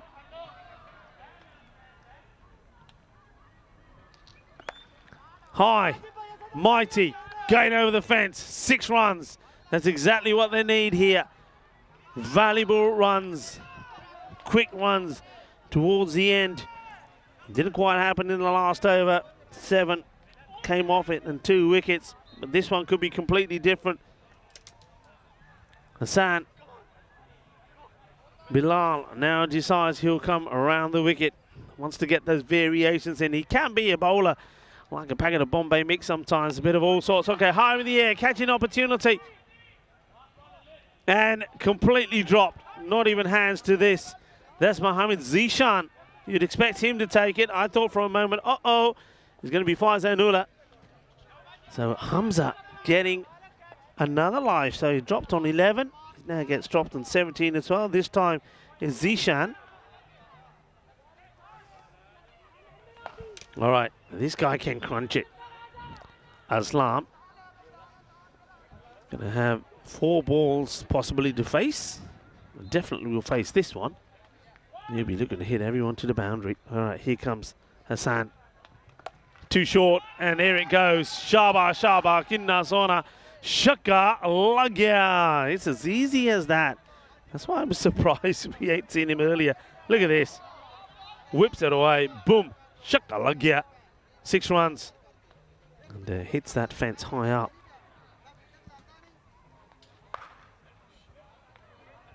Okay. Aslam sets himself up for the next. Bilal Hassan decides he'll try over the wicket. And he gets the dot. Oh, this has to be out. How do you miss? And, well, it's got to be out eventually. It will be. And I don't know. Wicketkeepers, let's just say here in Barcelona, haven't been too good at this. This time that's Shakil Ahmed. I mean, how Shakil misses this. And I suppose the disappointment for Shakil is, by him missing, it means that the new batter will come out at the non-strikers, and they would have loved the new batter to go on strike. So Aslam runs himself out. He'll go for 6 and out. Run out there in the end quite easily by Hassan. New batter at the non-strikers end. Hamza, that's a beautifully played shot. It's going to be 6 runs. And, well, look who's in the house. And looks like Vinny Sandhu has arrived. And right into the action straight away. Well, isn't it interesting? Last time he turned up, he got into us, and it was a Maximo. And now there's a Maximo. There's a Maximo in the house. And Vinny Sandhu. Oh, nobody told him that Catalonia Red weren't playing today, though. Vinny, you didn't get the memo. And this is going to be valuable runs as well. So they want to keep it less than 150. It's 100 and what does that take it to? 148. I think the score's a little bit behind here, actually. I reckon we're going to... I think the score must be now 154. Yeah. You'll see that register just a little bit slow on the scoring front. So they do get past the 150 mark. 154 for 5. I think if they could have kept it under... They would have settled for that. I would have thought they've done their job. All right, it's only a few under, but 150 mark, you know, when that's being said, you're thinking 150? Anyway, there were chances, weren't they? Anwar had a great opportunity to take a catch. He wasn't able to take it, and that would have been, Hamza would have gone on 0. And Asad Ali also got the opportunity to take him, but he wasn't to be. But Ranjot doesn't let his side down. It was quite unusual delivery because Zishan ends up on the floor. Well, he's lying down, and the man who goes down was Hamza Salim Dar, caught there by Ranjot. And that one would have been an absolute cracker because that was Bilal almost takes the corner ball. One thing they did for the bulk of this innings, though, they bowled well, they bowled tight. I mean, look at the length that's being bowled here. There were some exceptional shots, and a good team and good players were forced to play well. That was a great catch taken in the boundary there by Zaini Shan. That was just an incredible shot. I mean, Yasser Ali, they bowled so well to him, and yet still he almost pulled off a half century. Got to 29 before he departed. There was some frustrations from some of the bowlers, but there you go. There's Waqar Zanwar, just full and straight. So most of the time here, got to say, from Magic CC, they did all the basic things right. Fazanullah still searching for his first catch in this series. That's one that goes down. And that one, though, was well held. So Bilal came out, swung, hit. And this one, well, don't talk to the wicketkeeper about that one. That's why it was so important. If he got that run out, then these shots wouldn't have happened. 10 runs, you could say, happened as a result of that missed opportunity. Nothing missed there about Maximo. It was a Maximo. And Maximo did the fielding. Yeah, little things. That's one little thing. If there's anything you can pick up on, I think, is that there should have been a straightforward run out from Shakil. He didn't even have to throw it. He could have walked with it. If you get the run out, new batter comes on strike, then Hamza would not have hit the last two balls to the boundary, and the score would not have probably gone past 150. But I like the battle. I like the hustle there from Magic CC. They knew they were in for a battle here today. And, well, a battle it will be. But they're not out of this. A 155 chase is doable. We know that. We saw it yesterday. We've seen it plenty of times here on this European Cricket Series in Barcelona. A quick look at the scorecard there, of course. It was Hamza Salim Dar. He had a bit of luck, went early. Yasser Ali, 49 he made, but Mir Hamza, some valuable hits towards the end from him, finishing on 28 of 10. But the bowlers, I think they bowl really well. I love the bowling from Mohammad Zishan. We haven't seen too much of him. What I've seen, I'm like 2 for 28 from him. And then also, I like Waqar Zanwar today. Probably put in the best bowling performance of the series for him here. 2 for 13. He bowled well, did a tall man. He got the ball in the right areas. He certainly made amends for the catching opportunity that he wasn't able to take when Hamza was on 0. So 154 is the score. The chase will be 155. And of course, Mr. Maximo Vinny Sandhu will join me back in the commentary position, where both of us will talk you through the run chase. 155 required for Magic CC to do something magical the first time they're playing on the European Cricket Network, and that is to get into the final where Pak I Care Battle Honour await. Join me back and Vinny Sandhu in about 10 minutes time when we talk you through the second innings.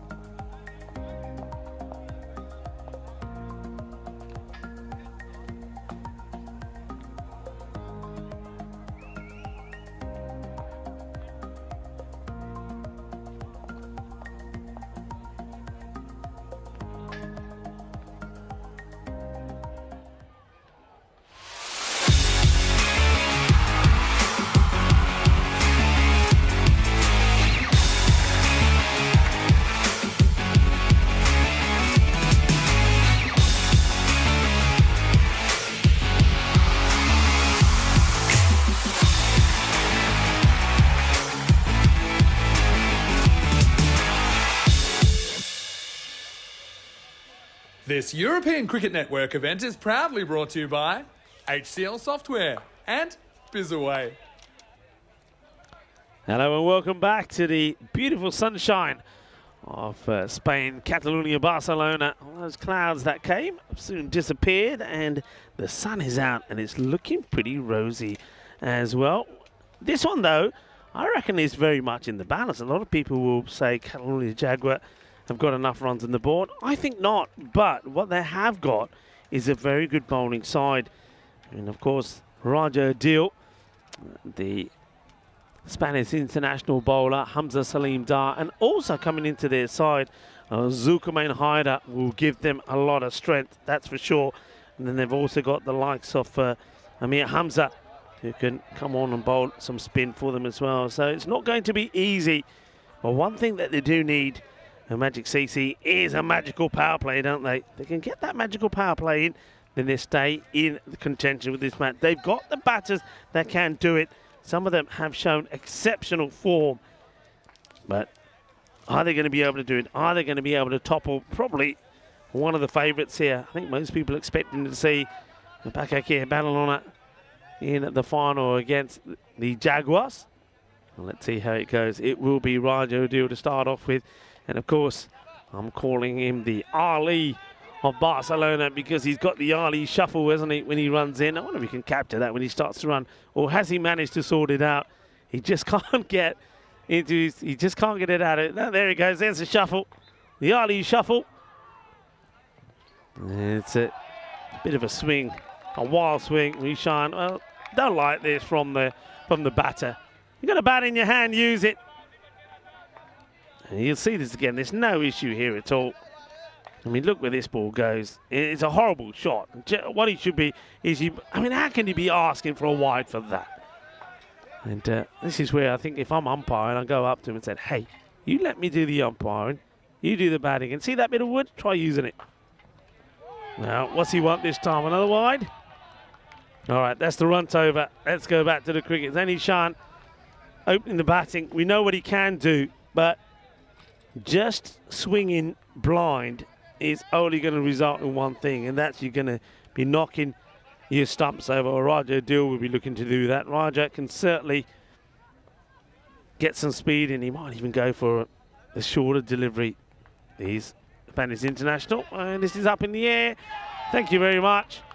And, well, he's looking at square here. Does he think this is a bump? Why is he looking around? Why doesn't he want to go? Well, let's see this side on and see if there's any issues. Now, is this a bump? We'll have to have a look at this side on because, let's see, maybe we can slow this down a little bit as well. Nah, that's straight up in the air. He's going to have to go. Yeah, you're out. And I think he knew it as well. I think he knew it. And when you look at the way that the bat was as well, the bat is coming upwards. So that's the wicket I saw coming because he was really swinging and hoping. And you can't swing and hope.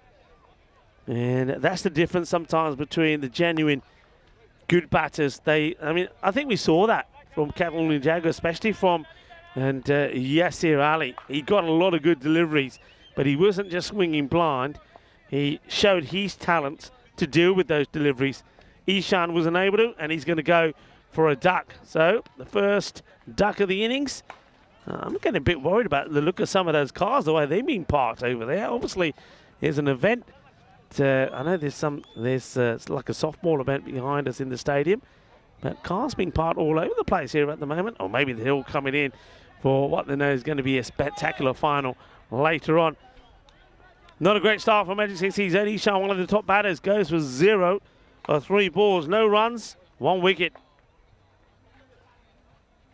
And, oh, this is a drop catch. This is a drop catch. It could have been a first baller for Shakil Ahmed, who was in sensational form. And down it goes. I can't believe it. Well, Abu Bakr Siddiqui puts down Shakil. That could turn out to be a key moment. Because Shakil yesterday was in, well, he found his form, didn't he? After being dormant for a while. All right. Can they make the most of it, though? No runs on the board still. Okay, goes for the shot, and that will be the first. This is going to be 4 runs Cuatro carreras. Well, they're being dropped behind. Now gets this one out of the middle. Yeah, Shaquille Ahmed, 71 out of 21, helping Magic CC to that 180. It's the first runs on the board. Comes in form off a boundary after being dropped behind Shaquille Ahmed. He's got Bilal Hassan out there with him. These two looking to score majority of these runs.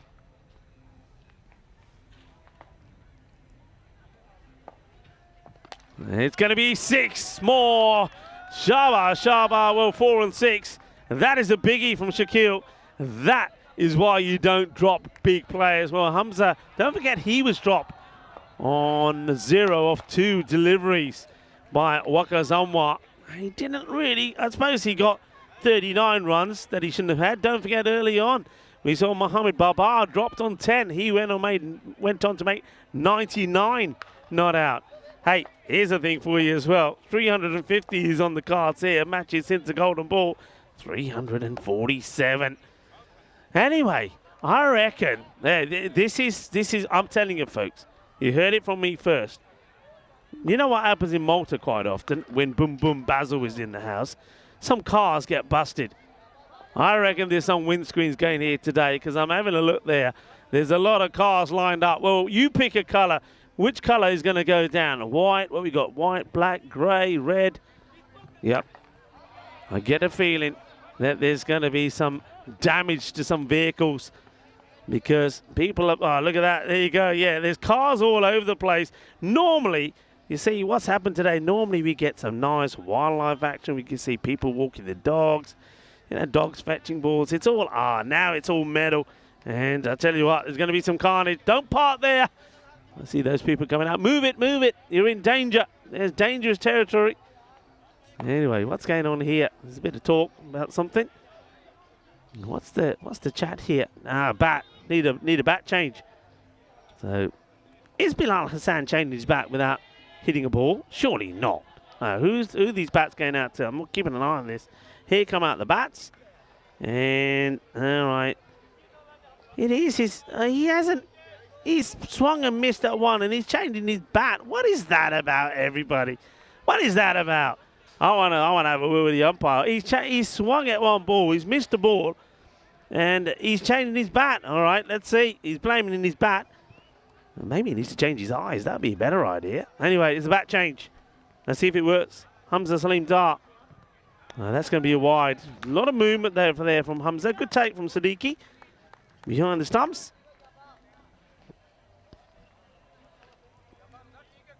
Bilal, he's been useful with the bat. He's right up there as one of the highest run scorers. He's got 696 to his name. Let's see if he gets into the 700s here.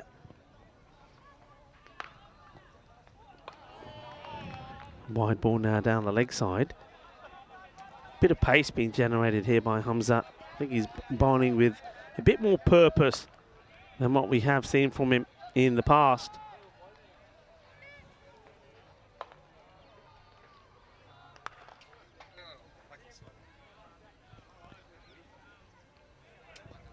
Hamza.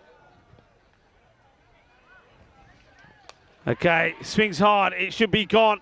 And it will be. So it's going to be another duck. So Bilal Hassan changes the bat after swinging and missing at one. And the first time he uses that bat is going to be a wicket. So I think that one, you might as well burn it. You shouldn't have changed his bat. Should have stuck with what you had. He won't go past 696 runs. He'll stay on that. Hamza Salim Dar picks up victim number 21. And there we go.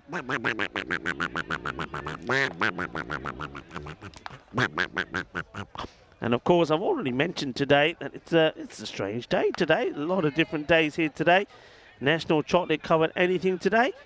And a stupid toy day. And of course, I've got...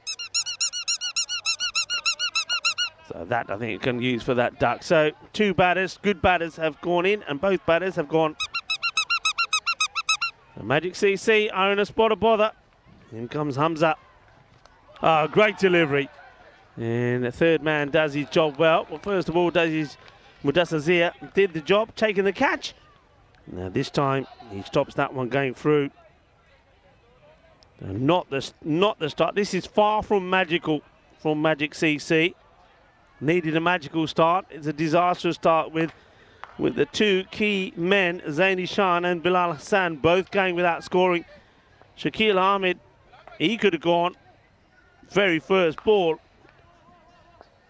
Okay, Fahad Hassan. Now this guy, early on in the series, when there were failures above him, came back and he scored some good knots, put some good scores together. They need him to do that here now. That is another dot from Hamza. He's having to bowl these extra deliveries because of those wides. A couple of wides, maybe that work out in his favour.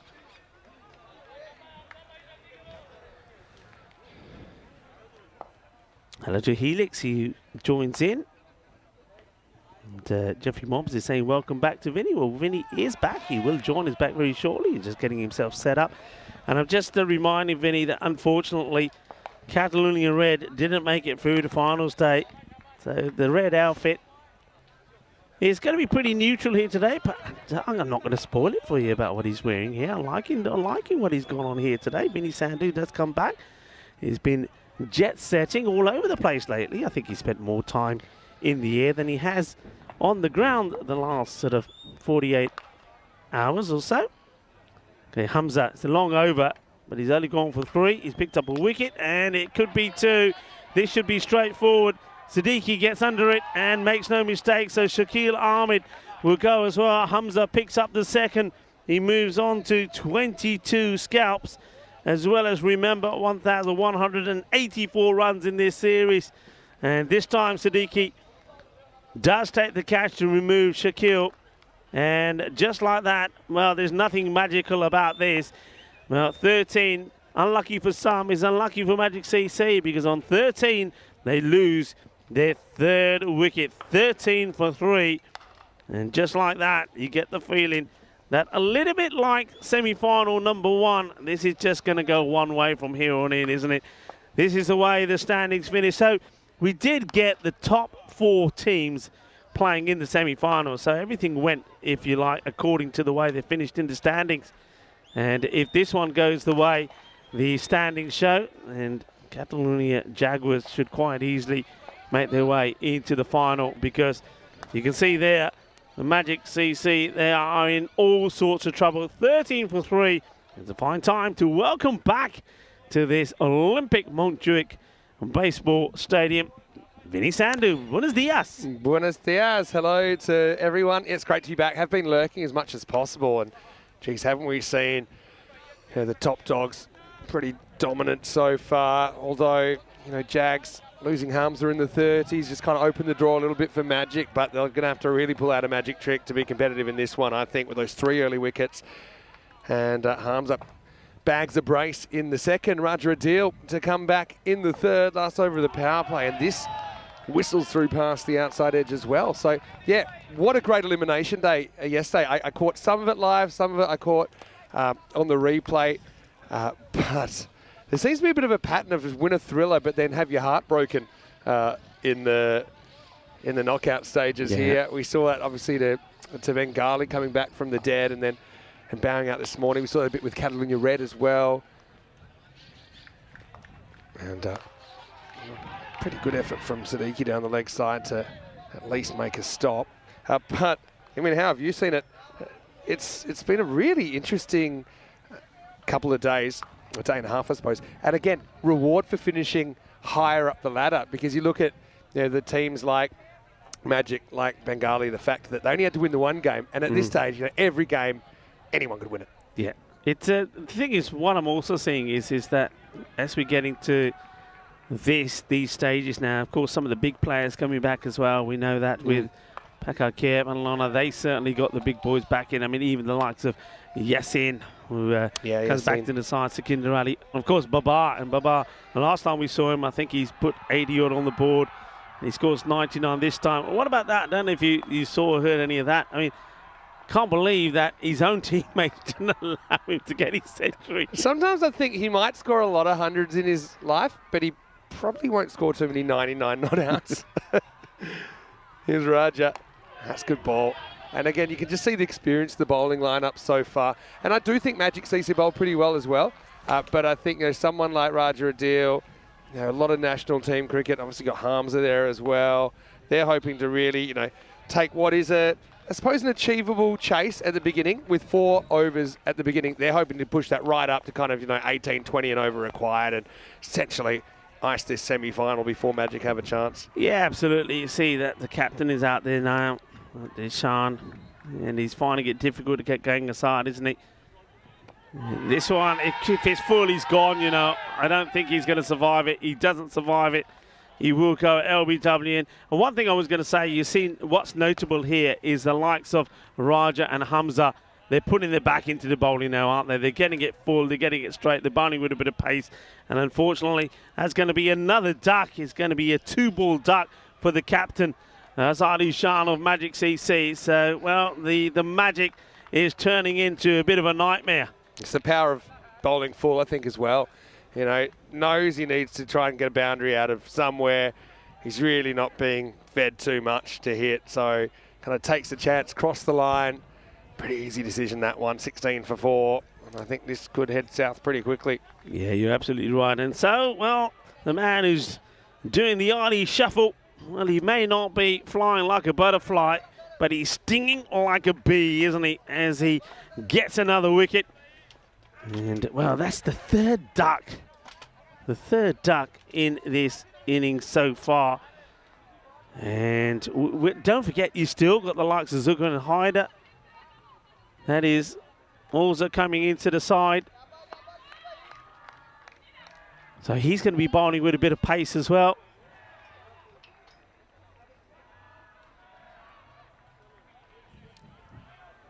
Okay, Roger Deal. Big names, big players turn up on the big occasion. As well bowled. Didn't know too much about this, did Ranjot. And, he gets called to take the single as well. I suppose he gets off the mark. I don't think he was expecting to be made to run here. Well, who's going to get something going? Fahad Hassan, mentioned him before, he is somebody that has in the past, when everybody else around him have failed, has produced. So what's going on here? There's some discussion about something here. I wonder, the question is being asked here. Not really sure what is the issue. I think it's yes here is asking the question about something. I wonder if it's something to do with too bad. Are they calling it a... They might be calling it... Are they gonna... Is he asking that it's a dead ball? That can't be a dead ball. Genuinely plays... it comes off the bat. So there's some walkie-talkie action between the men in black. Looks like they're calling... Well, I don't know. They're not call, well, if they're calling it a dead ball, then the batters have to change. So really no idea. If it's a dead ball, the batter's got to change because Ranjot was the guy who plays it. So it can't be a dead ball because they haven't changed the batters over. Here comes Raja. And it's nicely played. That's a nice shot. Just strays his line slightly. And Fahad Hassan works this away.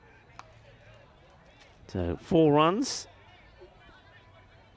I think most people on the chat, some of them still saying their mornings to Vinny. Vinny Sandhu looking dashing and bright and breezy this morning. So, yeah, nice shot. Thing is here now, Magic 6. This is what I'm saying here now if I'm Magic 6 here. I'm not saying this match is done. It's not. 2 batters get in. Mate 2, one of them goes on to 60, 70. The other one sticks around, gets a half century. Then you're in the game. And just keeping an eye on the rate. It's around about 18. We've seen this achieved yesterday. It's a good teams, good players can do this. And when the going gets tough, as we've seen already, that's when good players also get going as well. But if you're not going to win the match, well, think about what you got coming up. You got a tough contest coming up against Bengali. Think about and prepare for that one. So there's no point throwing your wickets away and no point doing what the top order have done. And I have to say, I think you got to apply some discipline. I don't think against good teams you can go about things the way Zaini Shan did. I know he's a very talented player. He's shown that. But you can't go about taking on a team like the Catalonia Jaguars and the bowling of Raja Du and Hamza Salim Dar, just swinging and think you're going to get those runs. And I think Bilal Hassan did the same. You've got to earn and fight for those runs. And now that the batters have to do the same, if the bowler's good, you've got to respect it. All right, first time we're going to see Izuka. So Zulkarnain Haider coming on the ball, also bowls with a fair bit of pace. He gets this one past the Ranjot Singh. Ranjot is another guy that I've mentioned this before. I've seen him play for Fateh, and he's come into that Fateh side and he's made instant impact with the way that he bats. And he gets runs, he scores runs. Hasn't had it all his own way in this series, but he's somebody who could find his form and give a bit of a fight here to the Jaguars. And this one just catches him high up. He runs hard, he'll get the single. So strike now goes back to Farhan Hassan. So before that rate gets crazy, one thing they've got to try and do is stay up with it. So Zulkarnain Haider, a very knowledgeable player as well. He's played a lot of cricket here in Barcelona. Also has played some international matches as well. I think the fact they need 20 and over at similar rate to kind of what Bengali did for this kind of length of time yesterday. Yeah, it's kind of the max. But you know, these 4 wickets really hurts. Still have specialists at the crease though. And that'll help because that is launched away over the offside. Maximo! Well, someone's going to have to put in an incredible individual contribution, I think, here to pull off a magic miracle. Maybe it's Hassan. Yeah, maybe it is. That one gets blasted away. Well, Vinny, I don't know about you, but the smell of those churros coming from behind there is making me very hungry.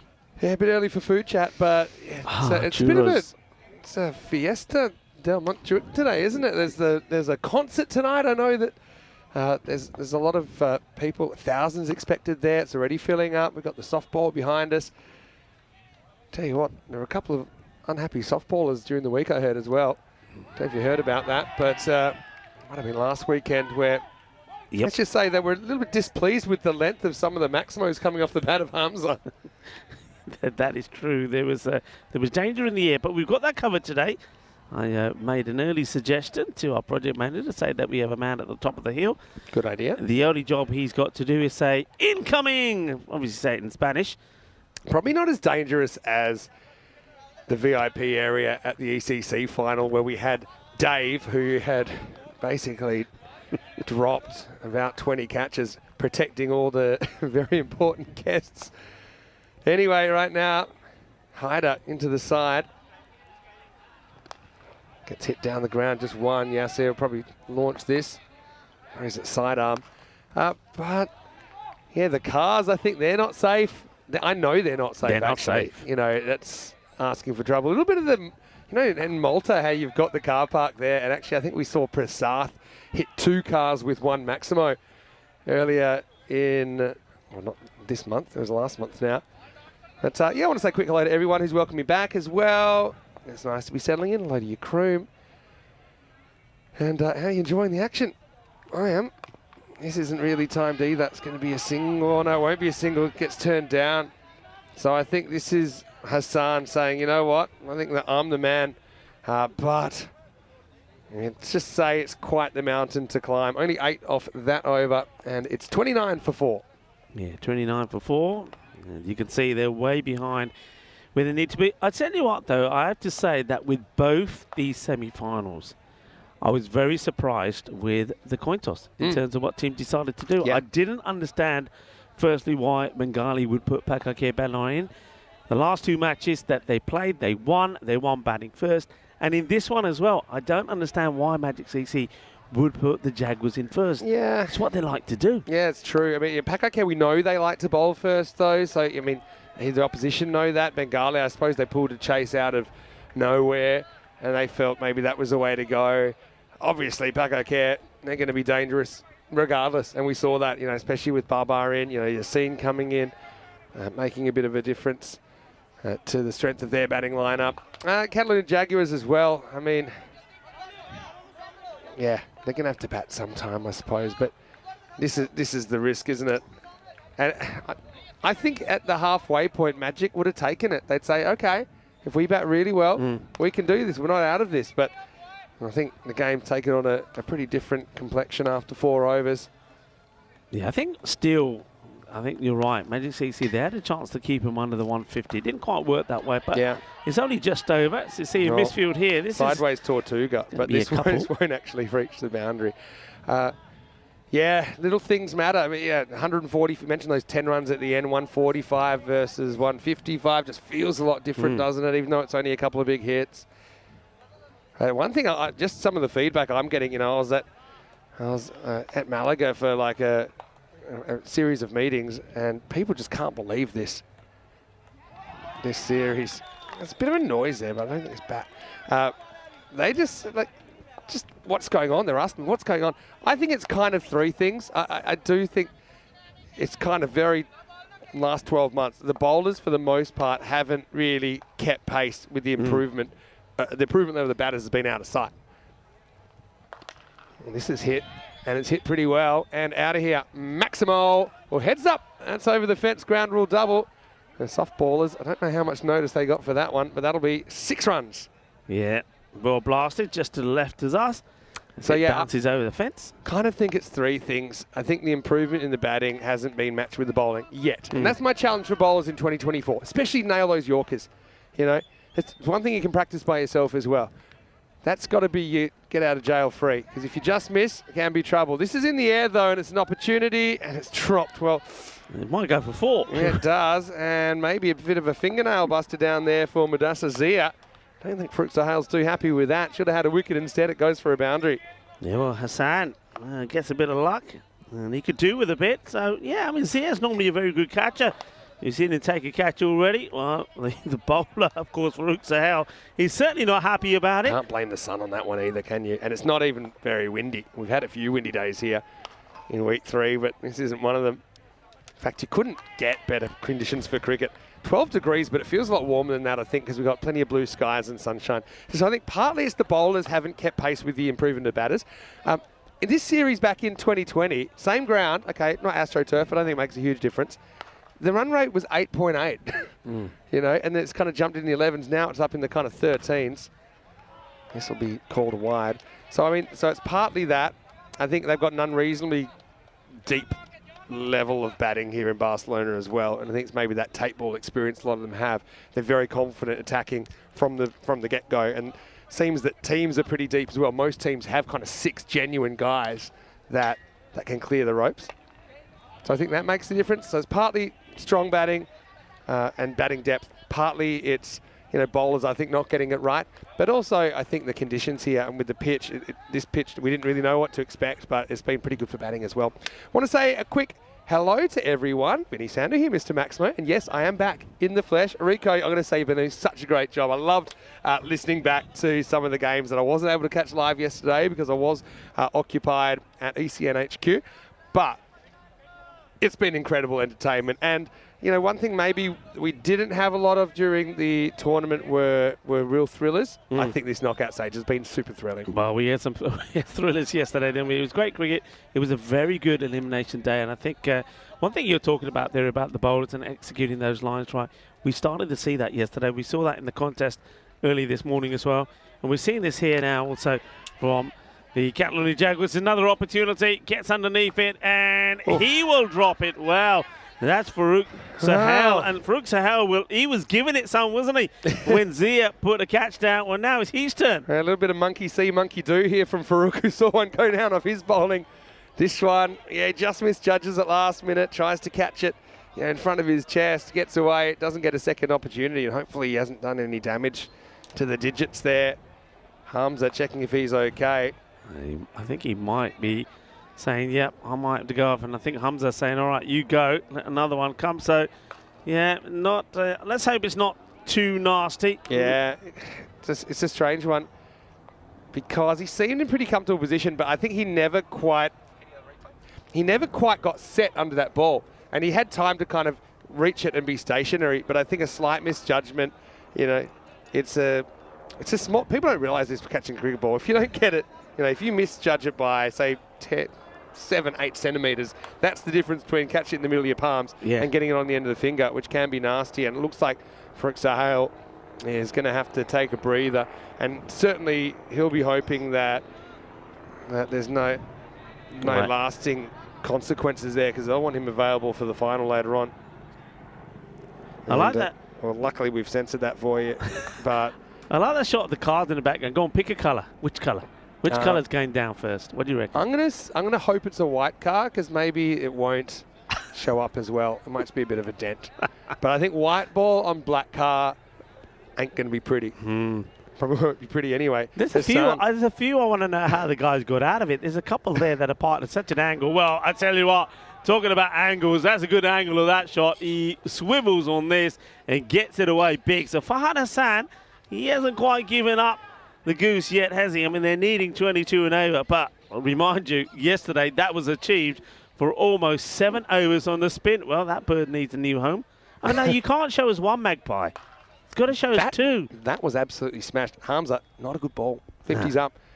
Rare bad one from him. Now pretty much back on the money and clipped away for a single. Yeah, I mean, it's going to be exciting. Don't forget as well, we've got bronze up for grabs as well. Now, assuming Magic can't pull off a magic miracle here, then we'll see them take on Bengali. I mean, that'll be an entertaining game. I know the first semi-final didn't really work out as a very close contest, but I was really excited to see the Paka Bengali match up again, especially after Bengali knocked them over a couple of days ago twice. But a bit of a reality check for them, I think, in the end, about where they're really at. Hamza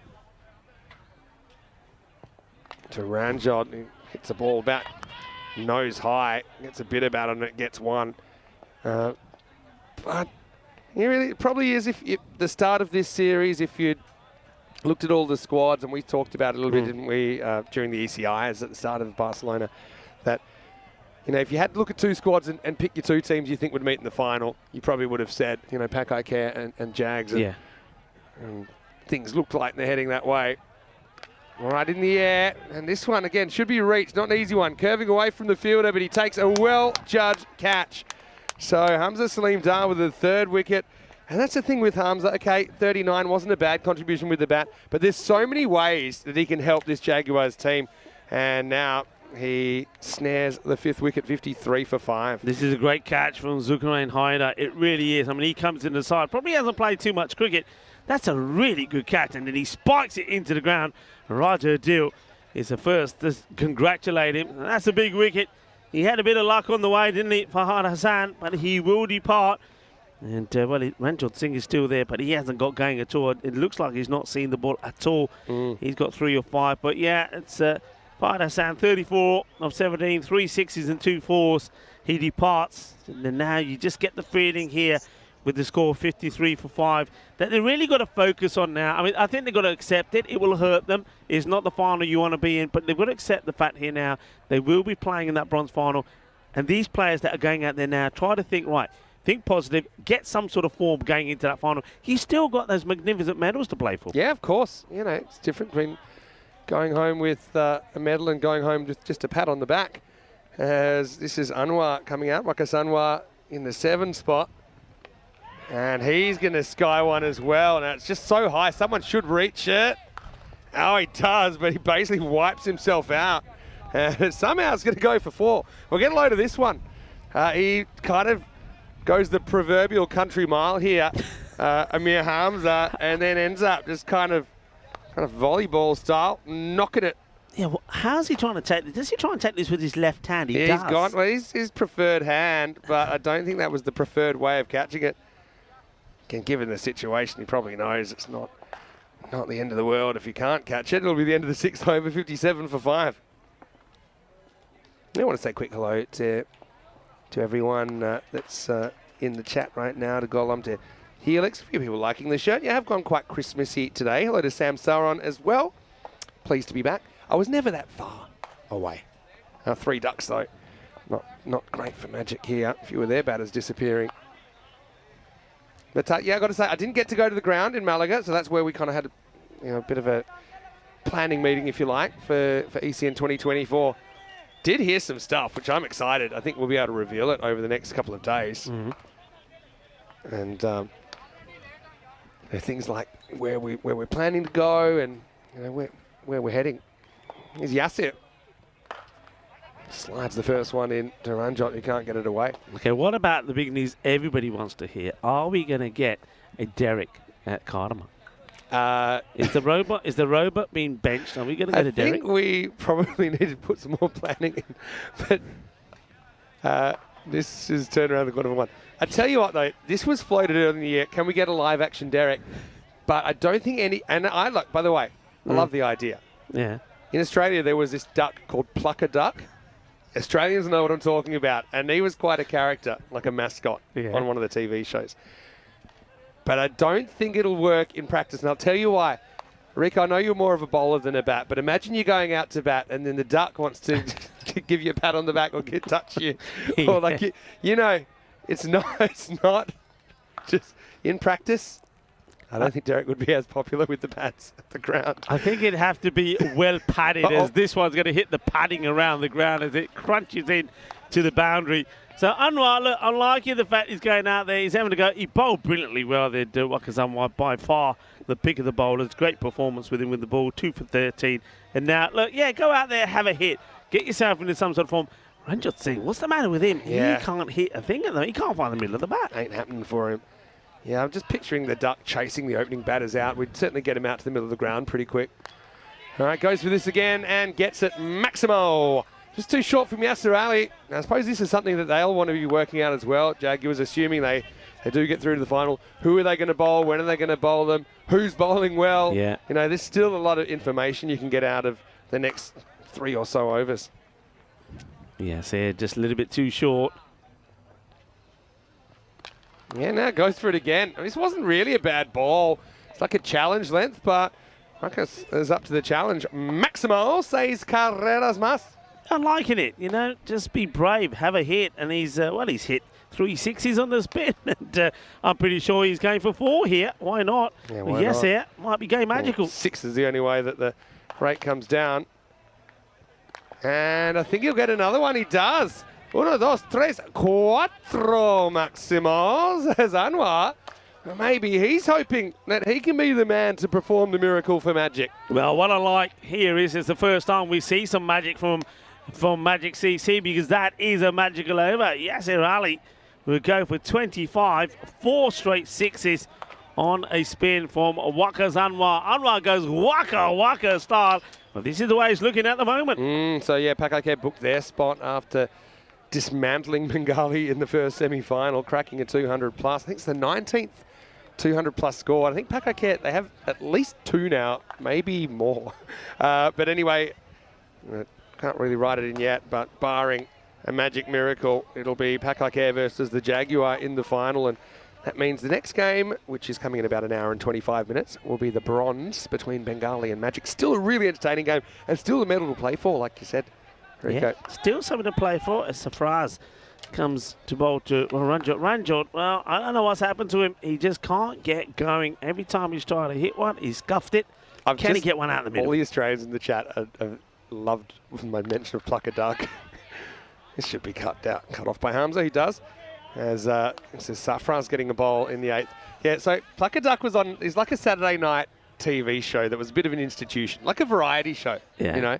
And there was it was like someone would win come onto the show and they would win a competition, and there are all these kind of little ducks, and they would have to pull one out, and there's whatever number it is, they get a prize. It's pretty simple.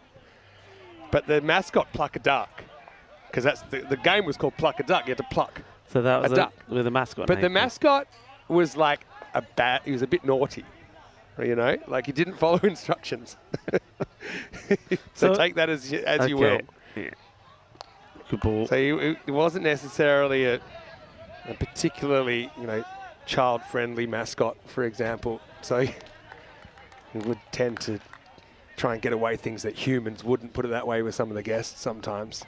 Well, I got an idea. This is one. I mean, we got of course Spring Productions here. Is this one? Well, it's going to be a wide. Yeah, no Nick then. Now, of course, when we were at Kartama, we always have one of our spring production crews with the camera with the batters coming in and out and capture them coming in, capture them going out.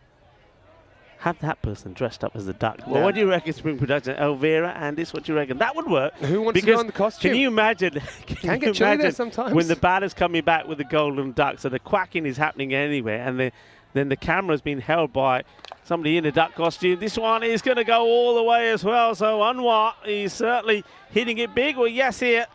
Well, he puts his bit. Why, yes, here? Why? That's the question. Unnecessary. There's no need to. There's no need to leave these alone.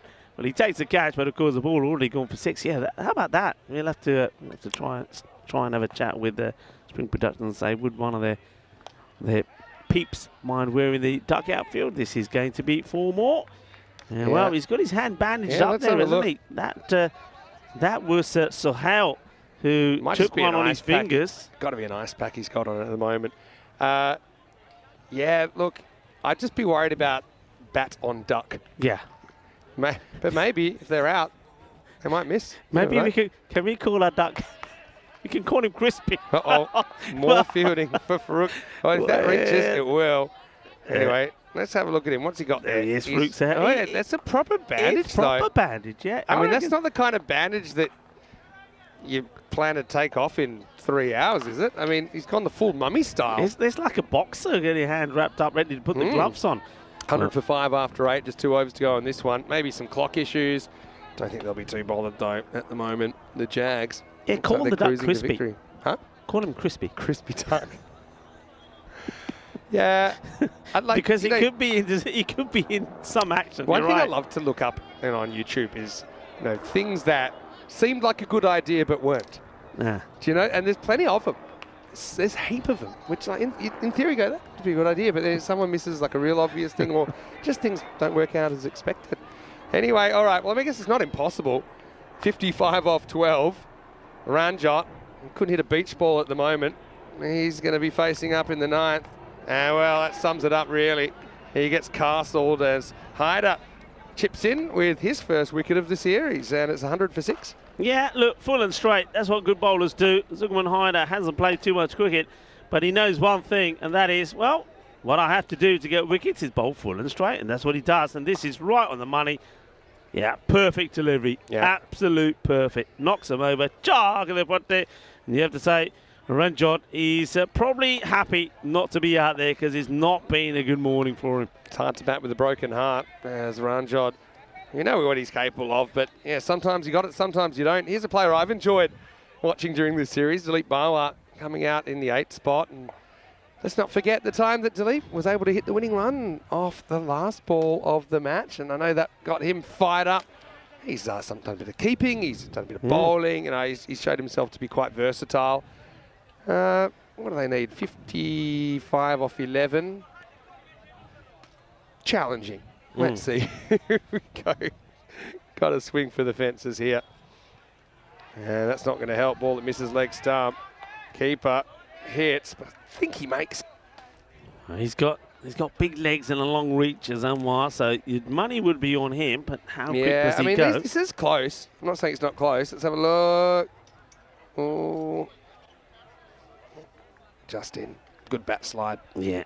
That's what he has to do. You're right about the reach that Anwar's got.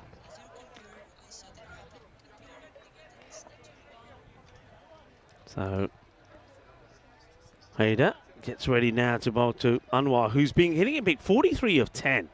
Marcus Anwar. And he scuffs at this one, who still will take the single. So it's the throw from Yasser. He's always fires it in. Bawa amazingly didn't even get a chance to bowl. That really did surprise me. I'm surprised they didn't try to bowl a bit of spin. Yeah, that's true. I think, it makes sense. You could give Hyder a second. He's one of your key weapons. I think they're going to give up the 5 runs for time here. Okay, it won't hurt them this time, but certainly something that they'll have to be conscious of in the final. Was there a little nick on this? No. Wide signal by the square leg umpires. It's gone over the head. Zulkarnain not too happy, but I mean, he was ducking down. We saw one earlier which I was not convinced about, and I'm not convinced about that one either. I don't think so. But I will say it's a hard call for the umpire in real time. Yeah, one for the over for sure. But yeah, I mean, when you're at square, it's sometimes pretty difficult to pick. So Zuckerman can't bowl another short one. And he won't, but this one gets put away. That's a nice looking shot. 4 more. Yeah, and just think about that rate. Can you imagine if they went, let's say that they got 20 off that over, they're going to get 5 more anyway, aren't they? Yeah, they're going to get 5 more. Yeah. So it keeps it realistic going into the last. Yeah. I mean, if they hit 2 sixes, then they need 31. And we did see that done. That was the buzzer, by the way. Buzzer's gone off. Buzzer's gone So off. 5 coming. So whatever you can get of these next 2 deliveries. Yeah. Yeah. Whenever I think 30 off the last over, or even 36 off the last over, I think Ashwith Daraparetti in Hungary, the bronze final, was crazy. They needed 36 off the last over. Then there was the 5 penalty runs, and they ended up getting 31 off 5 because there was 5 sixes with a wide somewhere jammed in the middle. And then I also remember he went absolutely bonkers. The celebrations was unreal, yeah. I think he personally went at every fielder. Anyway, what's the bounce? Oh, that's really good fielding. Brilliantly done there by Aslam. Oh, umpire almost wears that on the way in as well. Yeah, nicely done. Good stop. And under pressure there as well with the sun. So I suppose we get to the point where it's now not possible. So it is going to be Catalunya Jaguars that will be going head-to-head with Paka Bon. A final I think everybody wanted to see. Yeah, and here we go. There's the 5 penalty runs as signalled, as we were expecting it. Like I said, won't really make a big difference in this game, but something for the Jags. Maybe that's, what they needed to realise that in the final, you won't want to be giving up those 5. Anyway, so it makes it 41 off 6. Well, we have had a 43 run over in the series. I don't think it's going to happen. Hey, just going back to the chat, I think the robots come in saying, if you want to imagine pluck a duck, just think of Corey in a duck suit. So basically. In other words, a naughty duck. Yeah. Yeah. A bit, naughty. I'll see if I can bring up something so that not all the viewers will be able to see it, but maybe someone can put it. It's a nice looking shot. Nice shot there from Bawa. That'll be 4. And he's judged it perfectly. If this was lawn bowls, that would be like shot of the day. Hamza is protesting while he's walking towards this. And you see the ball just slows up. I think if he had run after it without having a conversation with Zuckerman Haider, he probably would have got there and stopped the boundary. Anyway, Zafraz, he's not too happy. Well, it goes high. This is catchable, I think. Guess who? Yeah, it's Hamza. He'll take it this time with the 2-hand technique. I think that's a better way to do it. Bawa plays a nice cover drive, but he'll go in the last 119 for 7. Yeah, nice catch taken there by Amir. So Safras, he does get the wicket, gets the wicket to Bawa. I was looking at this. All right, they're going to fall well short in the end, but just little things. Just imagine if somebody like Ranjot, he played 9 balls for 5. If that was a different innings, if he was able to get at least 3 or 4 boundaries away, they would have gone into this last over with a realistic chance. I've just shown. I might put that in the chat. Oh dear, no, that's a duck. Well bowled. Just beats the tram line. It is true. Wild. You can imagine Corey in that suit. That duck is wild. Yeah, I think that would definitely wear a few bats. It's only, how long is this video? All right, this is hit towards Hamza. He's prowling, he's catching, and it's going to be a golden duck for Faizanullah. As Magic falling short, just hasn't been their game really. There's a little bit of a distance between the two teams, I think, as Ullah goes down, and it's 119 for 8. Yeah. Well, this Goldie, was that a Goldie? Was that it was a Goldie, I think. Anyway. I might be wrong. Anyway, we might see Goldie there. I think I missed a ball because I was too busy looking at Pluck a Duck. And don't worry, we will put that in the chat. Yeah, 2 ball duck there for Faizanullah. So the masked man, Zorro of Barcelona, didn't get a chance to get a ball. He had an opportunity to hold a couple of catches that went down, and then with the bat, he goes down without scoring as well. 119 for 8. Yes, it is Assad who will hit one down the ground. They will take a single. They'll get to 120. And that will be that. So it's going to be a comfortable win for Catalunya Jaguars, and they do put their place in the finals. Here's the final coming up later on today that everybody is looking forward to. Catalunya Jaguars will be taking on Paka Bon. I tell you what, though, I reckon this bronze final could be a bit of an epic as well. Bengali against Magic CC. Yeah, it's coming up, that bronze final, in an hour and 15. Extended break now, of course. We'll have toss news for you pretty shortly as well. Keep your eyes on the screen or, of course, on the chat.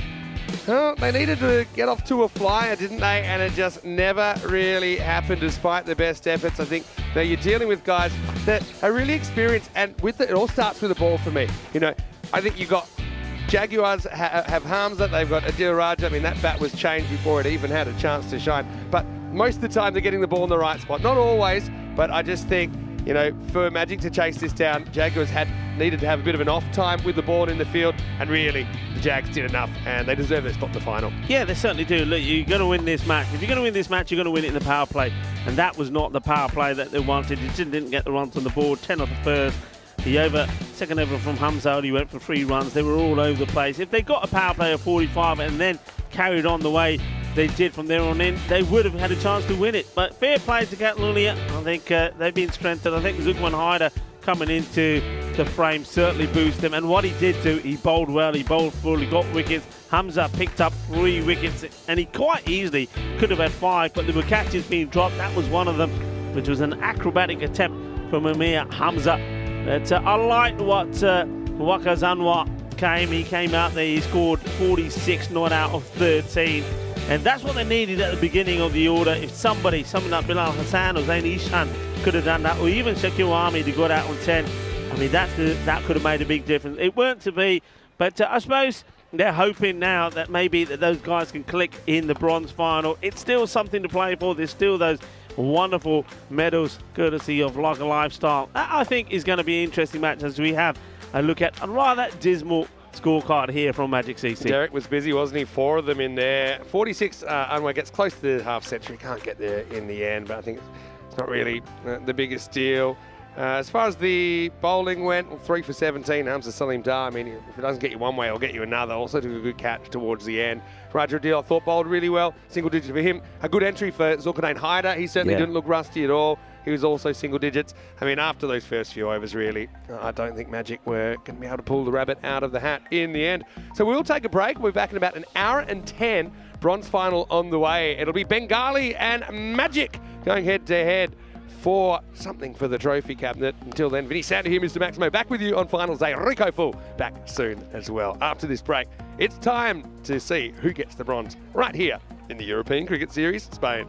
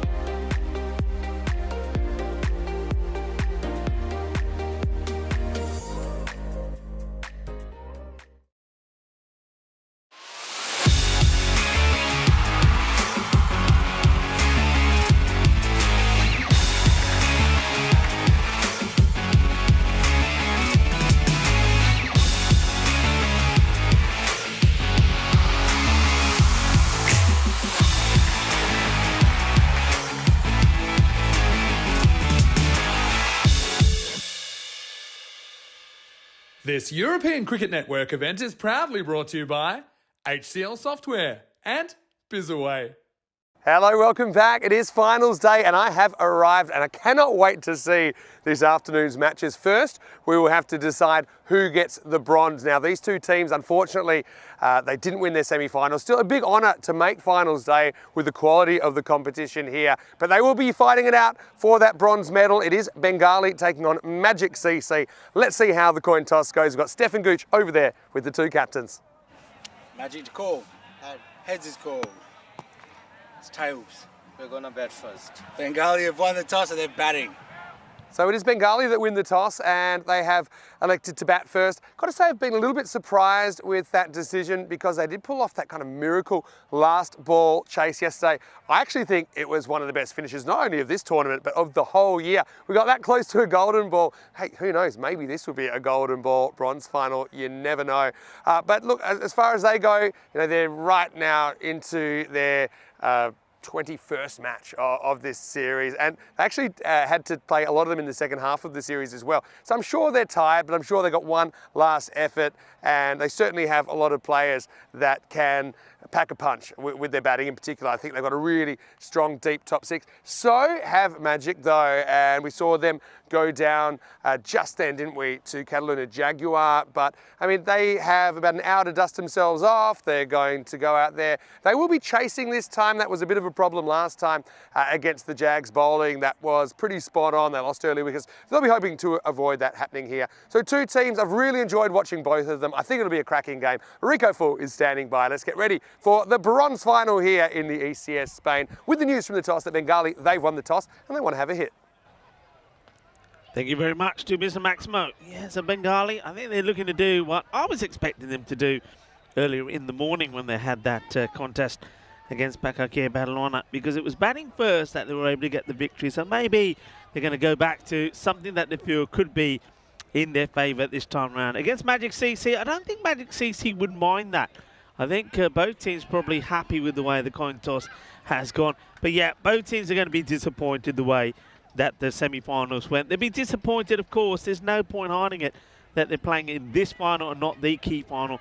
But the question is, which one of these two teams wants to finish third more? Which one of these two teams wants to get their hands on those magnificent medals, courtesy of our trophy partner, Local Armstrong? I think both teams got plenty to play for, and I think also both teams will want to use this opportunity to show the world and the big stage just exactly what they can do. Abdullah Mamoon, I think he's one guy that really does want to step up to the mark. He hasn't been at his best the last two matches. Hardeep Singh will continue to be in good form, and I think Shahidul Rahman is somebody else who he'll know he hasn't bowled to his best. Speaking about being at the best, well, Bilal Hassan and Zain Ishan in that semi-final, both of those guys disappointed. They know they're better than that. Bilal Hassan, he's right up there as one of the top batters. He's fourth in the batting, isn't he? And well, he started the day fourth in the batting stakes. Also, he's the leading wicket taker. I think he needs to put an imprint on this match. It's pretty even, isn't it? 57-43 in favour of Magic CC. But I think Bengali, they will have a say about that. I think it goes down to if two batters can click in any other side, and there's plenty of batters out there, then the match could be determined by that.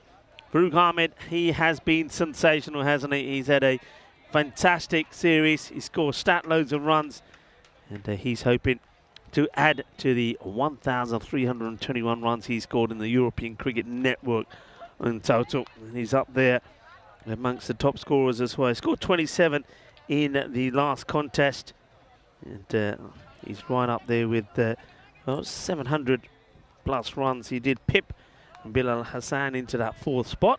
So it's going to be a battle to see how he, the left-hander, can get going. The only real batter that really did click once again against Paka Bon, but they know they're better than what they did in that match when they just got to 90 all out. I think this is time for them to prove it. And the man who's marking up his run, been very impressed with him for Magic CC. It's Mohammed Zishan. He hasn't played a lot of the games. First time we saw him was yesterday. He's a guy that has certainly got some pace. He bowls fast and he's quick. But not only that, he gets the line right. That's the key thing here.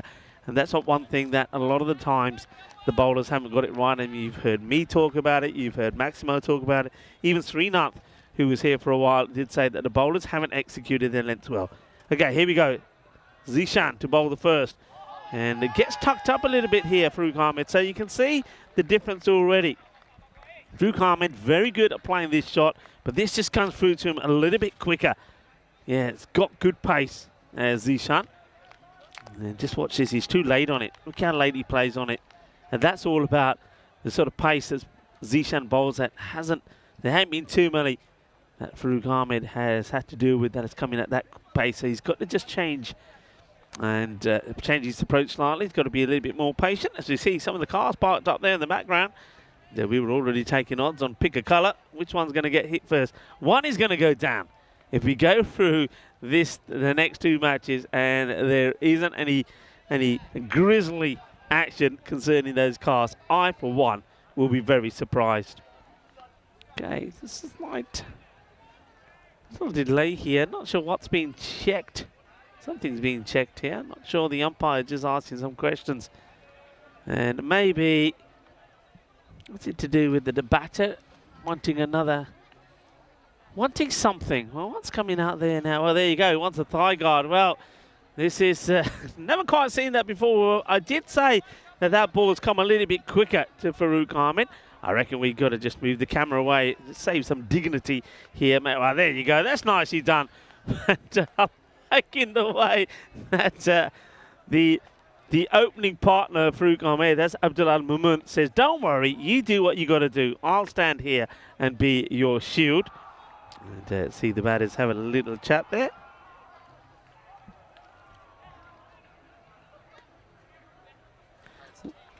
And what we can talk about is some of the stats that we've seen here. Maybe Hall of Fames. Yeah, plenty of centuries. It's been, well, we've had 19. Will we get 20? Maybe, maybe not. Yesterday was about hat-tricks as well. But let's just see this. There we go. Look at them all there. So 56 centuries in this year compared to 14 last year. It's unheard of. Where's the hat-tricks? And well, the hat-tricks are falling behind a bit. We didn't know if we were going to hit the 50 mark. Well, in the end, we did. There you go. Spot on. Here's Ahmed, who, a little bit like Hamza Salim Dar did, takes a hat-trick in what he thought was going to be a winning match for them. But it was not to be because of Sahel Zahid. Anyway, it looks like we are ready to go. And normally what happens after this is the batter gets out. Now, let's see what happens. You can all blame me if it happens. I don't mind. I'll take responsibility. In comes Zishan. And, well, he's not going to get out. He hits it straight to the fielder. It will be a dot, and he's wearing very dashing shades there. And it looks like that's Dilip Bawa.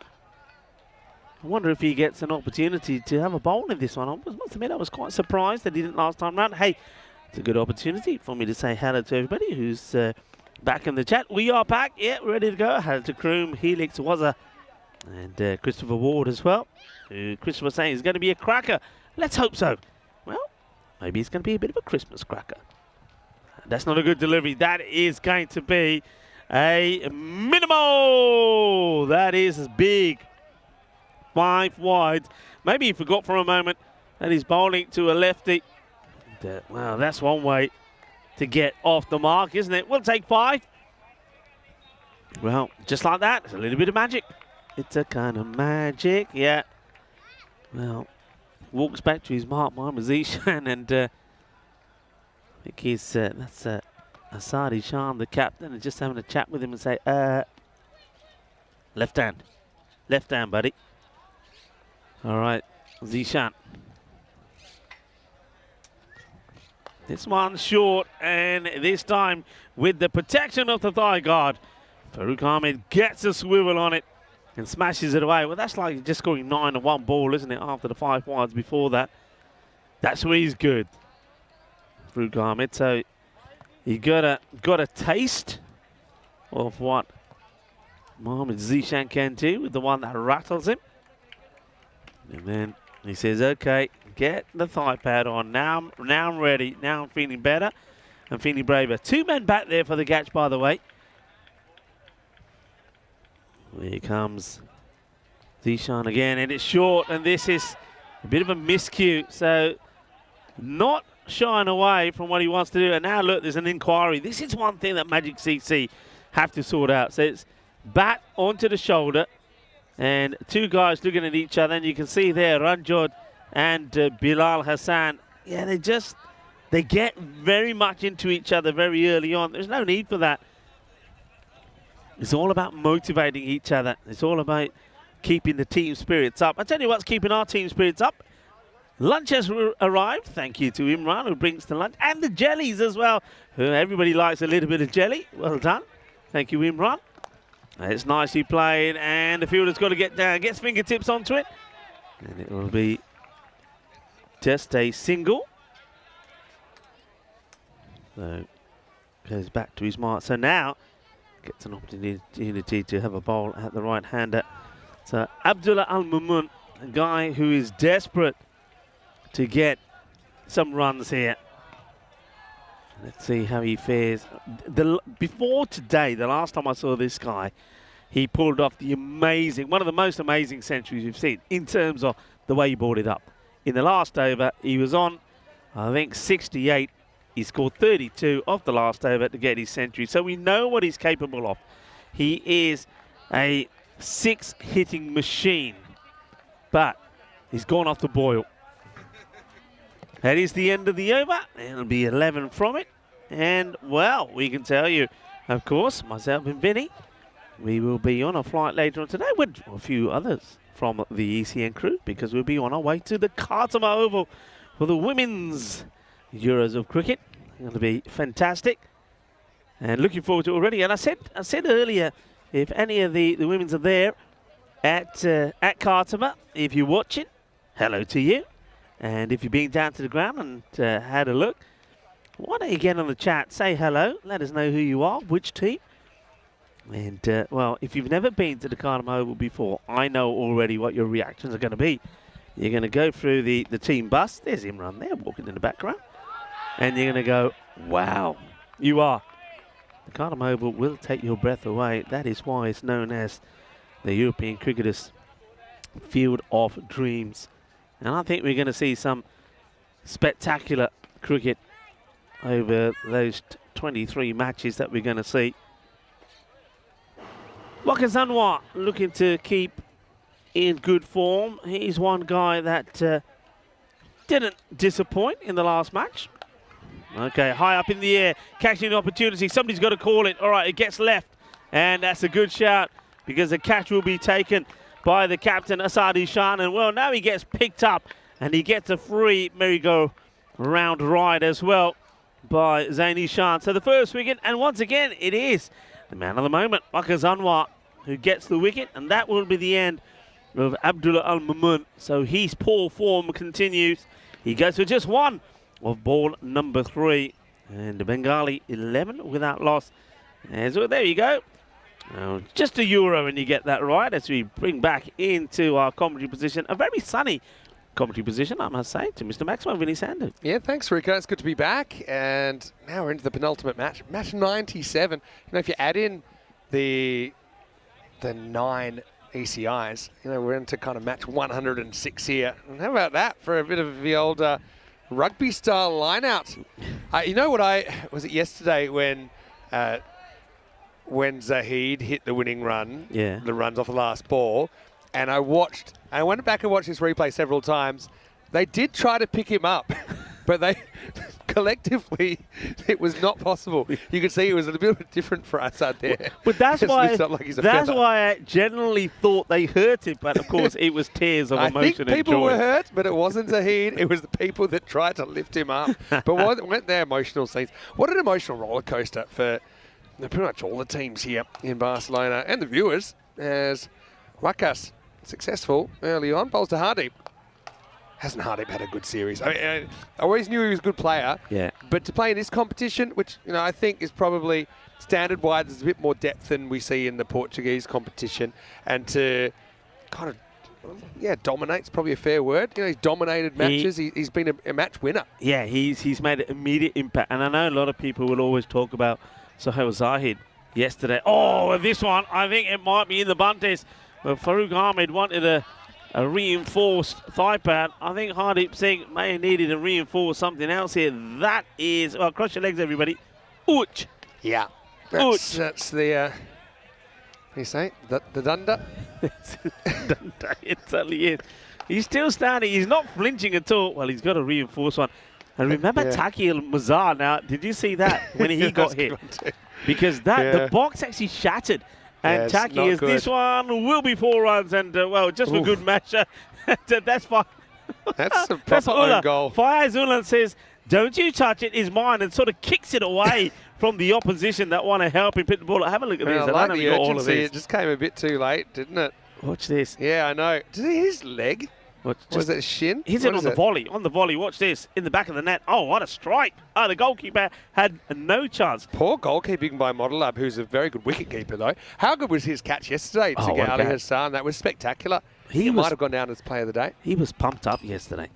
Okay. All right, goes for it. There's the fielder out there. Watches the bounce well. Gets a good throw in. Good bit of fielding. Yeah, shattered box. There's a great...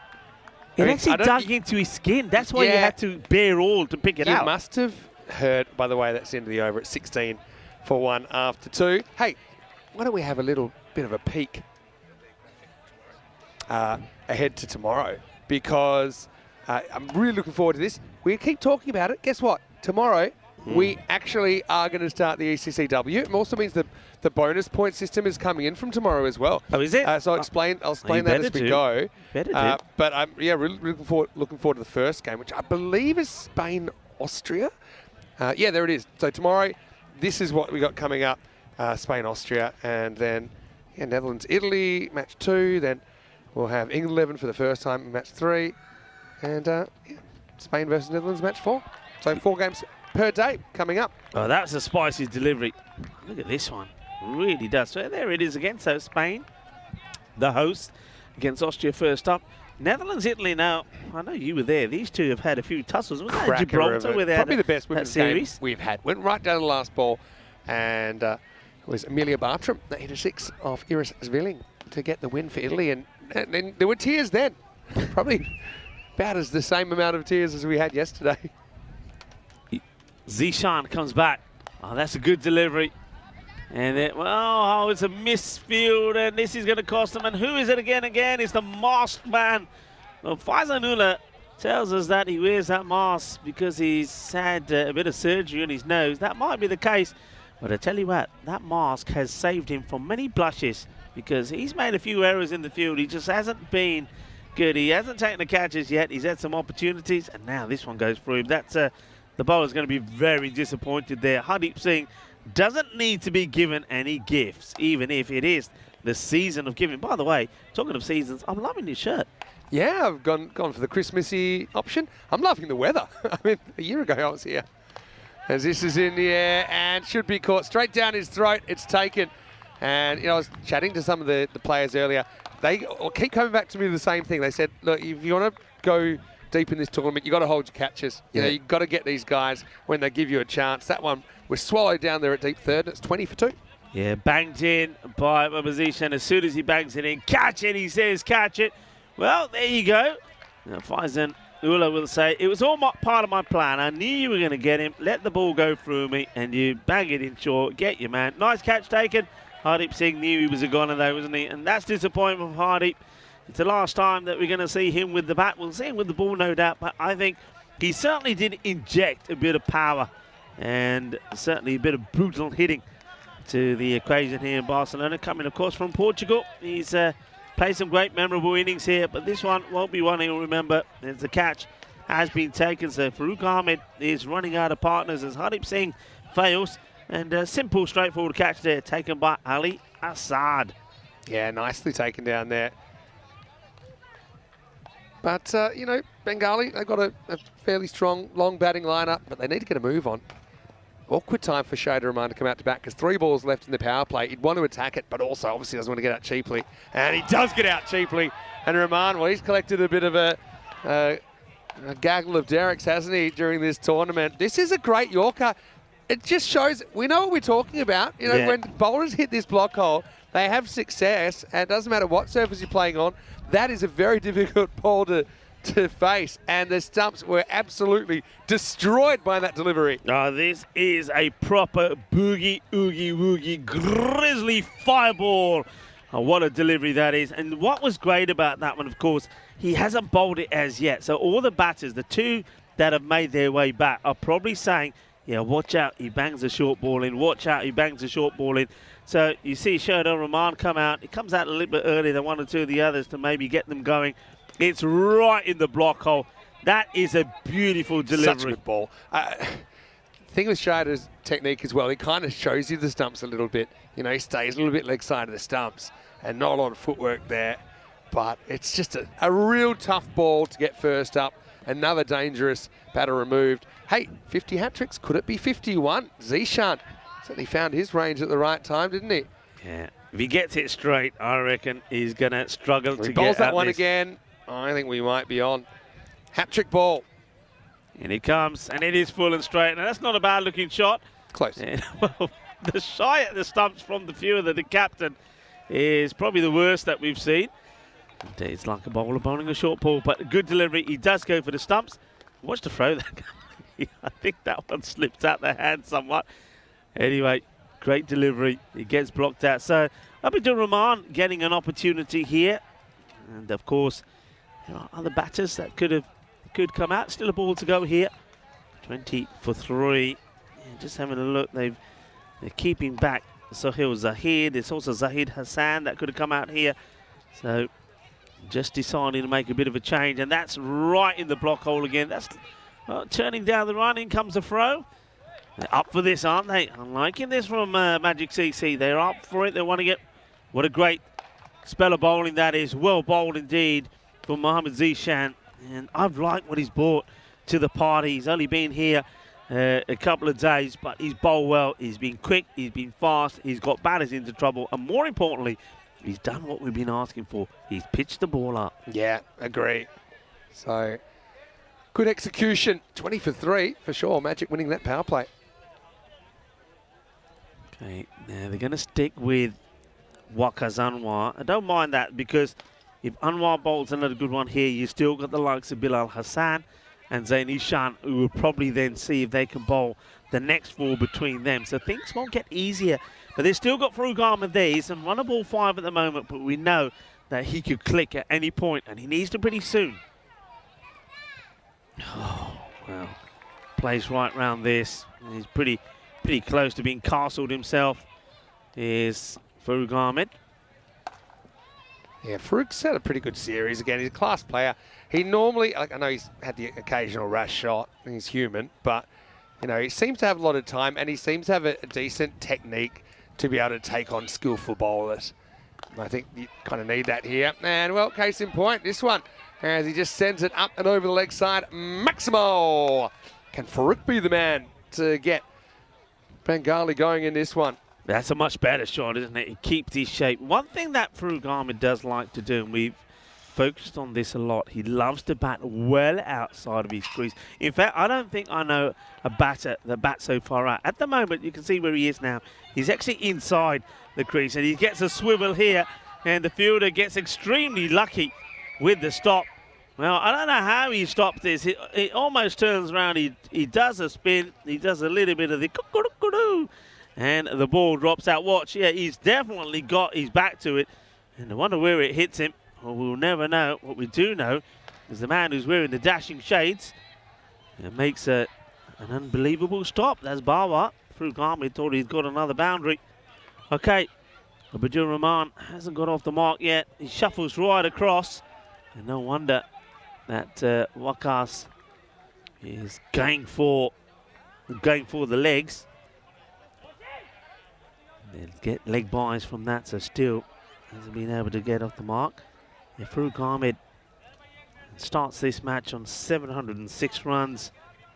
So he's right up there. Right up there is the what's he now? I think he's the 4th highest scorer. He overtook Bilal Hassan. Okay, this one is going to be 4 runs. So this time he doesn't quite get the swivel. So he knows, all right, the fielders are there. They've got 2 fielders there sort of behind square and just at square. So he hits this earlier. Look. So that's good execution. Nice hit, 4 runs. from Ahmed. Very good shot. Good decision making. We got time to turn this around. We certainly saw Bengali come home with a wet sail yesterday, didn't we? In that thrilling eliminator. Last ball coming up for Anwar. And this one is going to be 4 more. Beautifully stroked straight down the ground. So Anwar, I mean, not the worst. He does pick up a wicket. He'll go for 20 in his spell. And I think one thing that we've been saying, Vinny, here in Barcelona, that if you're a bowler and you get your 2 overs in and you go for less than 30, you've done well. Yeah, I agree.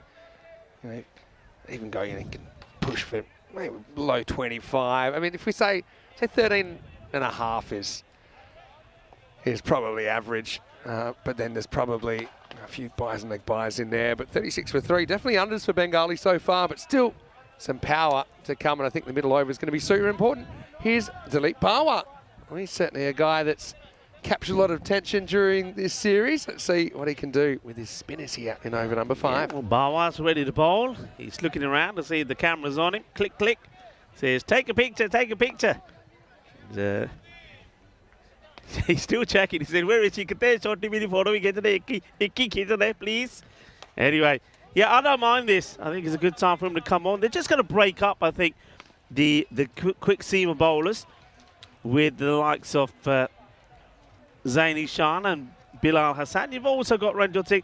Interesting, though, once again, they don't use Ranjit Singh at the beginning. I think that's a good move. I've always been surprised that they've gone for him. Goes for the big hit, and it gets over Mohammad Zishan. Well, Bawa is saying, well, maybe he should have done better. And Zishan is saying, nah, it was always going over me. So goes for the shot and gets it. So Ubadur Rahman, well, it took him 3 balls. Well, ball number 4, he does get off the mark, and he does it in style with a big 6. Hey, the other thing we saw yesterday was 3 bowlers also went past the 50 mark. 3 bowlers went past the 50 mark. So strange things happening here in Barcelona. Hiding the ball behind his back. This time, Abdul Rahman just strokes it out onto the off. Now, this will be interesting here because I think Farooq Ahmed, he plays the spin pretty well. And now, got to get the line right first. Doesn't want to stray on his legs. Surely they're going to push one more back on the leg side boundary. They haven't got anyone back at square. Right, here we go. So, looks like Waqar Zanma will go on the boundary. So, square leg back, mid-wicket back. Down the ground it goes. Gear, gear, gear. Shaka. Lagaya. Seis Carreras. And that's the danger if you don't get the length right. He's ready to go. And one thing about him is keep an eye on him where he's going to be standing here to the spinner. Remember, one thing we've seen in this event more so than anywhere else is wicket keepers reluctant to stand up because they don't want to wear a lid. Look where he's standing. So straight away, I mean, if I'm the bowler, that's 6 more as this clears over the head of the fielder out there. Not sure who that is. The sun glaring in the eyes. But you cannot allow a batter to be batting where he is to the spin. Wicket keeper, I mean, Vinny, if you're the keeper here, I mean, why are you not standing up? Yeah. What's the issue putting the lid on? Yeah, I can tell you the theory, not that I necessarily agree with it. As we'll see the next one, tempted the same way. I mean, the only thing you do have there is you can catch a thicker edge. So you're thinking, like, if he's going to swing super hard and he's going to get, like, a thicker edge, then you've got time to react to it. And we have seen that work on occasion. But I do think, you know, kind of takes the stumping off the table, doesn't it? Yeah. Which probably you're more likely to be able to execute. And now we're going to see a cut 4. So he says Ubadur Rahman getting in on the action as well. And that will take us to the end of the 5th over at 60 for 3. Nice looking shot. And, well, we like it. I'm sure our viewers like it. And it's a time to welcome our viewers into our sunny position here. Welcome, everybody. So sunny here. I'm loving the sunshine. And it's Vinny Sander here, Mr. Max. I've got Rico Full with me. When I was actually at ECN HQ yesterday, they let me know, actually, there's a bit of a milestone coming up. So right now, I'm commentating match number 2,999. So, you know, I thought it's so... Oh, thank you. But that's very fitting, actually. This has been the tournament of the 3,000 because we saw Isan go past 3,000. We saw Hamza Saleem Dar go past 3,000. And I'm going to reach 3,000 last game. Well, congratulations. Thank you very much. I know it's not and this you're match, not far behind, Rico. I tell you that far much. behind.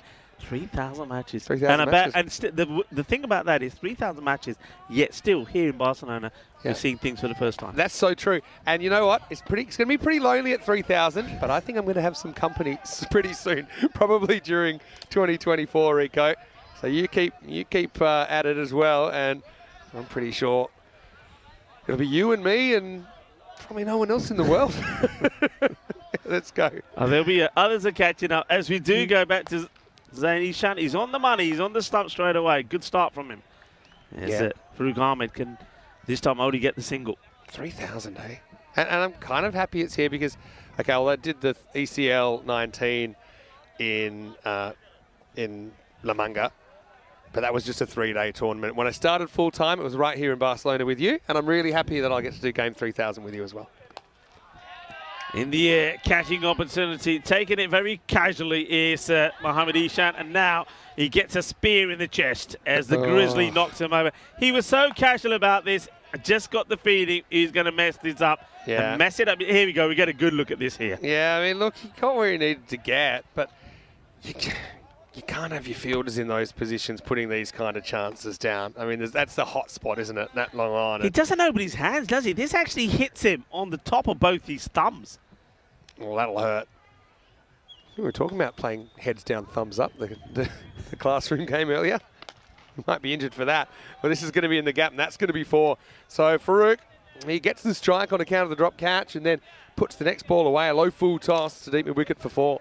Yeah, it's one of the things, though, isn't it, that you got to do. And he's out there standing that position, but we know that normally for Magic CC, that is where somebody like Asadi Shan would be, or even Bilal Hassan. They're good catchers. Zishan, he lets the bowler down here. Oh, well, that's going to go.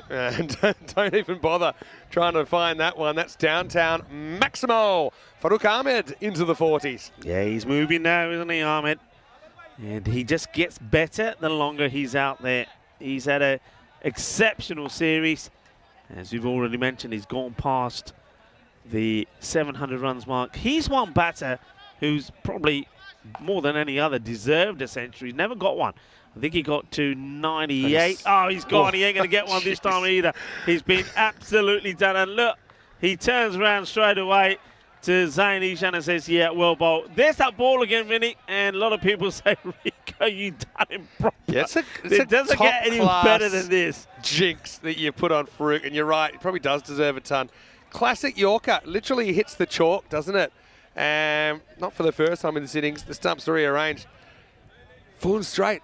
You know, and he's annoyed probably with himself. You know, he gives a little well done to Zain. Kind of mixed emotions. Appreciates the delivery. Wishes he wasn't on the end of it. But he'll be the 4th to fall, and it's 72 for 4. Feel like that's a big one because Farouk was looking good. Yeah. Isn't it funny how the world works? I mean, he probably wouldn't have been on strike still if it wasn't for that drop catch, and they end up getting him later in the over. Well, it's 2 wickets that have worked that way, isn't it? First of all, there was the misfield, which led to the wicket of Hardeep because he went the very next ball when he shouldn't have theoretically been on strike, and there's the same there. But yeah, I mean, once again, I know he's gone, but I'm going to finish what I'm saying about him. I think he's batted brilliantly well. He scored a 90-odd, 98 I think it was. He's had 2 lots of 80s against top opposition, Paka Bon, and yeah, it's a good finish from him. He's one guy that I think if he'd scored 100, I would have said, yeah, take your hat off because you really deserve that. Anyway, it's not going to be, but I'm pretty sure we might even see a bit of him with the ball, but we're not going to see him anymore with the bat. I've enjoyed watching him play. So Farouk Ahmed, when you watch this back, and also to all of his friends, family, and relatives out there, I think he's had an exceptional season. And I get the feeling that he finishes spot on 750 runs. Oh, it's a nice even amount. I think he probably would have liked close to 800 anyway. 7th over. Now this loops up. I wonder if that was an interesting one. Because I thought maybe there's a little touch on the way down. Obviously not. Let's have a look. Kind of, yeah, going on the leg side. That's always worth a shout. Yeah. Because, you know, umpire might have heard something. But I think everyone was satisfied. It wasn't. Again, good block hole bowling. This is Asadi Sun coming on to bowl now. It's been really fun watching these two teams. Bengali, a team we have seen before on the network a couple of times, but different... kind of different makeup of their squad for this tournament. And then you've got Magic, which I I've really enjoyed their first European cricket series. I know we got plans because of the weather here and the time of year. It's very possible we might be back, early in the new year or early in the new season. So again, a great opportunity, I think, to potentially see these players again. This one, I thought he was going to whack this down the leg side, but it was short, and he does get the ball to nip away. That's why he changes his shot, goes outside the off. Yeah, I think it's one of those balls that you feel like you should just be smashing, and it was, it just forced it.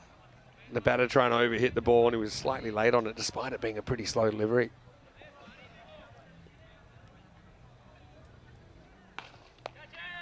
And this one, he just gets enough of it outside the reach of the tall Wakazanwa. It's going to be another boundary. So I think they're set here for, it could be, it might end up round about a 125 to 130 score. But if they get the real acceleration in here, maybe someone like Zahid Hassan can get going. You also have Sohail Zahid that could come out that can really get a good finish on here. They could be touching on the 140, 150. Well, this one will help, and that's what I'm talking about. And are we going to hear the first bit of press bang boom? Nah, it's not that far, I don't think. But anyway. And this just shows maybe the locals haven't quite cottoned on to cricket and what's possible. Because look at those cars. They are just asking for it, aren't they? That one a little bit short, but far enough to get him the 6 runs. Yeah, big hit, end of the over. They finish it well and finish now with 7 overs completed. They are in the 80s, so 84 for 4. So like I say, if they really get going here now, maybe they could be knocking on the door for sort of a 140 to 150 sort of score. We are in Spain. We will stay in Spain. We will finish our 2023 year in Spain. But remember, keep your eyes posted. I think Vinny will have some announcements shortly to make next week about what our season 2024 consists of. I gave a couple of spoilers because hopefully we can reveal the planned schedule. Of course, it's always subject to change. Things come up, things can change. Yeah. But I'd like to share that maybe during the ECCW as this is clipped away. And this is going to be 4. So, yes, the Hassan to Hassan battle you've all been waiting for, just drifting into the pads a little bit there, Bilal. And it's well struck by Zahid Hassan, 4 runs. Yeah, it's got nobody at square, which is quite surprising. He's got somebody on the 45. But you look, from him to mid-wicket, nobody. Now he has moved. Now, I can tell you now, you got Fayazullah out there. This is going to be hard to stop. Yeah, 4 runs. It's a straight pull. But just going back to it, if you have a look at Fayazullah, he's on the boundary. He's got no cap. He's got no shades. He's better. He's got more chance if he puts the mask over his eyes. Because Probably. He can't see I'd actually say maybe you shouldn't even have a outfielder there. He's as good as not there. So just have him somewhere else. Yeah, just give it up. You don't bowl for that. You don't want to be hit across the line. You don't want to be hit sideways. That's a better ball, And I think if Hassan's smart, that's where he'll keep it. Yeah, so the season is scheduled to start in Cyprus on Wednesday the 17th of January, 12-day series there. And I think that you'll be starting the season off, Rico. But the very next day, I'll be bringing you some night cricket from the Rock. All right, this is up in the air. And the fielder comes around. He won't overplay on it. Maximo! As Hassan battle being won at the moment by Zahid as he picks this one up and over the leg side. Yeah, nice hit. Gives himself a little bit of room, gets right underneath it, and he gives it a good clobber. Zahid Hassan, if he can get going, he's going to go after Hassan here. Bilal Hassan, the leading wicket taker in this series, hasn't been able to pick one up today, though. Now he wants to change his approach, coming over the wicket. And now he's unlucky. Now, as he's caught any of the bat. Missed it. Just completely missed the... He's just completely misjudged the line of the ball here. It's been one of those ones where the keeper just assumes it'll hit the stumps, right? He's like, whoa, it hasn't hit the stumps. I've got a job to do. And that's what's happened there. I'm telling you that right now. Yeah, he was very late moving, wasn't he? Very, very late moving. It's easier said than done. You need to put the bat, and the stumps completely out of your head.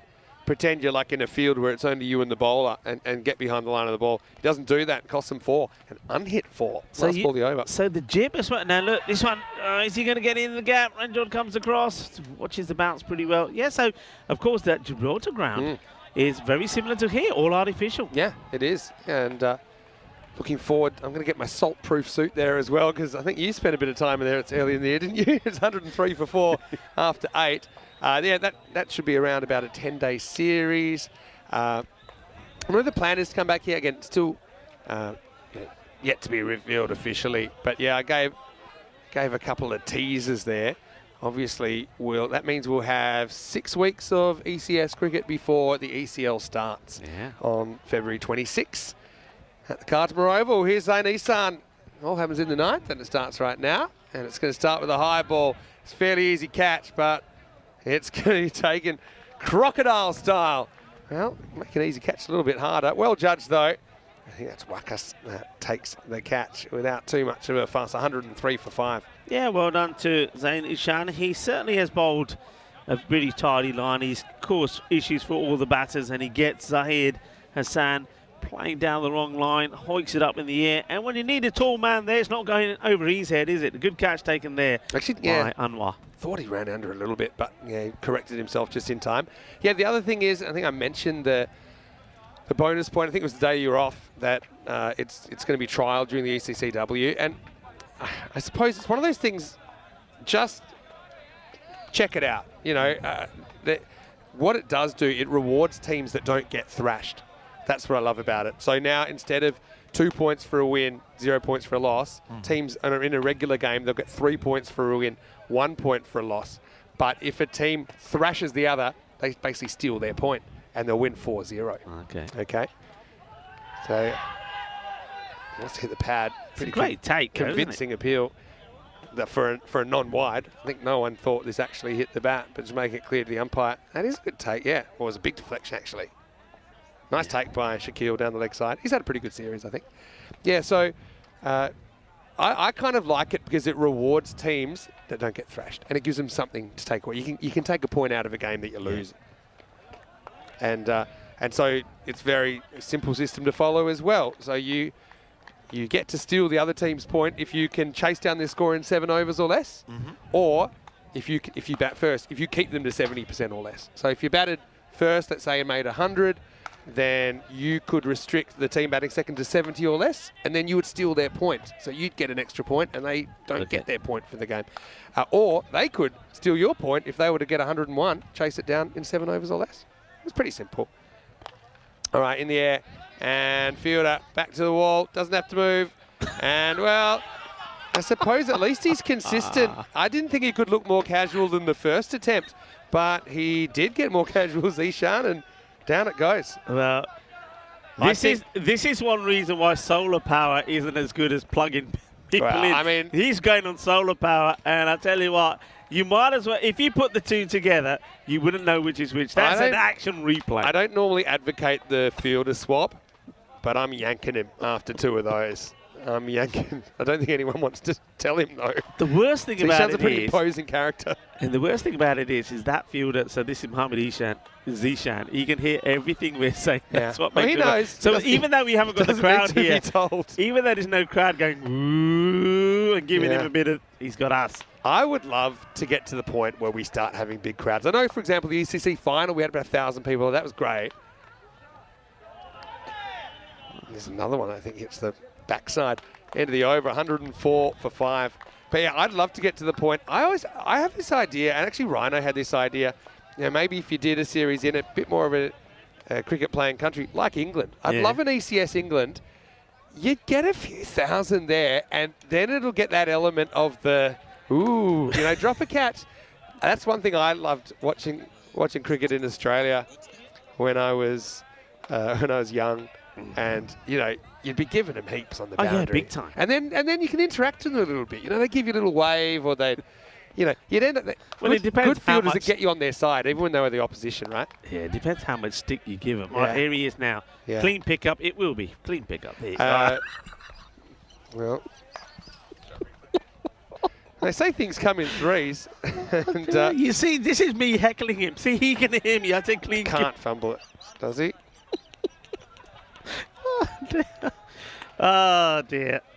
I gotta apologise to him afterwards now, Anyway, he didn't quite only cost him the He's in a very introspective space right now. It's never easy when you lose the semi. Hey, apart from his fielding, he bowled brilliantly. And that's not a bad delivery. High up in the air. And who wants it? The bowler says, leave it to me, and he's quite right to do so as well. I mean, if I was Asad Ihsan, I'd be running down to Zishan and giving him a couple of tips after that, because that was about as easy as the couple that went down. Sun doesn't leave the area. And it's yesterday's hero, Sail Zahid. Tries to go leg side. Bit of a leading edge. Pops it up. And he'll go in the last over. Bengali now 104 for 6. It's a very good catch, but just have a look at what's been done here by Magic CC. It is a kind of magic, because the last 8 balls that I can see, they've only got just the 1 run. And if Zishan had taken that catch, it would have been a double wicket maiden for Zain Ishan. So Crazy. I mean, the score was just hardly moving. It was at 103 for 4 at the end of the 8. And you can see it's 104. That's going to be wide. He's Kabir. Kabir's the youngster. He had a breakout day the other day. I think he bowled really well under pressure, kind of came back from adversity. But now he's got the job to do with the bat. Not long to go. Certainly looking a bit under at the moment, Bengali. Goes for it. And I think it's just the one. Happy just to take the one and hand it back to Ubadur Rahman. But what I was going to say is Bengali have been the ultimate unpredictable team, I think, in this tournament. They've been the Jekyll and Hyde team, hot and cold. At their best, they've beaten anyone. At their worst, they probably lose to anyone. Who can forget the Catalonia collapse that they... Yeah, because you weren't here for that. I wasn't here, but I was... I mean, that was quite amazing to see. Do you know what I was doing that morning? I was having brunch here in Barcelona and almost having my fried chicken and waffles falling out of my mouth when I was seeing what I was seeing. It was 70, wasn't it 75 for no loss, chasing like 110? There were 75 at the power play. Right, this is overran Jot, so that will help. That gets them to the 110 mark and more 113. They were 75 at the power play. They were 82 without loss. 82. It's a proper revolving door. They lost 10 wickets for 21 runs. Yeah. So I think the two best celebrations after games have been that one and the one yesterday when they hit the 6 off the last ball. Okay, 2 to come. And this is full and straight, knocks him over. That's going to be the end of Rahman. Now he's stuck around, he's played some good shots. It was nice little outing for him. He probably, apart from in this innings, never really got a good opportunity to go out there having a bat. He's made the most of it. But so has Azad Ishan, the captain, picks up his 2nd wicket. There's a ball. No, there's not. That is it. It's done and dusted. It's weird. I thought there was a ball maybe to go. They're catching up. I thought... I still reckon there's a ball to go. Well, we're not going to have this again. Not this again. We had this the other day. It's a walk-off. But guess what? Come back. Well, we had this the other day. Well, as long as this isn't a 51-minute delay, then I'll be happy.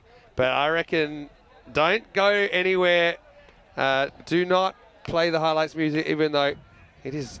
can I say this now? Go on. In a public forum? When it is my time to go...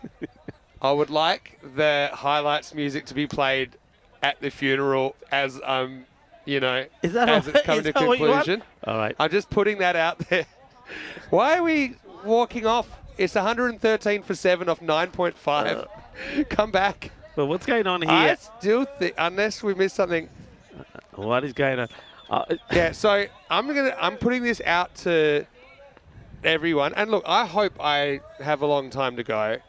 But I'm not joking either. The highlight music. I would when they do the montage of the pictures and all that. Yeah. And let's be open and discuss it. I want the ECN highlights music put over it at the end. Yeah. I'm not commentating over it though. Yeah, what's that? I said I'm not going to commentate over it. We're just the music, right? I mean, if I'm gone, you're probably already gone, so it's probably not an issue. But oh, cheers, buddy. Cheers. I guess that's it. I mean, let's run the music, the funeral music that Vinny's talking about. Vinny, lie down. I'll never hear it. Lie down and stop moving. Let's not get morbid about it. All right, so let's have a look at the highlights. I still don't think the inning is over. But yeah, I've been told it is over. Okay, so it is over. And let's go back and see it though. Look, Yorkers with a capital Y. Yeah. Just get them in there, jam them in there, and you see what's possible. Bengali have hit some really big scores.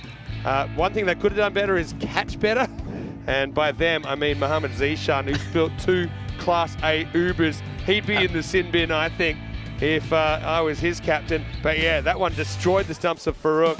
And then little send-off and then like kind of reneged and then like an awkward kind of interaction. Yeah. But Farouk says, yeah, look, you got me. What do you want? Like, Yeah. I'm on my way. Sahel Zahid, again, this was actually the only run he scored. And yeah, he was ready to go, wasn't he? But yeah, that was another one that really should have been taken. Back to the drawing board. Zishan then fumbled a ball that was moving at a literal snail's pace. It didn't really matter because Zahid it's classic cricket. Yesterday he was on, today he was off. And yeah, Magic CC, I think they're well ahead in this game. 114 will be their victory target. But Bengali, let's remember, in their first game against Catalina Jaguar, they defended a very similar total against a very good team. So maybe it's not as much of a foregone conclusion as you might think here. Yeah, the game's not done yet. I'm sure that in the short interval that we're going to see here, that the likes of Bengali are going to try and fire themselves up. And well, we've seen many memorable high-scoring matches. There's been a few low-scoring ones. They've given us one memory of that against the Jaguars. Can they do it again? Magic CC, well, we know that they've got some good batters. If they click early, they can win this game pretty quickly. I think we'll just quickly reflect on the scorecard there. 44 from Farouk Ahmed. I mean, he's been good all the way through. 750 runs in the series. And I like the fact that Abdul Rahman got an opportunity. 29 of 15 for him. On the bowling front, 2 wickets from Mohammad Zishan. His fielding wasn't much cop, but he certainly did bowl well. And maybe he uses up all his energy with the bowling, because after that in the field, he looked pretty sluggish. Zain Ishan, top performer. He takes 2 for 13. Watch out for him with the bat as well. Then Asad Ishan, the captain, 2 for 21. One guy who's not having the best of days at the moment is Bilal Hassan. He's struggled with the bat, he's struggled with the ball, but maybe he's going to save the best for last. So 114 required for victory.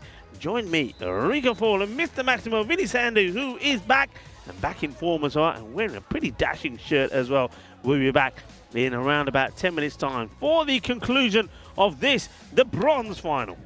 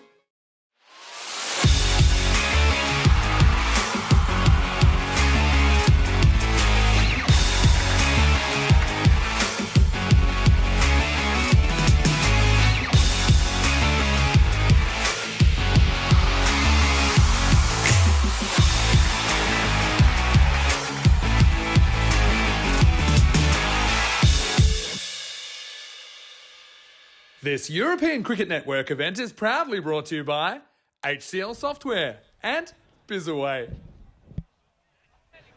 Hello viewers and welcome back. Maybe we are going to have a bit of a low scoring thriller here. Bengali being restricted to 113 and 7 wickets down. Farooq Ahmed, the main contributor, 44 of 17 before he was beautifully bowled by Zain Ishan. And then Abidul Rahman, he gets a bit of a highlight himself, 29 of 15. So they've managed to restrict. Now can they go and finish the job off here? You see Zain Ishan is at the non-striker's end. We've seen him play some spectacular innings in this series.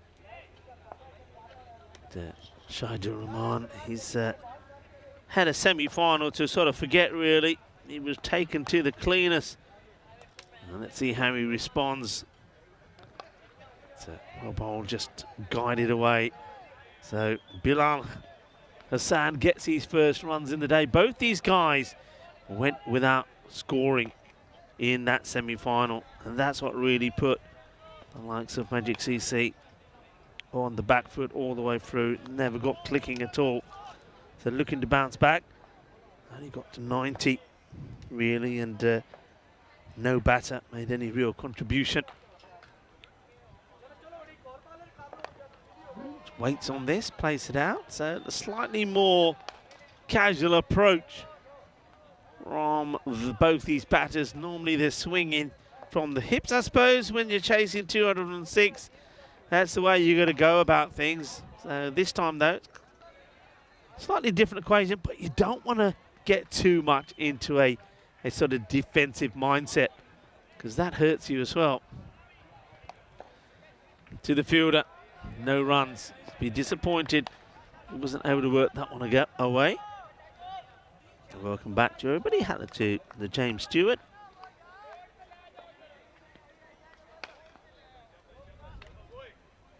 Most people pretty confident that maybe it will be a win here for Magic 60. Remember, playing for the bronze final here. So this is a final, the bronze final.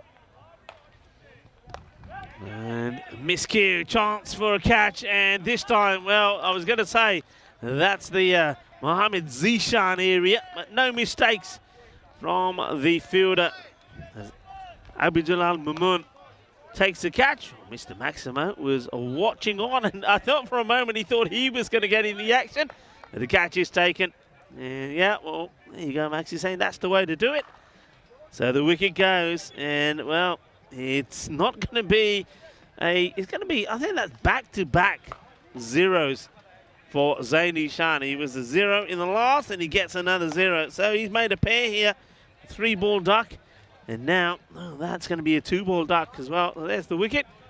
And, well, Zain just, see, he's throwing his toys all over the place. The helmet gets thrown, the bat gets thrown, the gloves get thrown. He's not a happy chappy. So it's going to be another 3-ball duck. So it's exactly what he did in the last match. So Zain Ishan, his series, on a personal note, ends badly. Oh, that's a big swing here now for Shakil Ahmed that comes out. Just get the feeling it's just one batter gets in here. You can win the match. But if they just keep swinging wildly like this, well, anything can happen. Rahman didn't go well for him, did it, in that semi-final? I mean, don't forget at one point he was hit brutally for 5 big sixes and a 4 by Mohammed Babar. He's come back well though. There's a couple of good deliveries here. This one goes through Shakil, who seems to be preoccupied and trying to thump the ball down there on the leg side. So just a 1 run, the 1 single that Bilal took. And that's all they get from it. So 1 for 1. Well, if you want to make 113 sound like a bigger score, that's one way to do it. Now is almost like they're chasing 125, 348 matches since the golden ball. The guy is looking pretty golden here today underneath the lovely golden nugget that's shining down on us. Joins me back is Vinny Sandhu. Got a bit of a feeling with that early wicket that, you know, Bengali, they execute here. They've got Hardeep to come on. They can make that 113 look a bit bigger. Could this be the end of the golden ball drought? You know, I'm just going to put this out there as well. First, I'll wait for Hardeep to come in to Bilal Hassan. Oh, a nice little glance, just goes with the angle, ill-directed from Hardeep, goes down to the boundary. But I was going to say, do you remember the last golden ball when it was broken? We reset to golden ball 0 just before the ECC, the men's ECC. It was 2 days before, and you know what? I was just about to take off on a plane for the ECC men's. Tonight, we're just about to take off on a plane for the ECCW. That'd be spooky. This is now, the 113, I think, plays a bit bigger. Could we get back to golden ball 0 here, or maybe in the final? Once a wide does Bilal, and he'll get one. Still plays for it though, doesn't he? Yes, I'm excited for this second innings because I think there could be a few twists and turns. But I got to tell you, I can't remember too many more matches that I've been excited for in ECS cricket at least than Paka Bon versus Catalina Jaguar. It's basically like it's like if you had like a Spain versus Spain A and just jumbled up the players. There's a fair bit of representation there. Oh, doesn't want too much to do with that, Bilal. But yeah, that's going to be a great one as well. So as far as entertainment goes, we've got kind of 3 innings to go here in Barcelona. I think settle in. Hey, James Stewart's watching from Estonia. Today to you and also to his son Jacob. Always great when Jacob comes in. I wonder, how old's Jacob now? And how old would he have to be to get his own chat account? Like, what's that? I'm not an expert on parenting. So. Hello, James. Hello, Jacob. And this one, well, Bilal wants another one. But Bilal needs to leave the umpiring to the umpire. He seems to give the signal, and quite rightly so. These are wise. I agree with you. But then I always think it's funny, like bowlers are allowed to literally scream at the umpire when they want something. But batters, if they even look at him funny, like, hey, that's not on. Do you know what I mean? Obviously Pavel Florin from Romania, he said he thought, that's hilarious. Oh, almost chops it on now. Miscommunication, but he won't take a run. He said when he found it so strange when he first started learning about cricket and playing cricket, so now, I don't know, 10, 15 years ago, that for a sport that was all about sportsmanship and good behaviour and respect, that you're allowed to just yell. It's in the rules or that kind of the procedures that you just yell at the umpire, and you have to do it. Imagine the umpire saying, "Don't shout at me. Yeah, don't yell at me. If you want to ask nicely. If you don't ask nicely, like imagine if you were allowed to appeal, but you weren't allowed to raise your voice." Okay, has he got enough of his? Abdullah Al-Mamun chasing, and now, well, he gets the throw in. I don't think he leaves the field of play, but it's actually one of the widest throws ever. But he just wanted to get rid of it quickly before he kind of ran out of bounds. Hardeep is wondering why he doesn't go for the catch. I'll tell you why, because he was scared he was going to get cleaned up. Let's see. I think this is all right. Yeah. He just throws it. Funny thing is that he actually aimed at the wrong person. I actually genuinely think he aimed at the fine leg, which is where it went. Anyway, they get back for 2. Still, it's a tidy over. Only the 8 from it. They need to be going around about 12. Okay, inside out. Now this one is more straightforward, and he doesn't get anything on it at all. He loses his shades in the process, and now... Oh, no! That's exactly what I was...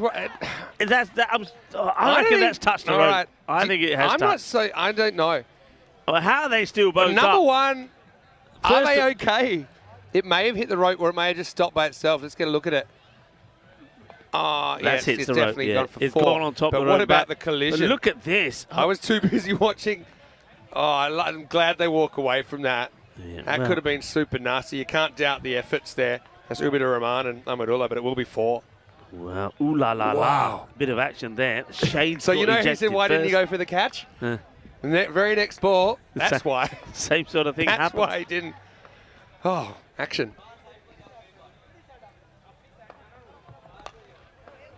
Gets the single, will take the strike. Also get the 13 that they need from the over, so that's important. So it didn't all go to plan. There's a little bit of luck involved there, and a little bit of a conclusion as well. But they're all right. Good swing from Hardeep there, I thought. Just couldn't necessarily get the line right on occasion. But yeah, 13, not the worst. Shahid Rahman, though, bringing him back straight away makes perfect sense to me. And let's see if he can maybe get 3 or 4 wickets. I mean, Magic have occasionally had this problem, haven't they? Losing early ones and having to bat themselves out of a tight spot. And Bengali, probably they've had a few experiences like that themselves. Yeah, so hello to everyone in the chat. This is the last day of the ECS season. And the first day of the ECS season was in Malta on January 30. It was a washout in sunshine. And what I mean by that is that it... Yeah, you remember. I wasn't there, but I heard about it. It was quite weird. Smashed, and there's nobody out there. And even though it's hit flat and hard, I suppose the height of it is somebody's on the boundary possibly. I'll tell you who that has in danger. That's our scorers. That's the forbidden tent over there, and it's looking a bit more forbidden these days as well. Sometimes they'll give you a peek to who's in there. But yeah, that one does carry. Yeah, first day of the season. So yeah, we had a bit of a break. What was the break last year? Probably 5, 6, maybe 6 weeks. It just shows you how we're going. This time it's 3 weeks. Shader comes in again to Bilal Hassan. Well, high up in the air, backpedaling. Can he get there? It'd be a great catch if he could. Nah, he can't. And now the wicketkeeper. Yeah. Oh, okay. I thought he took a glove off, in which case he may not be able to field it like this, but he never took a glove off. Model up, who's kind of left holding the baby here. I mean, I gave him 2 chances here, slim and none, because it's almost like he was competing in a new event, the running backwards Olympics, and I don't think he made the final. That's Zaid Hassan down there. And then, yeah, I suppose they do well to save the boundary. But that's one he did have to turn, even though it's a waterfield catch, just to reach it.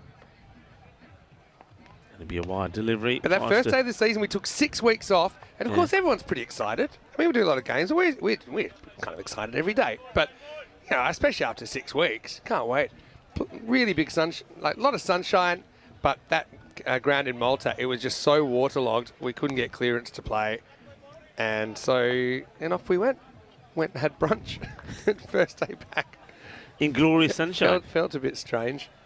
Nice to tour the city, though. Corey was there for the first time, I think. All right, now this is going to be hit in a similar direction. This time he does turn with it. Oh, now he's basically going to watch it leg spin like a Shane Warne special over the boundary. Cuatro carreras. This would have been a sensational catch, because I think if he picked the right line, he's reaching this. Yeah, look, he's keeping in... Well, you know what I think happens here? I reckon he thinks that's the boundary line, and he doesn't even go for the Either catch. that or he's worried he was going to drop it over, but, I mean, had to hope for the miracle. So just a few little things going against Bengali at the moment. Bilal's moved to 24.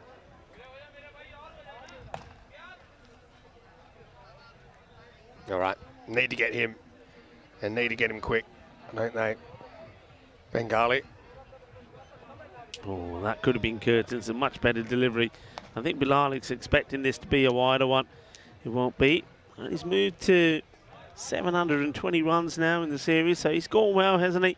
And they're looking to catch up.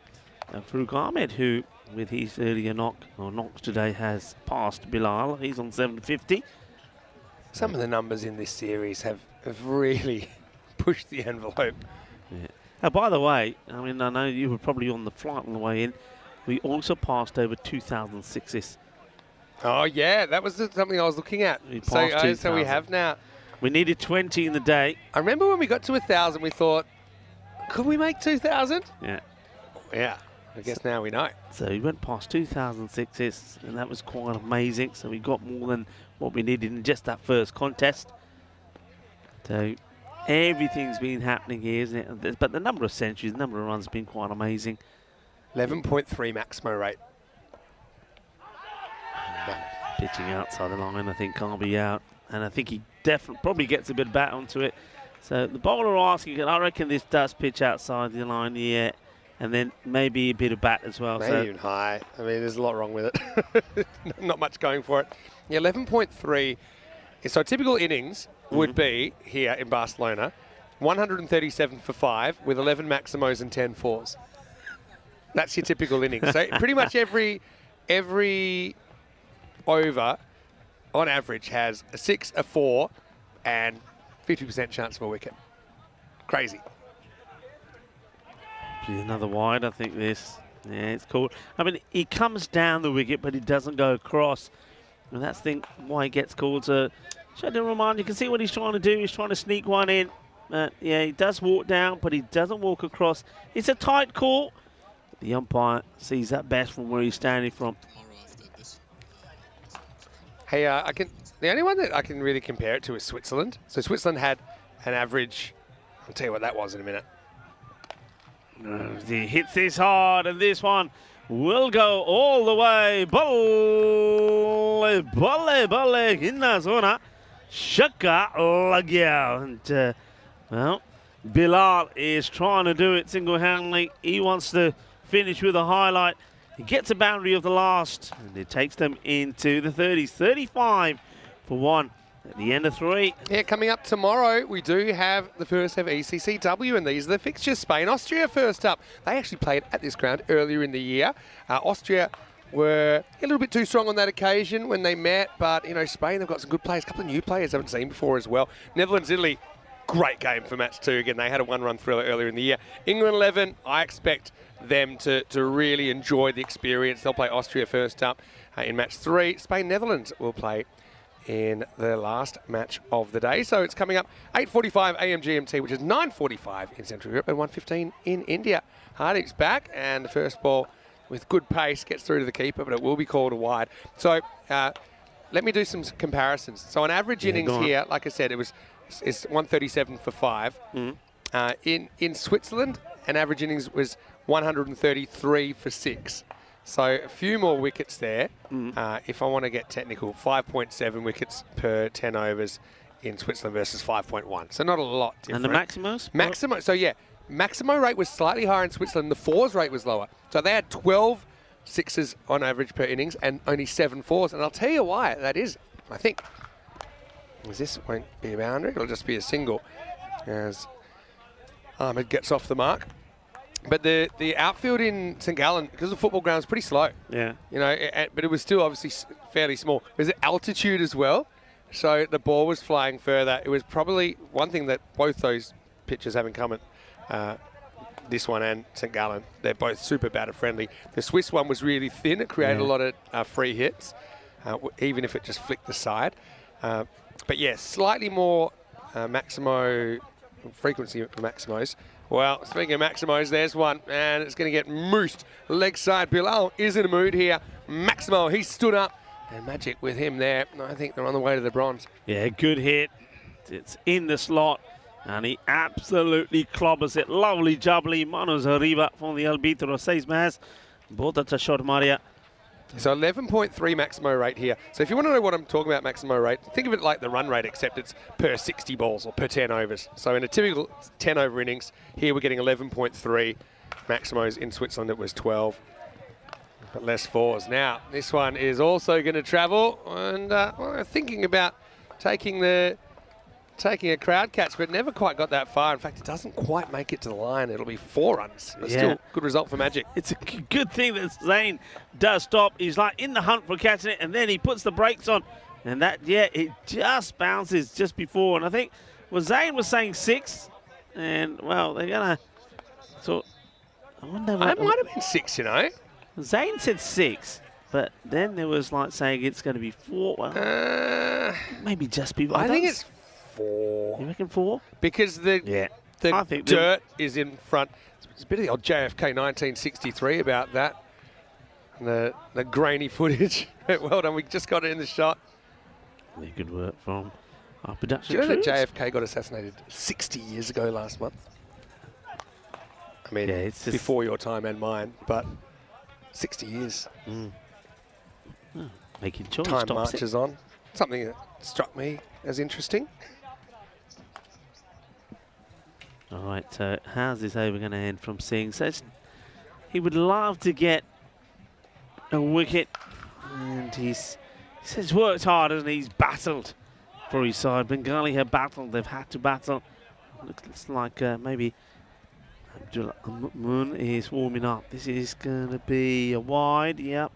Now I'm looking at not running at all. You know either. what? Let me go to team Maximo rates. Zurich Nomads 15.9, Geneva 15.2, and Alton 14.4. Let me pull up the team ones for this series and see how they stack up. Well, yeah, pretty good. It's going to be interesting to see. What have I got here? I've got Catalan Jaguar 15.9.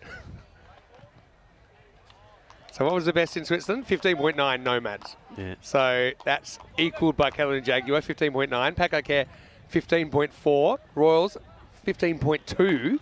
Okay, well, Barcelona. And then there's a bit of a jump down to Magic 12. So Magic are actually on the kind of on the average for the series. But it just shows those three sides are really dragging up the average.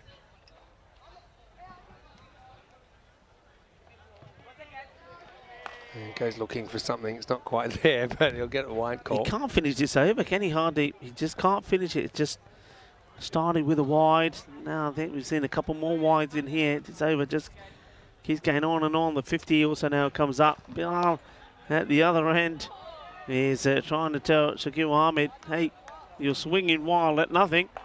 And he doesn't want a single. So I think Shakil Ahmed said, well, you're not going to want a single. I know that. So I'm just trying to swing and get a boundary. And he has another swing here, misses out on it. Hardeep Singh will finally finish the over, and he'll go for 28 without picking up a wicket. It's 50 for 1 after 4. Had the tingle for the first time in a while, live at least. But Bilal kind of getting his team to a pretty good position. Still think if you get him now, yeah, okay, there's other batting to come for sure. Bengali, if you give him a sniff, they'll find a way to get back into the game. But they need that turning point. They've got to get the guy that's in. Yeah. Abdullah Al-Mamoon is the man who's going to come on.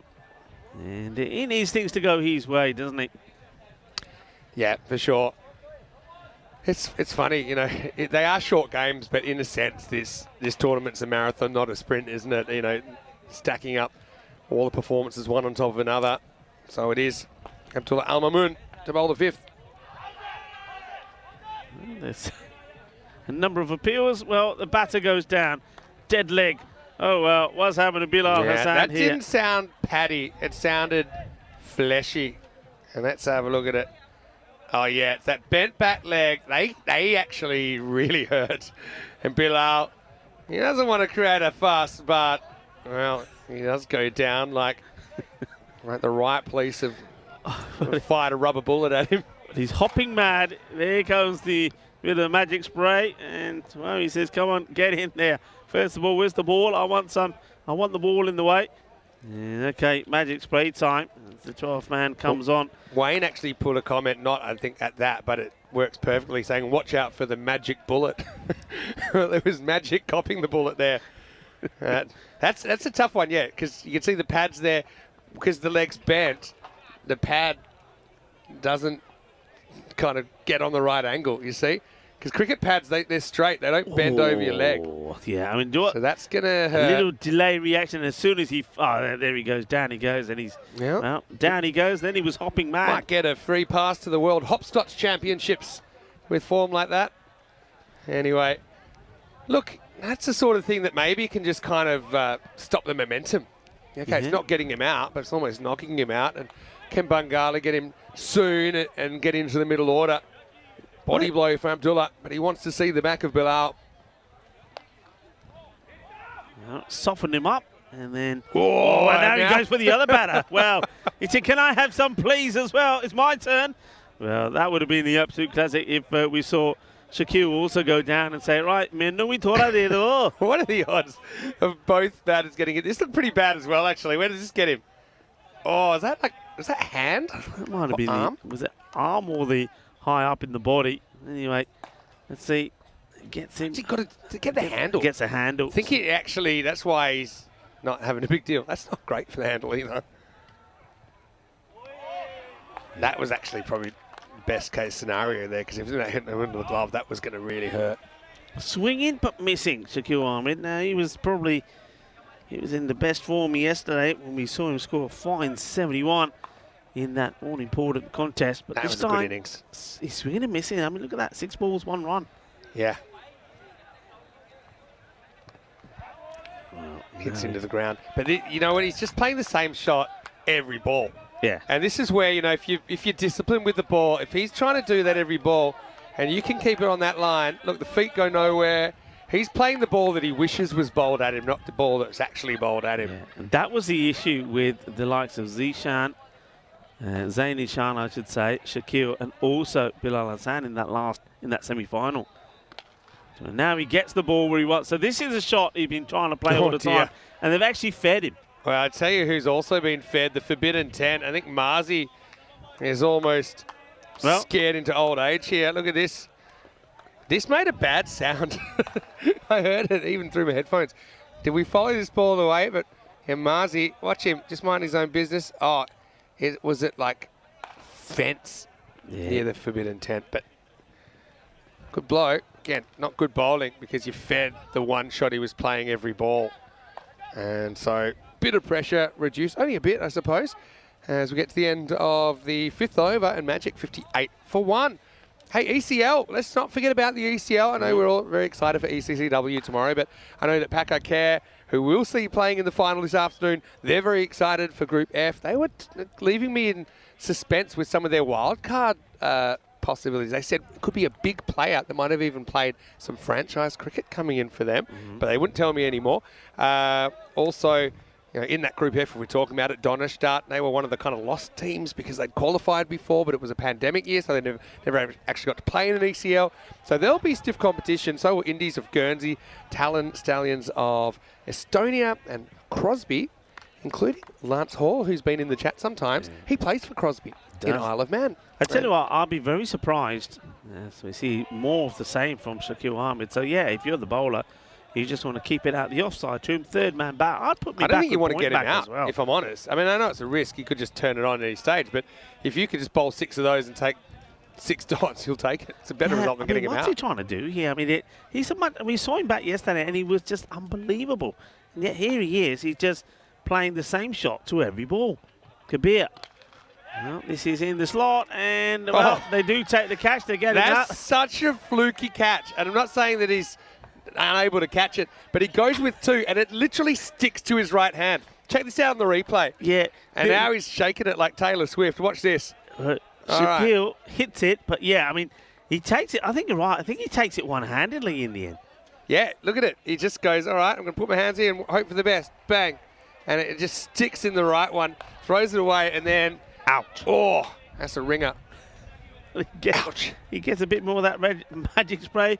Well, he takes an absolute blinder. That was crunched. That ends up being a spicy, if there's such a thing, a spicy jalebi catch. That was absolutely wallet. But it's a wicket they probably didn't want. Yeah, I mean, suppose you do when, like I said, he could warm up at any stage. I think you just play the game as it comes to you. You got to try and go one after the other through the order. And Fahad Hassan coming in now, and he's just easily going to push this one away for a single. So Kabir gets the breakthrough in the end. I think he's been a real find as well, a real shining light for Bengali. Yeah, he's bowled well. He gets the ball to move around a bit. So, no, one thing I was going to say, I'd be very surprised if Paka Care Battle are not trying to twist the arm of somebody like Hamza Salim Dar. That's what I would have thought. You'd think they would try, right? I mean, Hamza, he would love to be at the Cardamom Oval, wouldn't he? Short. Does he get enough of it? I think he gets plenty. It will go all the way. So the umpire will put him up in the air, I'm sure. Put him up like you just don't care. Umpire Majid, 6 more, goes for the short one. But he's up and he's ready for it. I think Bilal, he has shown that at times he can be a little bit suspect with the short ball. So that's why they're trying it. It's obviously a deliberate plan, but probably hasn't got the pace to trouble him. My thoughts as well. But, I mean, maybe worth a try. 48 now off 19. He's been the real difference maker in this innings, hasn't he, Bilal Hassan? Not just in this innings, but in many of the matches that Magic have played. Kabir. Where does he go now? Back to basics. Oh, almost rocks his stumps, but just bounces over. Yeah, this is only speculation because I don't know. But I got a feeling that Daniel Dolkaya played last year for Paka Care in the ECL. They loved having him. Of course they loved having, not just as a player, but as a personality around the team. And I have a feeling they'll go that way again. Yeah. Even though, I'll tell you something in a minute.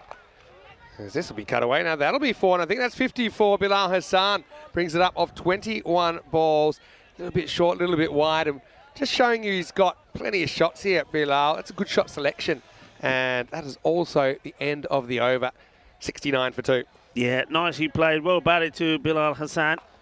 It's another half century for him. So he's back back to what he was doing earlier on, and much better from this time, unlike what we've seen from some of the other batters. He's not swinging wild. We've seen him actually leave a couple of short balls when he hasn't fancied it to Hardeep Singh and also to Shahid Rahman. And he knows that with the score the way it is, he doesn't have to go crazy. So still, they need to be still going at over 10 and over, around about 11. Still plenty to play for. A good over here from the likes of Bengali, where they pick up a wicket or two can change everything. But Bilal Hassan is the wicket they've got to try and pick up. For all of this, they're at the rate, right? They're at the rate. Yeah. It hasn't really moved. So, if you get Bilal now, maybe you've got a bit of a chance. Yeah, it's an interesting one. Okay, because if you don't understand the ECL wildcard system, you get 2 players that basically aren't part of the club ordinarily.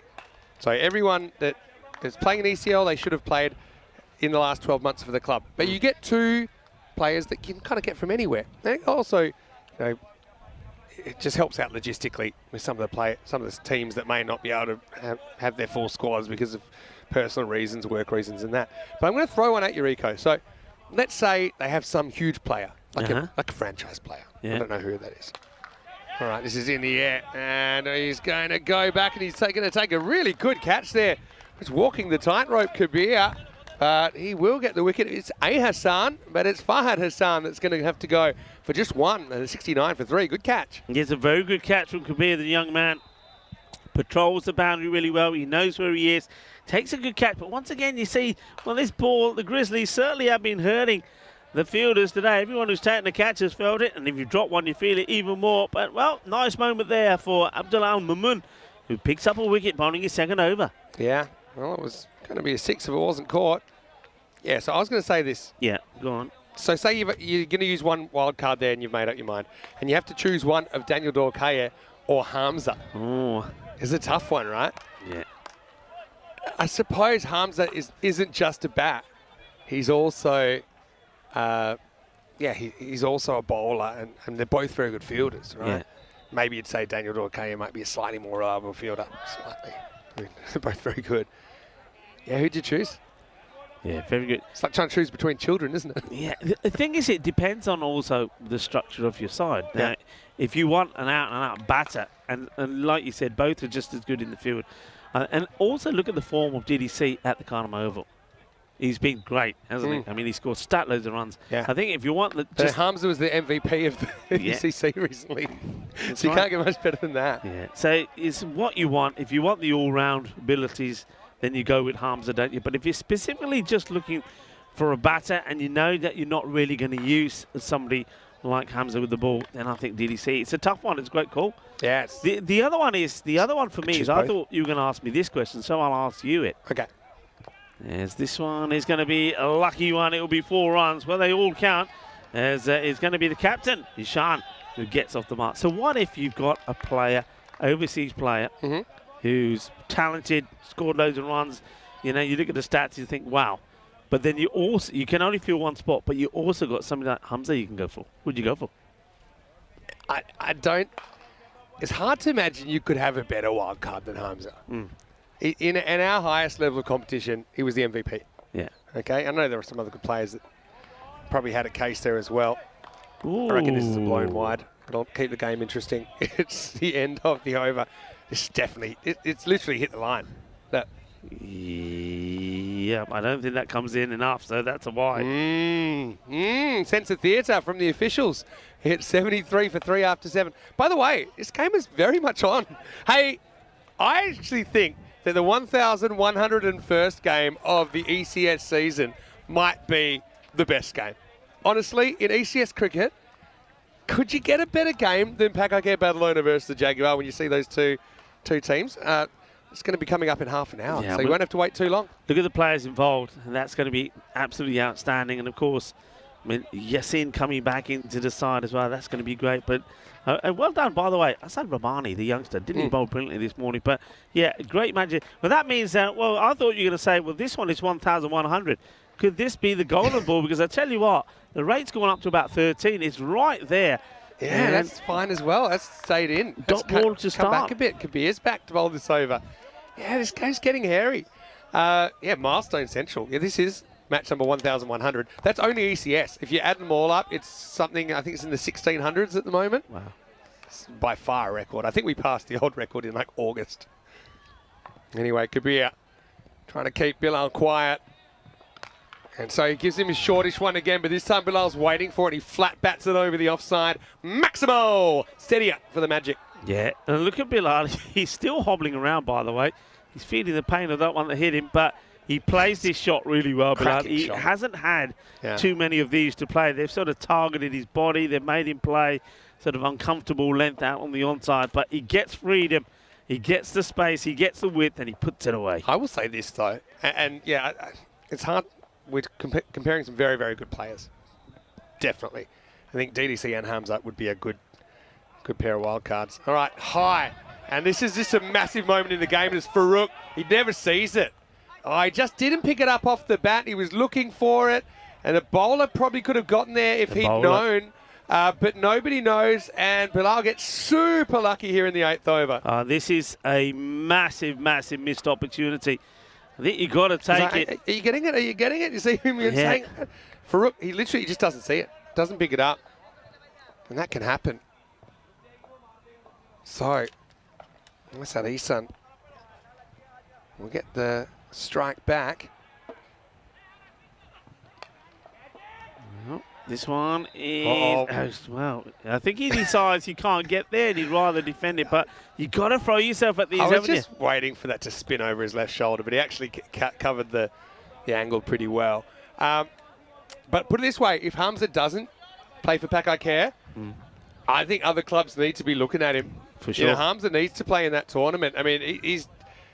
The other thing about Hamza, you know, he's very comfortable batting in the middle order as well. You could open with him.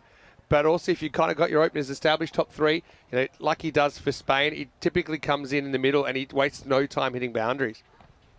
Oh, this is out. If this hits the pad, that's out. And, yeah, he's going to get his marching order. So, Bilal Hassan, who got a huge stroke of luck the ball before, now has to use that bat like a walking stick as he goes full straight. Well done to the young man as well. And yeah, that's not missing. That's crunching in to middle and off. And the umpire says, yep, it's a polite sort of you're out signal from the umpire. But Hassan, well, he gets a 50 to his name. 59 and 25. Well bowled to Kabir. Yeah. Kabir, this could be the match winner here. A couple of wickets and a good catch. You know, the thing with this, I think he got so used to getting the balls banged in that he wasn't really prepared for that Yorker. And he once again... I'd love to know, I know we don't quite have the analysis of, you know, what lengths and what the results are, but that's been a very effective length. Well, here's Daddy Longlegs, Anwar, and he's just going to pump the first ball in the air. All right, chance and caught. Well, this is very Bengali at the moment as they're coming home with a wet sail. Anwar goes for a golden duck, and it's 2 in 2 for Kabir. He won't get the chance to take his hat-trick because that's the end of his spell. Magic now, 81 for 5. Yeah, Mamoon, he's been good, hasn't he? He's taken a good catch there, so 2 in 2. What a good way to finish. And they get the wicket of Waqas Anwar, who was the only man who was able to make any real contribution with the bat. Is going to be a... Is that the last golden duck we're going to see of the European Cricket Series this year? I don't know. I get the feeling lately? It may not be. It's been hard because there's been so much going on the planning, but have we had the Royal Duck out again, or was it only that one time? Just that one time. Just the one time. Oh, massive moment now. Farouk Ahmed, who's done all the good work with the bat. Now he's going to bowl this over, and what an important over it is. What a good game. It's 33 off 12, and I just got a feeling Bengali are ahead here. Two new batters in. Yeah, 2 new batters in. I mean, Ashad Ishan has hit 1 boundary, but he didn't know too much about it. Bawa is the batter who comes out and gets given an opportunity here. Well, Bawa was a bit of a hero last ball earlier in the series. Okay. Fielders being moved around. Bengali now believe, especially with that wicket of Waqas Anwar, that they could pull off another amazing defence. The team in their very first match defended 113. It was to beat the Catalonia Jaguar, bowling them out for 103. All 10 wickets fell for just 21 runs. Now looking to defend this. Ahmed to bowl. And it's the captain of Magic CC who's going to hopefully get them to the win. This one should be a wide. It will be a wide. Oh, dear. Well, Farouk Ahmed doesn't like it. He's protesting. Nobody likes to see this. You've got to go with what the umpire... Now, I think he's probably saying, doesn't the bat... He does, yeah, but not that much. But this is the thing. He moves one stump outside off. And then even if you move the line, one stump, it's over the line. Yeah. By the way, yeah, short memory, because remember, there was that pretty clear wide that wasn't called earlier that, you know, when a game gets this tight, can make all the difference. Tell you what, the tingle's back for me, but they're going to need some boundaries from somewhere. Tell you something else, 2.5 minutes to bowl this over, still 6 to come. And still wide. 6 to come. Oh, he's got to call it. That's a shocker, because that's classic soft pressure. Classic soft pressure. Look, he moves. That's a huge big wide. And he spooked him with, like, putting pressure on him the ball before. That's not really that's a big justifiable wide. At all. Well, I think he's saying he moved. You know what? That's why I don't like the rule to start with. Now, could be out. Well, maybe. Bermuda Triangle forms. That's a great catch by Hardeep, and then just flicks it in like it's nothing. So Magic have had the universe turned against him. And in fact, it's Bengali now who are coming good towards the end of this game. It's 82 for 6. Yeah, captain departs and go for 5 of 7 deliveries. Hardeep saying, well, he makes up a lot of ground, but he's a terrific athlete. I think he gets to a ball that I don't think anybody else on the park does. Gets the catch and really does put the pressure on now. Balanced as well when he took that. Now look who it is. It's Mohammad Zishan. He can go from pauper to prince here if he's able to pull it out. Yeah, it actually crosses from the leg side to the off to take that catch, Hardeep. Yeah, well, Zishan, let's just say, that apart from when he was bowling, he didn't move too much. But okay, he knows what he's got to do here. Well, that's fine as well. I mean, he sneaks in. Yeah, this is close. Does it? Is it completely inside? Is it getting a little bit of the line? You be the judge. Oh, probably for me, it's just inside. This is why, I don't know, maybe it's one to trial, but moving the line can cause more problems. I know you might say it's harsh on the bowler, but at least you get consistency then. You know, like saying the batter moved then, he moved a bit, but definitely not as wide as the ball ended up. Now this is going to bounce off the shin of Farouk, who won't be impressed. Tell you what, if you're a fan of getting hit in the legs, then you'll be enjoying this innings because there's been a few. How's the clock going as well? They will get an extra minute for that, but it's kind of counteractive. Yeah, counteractive. I mean, he's got to make sure he doesn't bowl any extras here. I mean, should be okay. He's got 2 balls to bowl. I'll tell you what, though, they need boundaries here. They need boundaries. Otherwise, it's going to be too many in the last, I think. Well, what has he done here? This is the craziest shot from Bawa. And Bawa just places this into the hands of the fielder. I think he wants to get funky, and he just gives and offers the simplest of catches. This is not the way to do it. Yeah, I mean, it looks comical when you see what happened, but I mean, I can kind of get the idea. He's trying to paddle that to fine leg because it was so wide, he wasn't able to get it fine. And in the end, he just presents a little bit of catching practice. He's running off, but let's get Goldie up there because it wasn't the last golden we saw. Is another one. Here we go. Well, he wanted some camera time, I think, Bawa. He's going to get some camera time. I think that's what he wanted. What a comeback from Bengali here, honestly. And they've just been a bit of a one-man band, Magic CC, in this innings with Bilal. But remember the last time that they were in a pickle, who came out and rescued them? Ranjot Singh. Who comes out? Ranjot Singh. And he, look, yeah, I said he couldn't hit a beach ball earlier. It'd be a good time for him to turn it around here. Right now, last ball of the 9th coming up. It's Farouk. He's got 2 for 2. Ranjot, well, he hits it and he hits it big. Shaba. Ginna Sona, Shukka Lagi. Well, maybe before they gave him a sandwich, a cheese sandwich or something. Now he's at a paronta and he goes, Ale, Lela Apna Shukka. Well, that changes things slightly. So, all right, where are we at now here? That's a big 6. It is the 25? End of the over. I think it's 25 to win. Where are we at? Yeah, 89. So they need 25 off this over. Now, we saw 23 come off Imran's over as Catalunya Red were cartwheeled out of the competition yesterday. Bengali on the other side of the equation now with the job for them to defend it And looks like they're actually going to go to something a bit slower with Marty Al Mahmood bowling the 10th over. Captain wants it. Captain wants it. Now he hasn't bowled badly, but he's got to keep his line. He can sometimes bowl a few wides. Just looking at the like of Zishan, I think Zishan he's got to think about, he might fancy this. He looks like a guy who can still handle himself with the bat. We haven't really seen too much of him. All right, here we go. One thing he's got to think about, though, is if he can't do it, he's got to try and get single strike. And they're asking it. He's going to go. He's walking. It's a wicket. So Zishan will go. It's also going to be a dot. 5 balls to go, needing 25. And the captain, Mahmood, gets a wicket of his first. Yeah, so it's a good decision in the end. It's a ball that I don't know if it would have been a wide or not if it wasn't nicked. I mean, good sportsmanship as well. But it's a good catch. I've got to say, I'm a big fan of T10 Motalab's keeping. Yeah, I reckon that's a wide if he doesn't nick it. So that's poor Magic. I mean, they've had so many things that you'd have to class as unlucky happen. And taking nothing away from Bengali, I mean, you play the hand dealt to you, and they've been outstanding as well.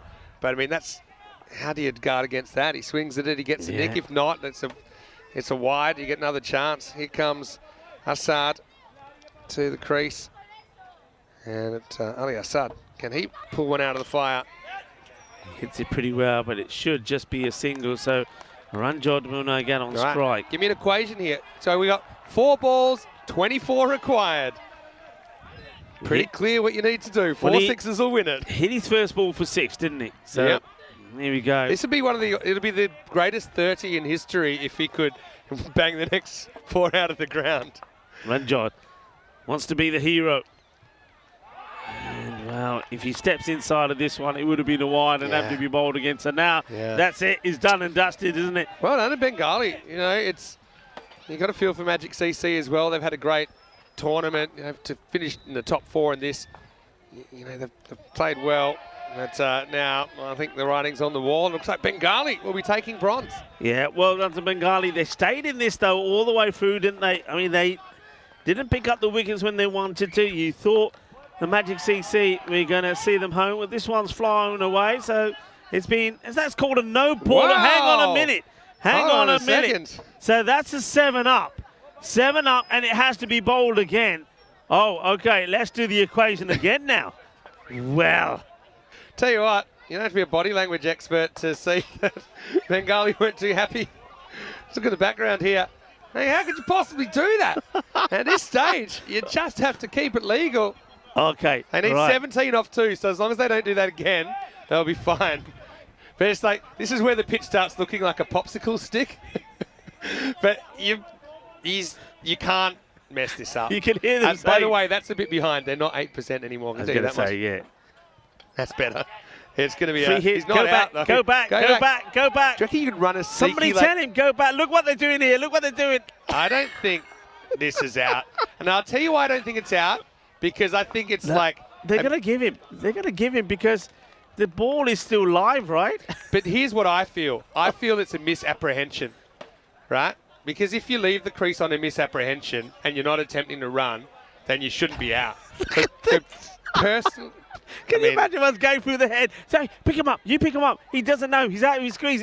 We can still run him out. Oh, yeah, I reckon he's not out. Here. I reckon that's what they're saying because, well, maybe he's out. Does it matter? Not really. Well, I think he's been given his mark. Watch this bit here. Look, Motalab's dancing on the stump. And then he knocks. They've got to be. Oh dear. Actually, does he? How does he pick these? How does he pick them up? How does he pick them up? I actually have it's kind of a moot point, but I have my doubts as to whether he had the ball when he lifted the stumps. I think he picked them up and then touched them, which in my opinion, be out. That's not out for a different law. Sorry, with the battle leaving on a misapprehension, and maybe he should have known, right? He should have known, but he was under a misapprehension. No doubt, he thought he was out. Anyway, by the way. That's the end of the game, and well done to Bengali. You know what? They've been entertainers from first to last, really. That's what you got to say about them. They provided some of the more emotional scenes we've seen in the tournament, as well as some of the most entertaining cricket we've seen in the tournament. And look, congratulations to Bengali. They'll finish in 3rd place. Yeah, well done to them. I think they know that they let themselves down in the semi-final today. They should have performed better. They didn't. They didn't bowl very well. They lacked, I mean, it's little things. The catch, dropping Babar when he was on 10, etc., etc. So that hurt them, and it allowed Paka Bon to score 206. They had beaten Paka Bon on 2 occasions, so they knew they were up for it. They just didn't perform this morning. But look, that's a nice shot. And look at them at the camera. Yeah, well done, guys. Take a bow, everybody, because you did really well. And well done to Bengali. Well done. They get the win, but I also feel a little bit for Magic, because I think both teams were very similar. Yeah, I mean, that's so. why they finished where they did in the table. Let's be fair. So the way things are going is very much sort of, if you like, the way they were in the table, right? We thought it would be a good game, and it was. This will be a good game as well. Paka against the Jags. You know what, Rico? We're only about 10 minutes away from coming back for that one. Do not go anywhere. It'll be one of those remember where you were moments, I think. We've had some very good ECS finals here, and that is set up to be an absolute all-time classic. Now, that's one difference. We saw a catch held in that region early, and really, it really was only Bilal Hassan that gave Magic a fighting chance in this innings. Yeah, when you look at it that way, but, that one could have been really bad, couldn't it? When you saw Ula clashing there with I think it was Uba Rahman. This one could have gone anywhere. But yeah, I mean, Bilal Hassan, but that one hurt him, and down he goes. He said, anyway, he did get up, and then he got a little bit of support, didn't he, from some of the other batters. Shakil Ahmed, I mean, he was swinging and missing most of the time. Then we saw this, but don't forget this catch. I mean, catches win matches. Could that have been the winning catch? Shakil Ahmed, he was swinging and missing a lot, but finally he managed to strike one out the ground. Then we thought he was going to get another 6. And then, well, Abdullah Mamun takes an incredible one-handed catch. That was a great catch from Kabir. That was a moment of Kabir with the ball, takes a wicket, holds that catch, comes back onto bowl again, takes another wicket. He played a big part in this match. Look, that one, that's absolutely plumb. And that was the end of Bilal Hassan. Plumb in front. He had to hobble off. And then Waqas came out, and he gets caught very first ball. It is Al-Mamun this time using both his hands. Then we saw one of the craziest shots there played by Bawa. Not sure what he was trying to do. The catch was held, so Bawa had to go. He went without scoring as well. Good catch that was, by the way, by who but Kabir again. He was all over the place, Kabir. And then we saw this comical moment there towards the end. That was crazy. And I still, I mean, it's one of those that we could watch again, and then it's poor awareness. I mean, but yeah. Well done. They're the bronze winners there well for you. Well done to both teams. Well done to both teams. Look, Bengali, they will get the bronze, and they deserve it. So that's all we've got left now is Paka Bon versus the Jaguar in that match. And so that's coming up in around about 12 minutes time. So we won't take too long. We will run you through the scorecard here of the bronze final. Yeah, let's have a look at it. I can talk you through it, of course. Like we said, Bilal Hassan, 59 of 25, but nobody else. I mean, when you look at that score, only Ranjot Singh with those 2 sixes. But let's face it, one of those sort of was important. The other one didn't really matter. It was done and dusted by then as well. So extras as well. You have a look at the extras. They did pretty well in the end. It was nice, pretty nice, tidy, but they just kept fighting all the way. Only the 10 extras, 9 wide, so well done on that front. And on the wicket front, well, I like the bowling there of Kabir. Picked up 3 for 19. He's my player of the match. Not only did he bowl well, he caught well, took some great catches as well.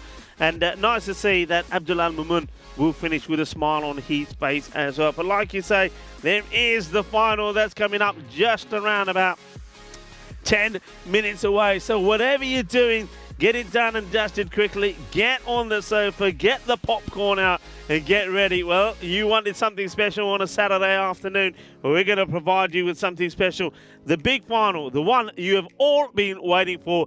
Catalonia Jaguar taking on Paka Bon. Myself, Rico Full, and Vinny Sandu will be back in about 10 minutes' time to talk you through the big one.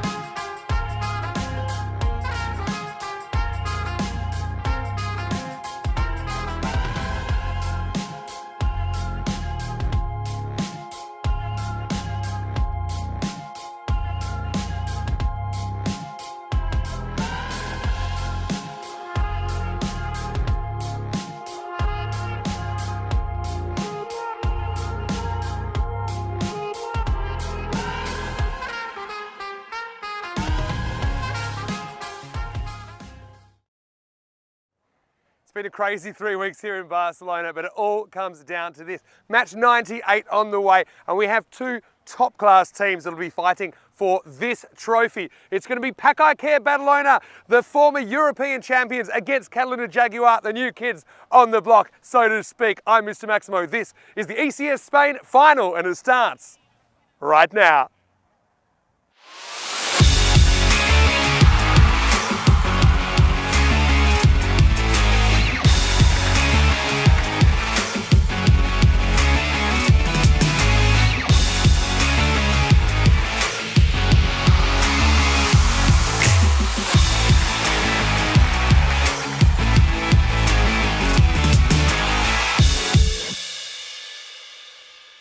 This European Cricket Network event is proudly brought to you by HCL Software and Bizaway.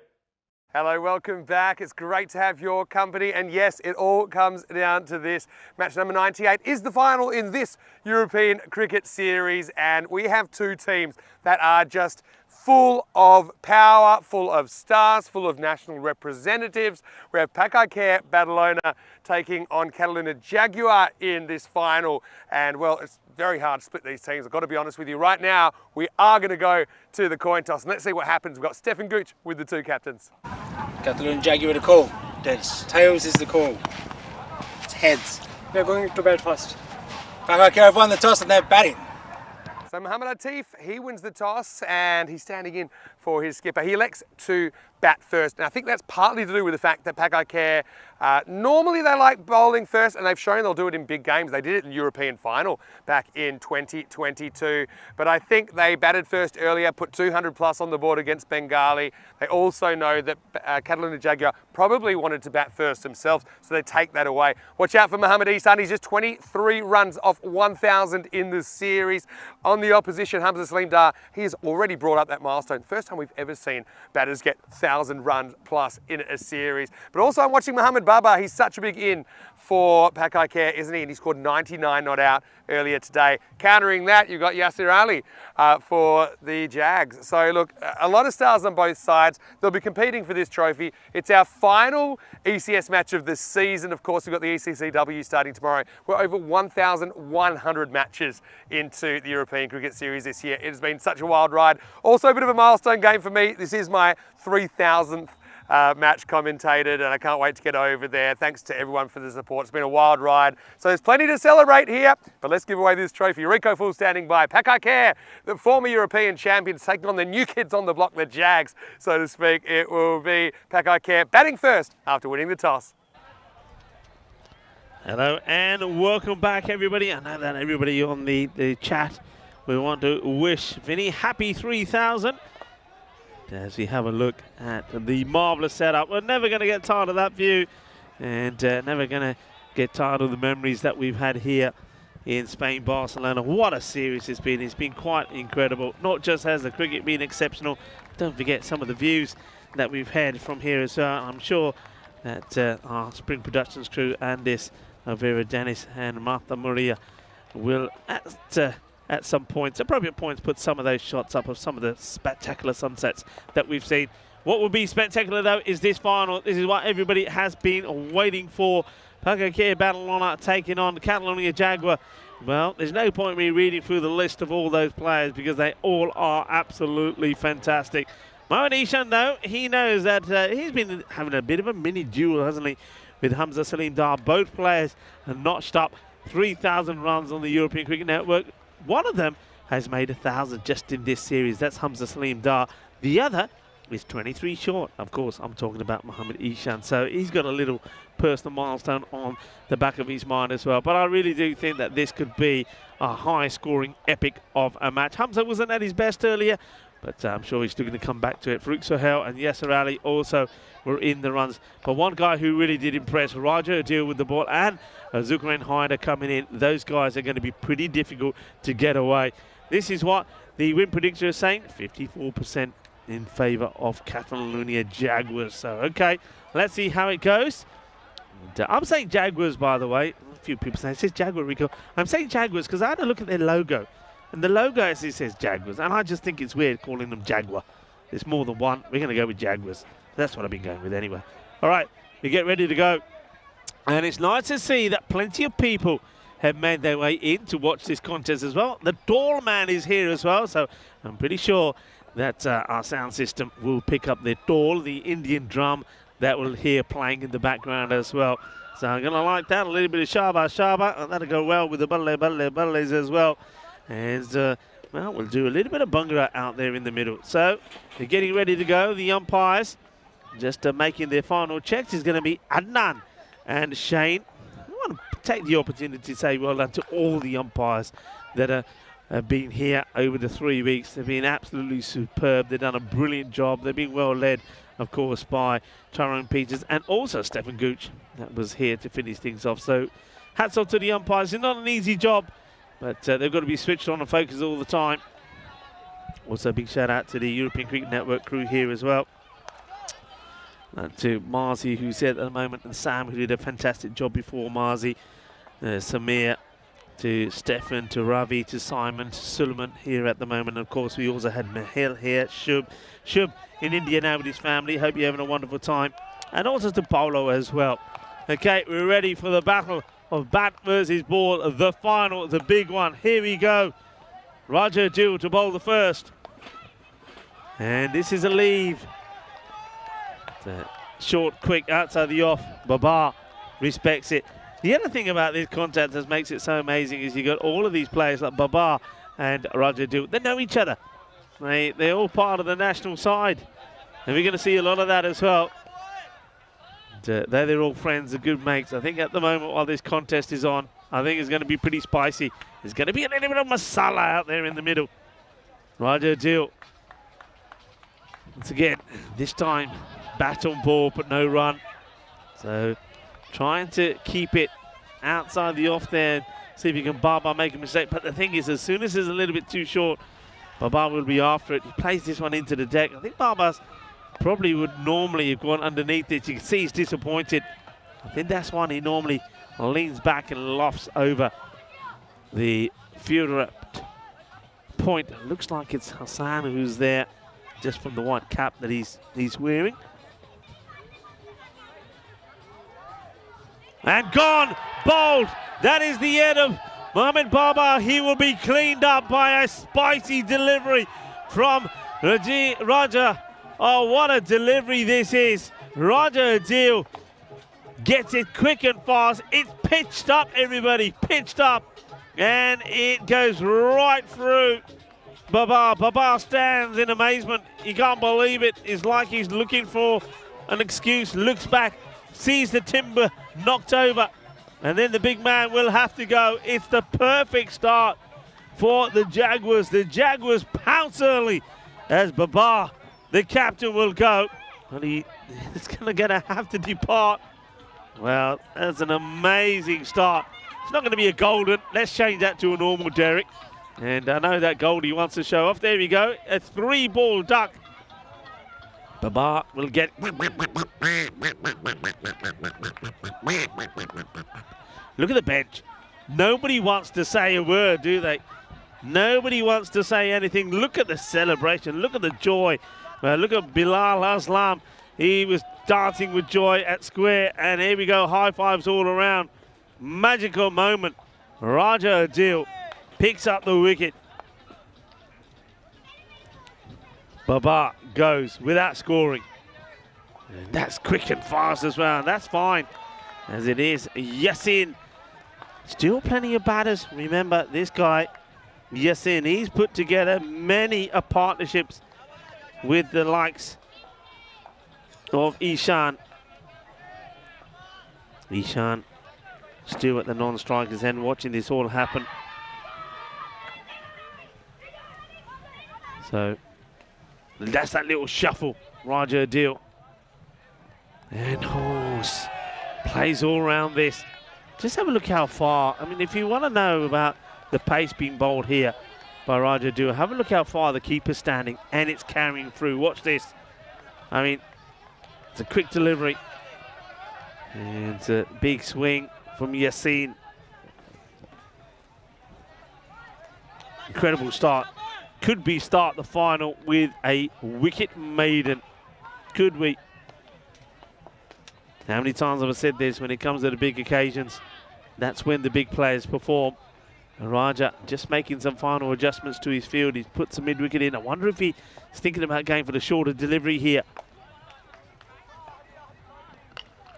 Gets worked away, and it will be a spectacular wicket maiden to start things off. The Jaguars on top. Babar goes without scoring. A 3-ball duck for him. And the score at the end of the first is going to be 0. That's right, 0 for 1.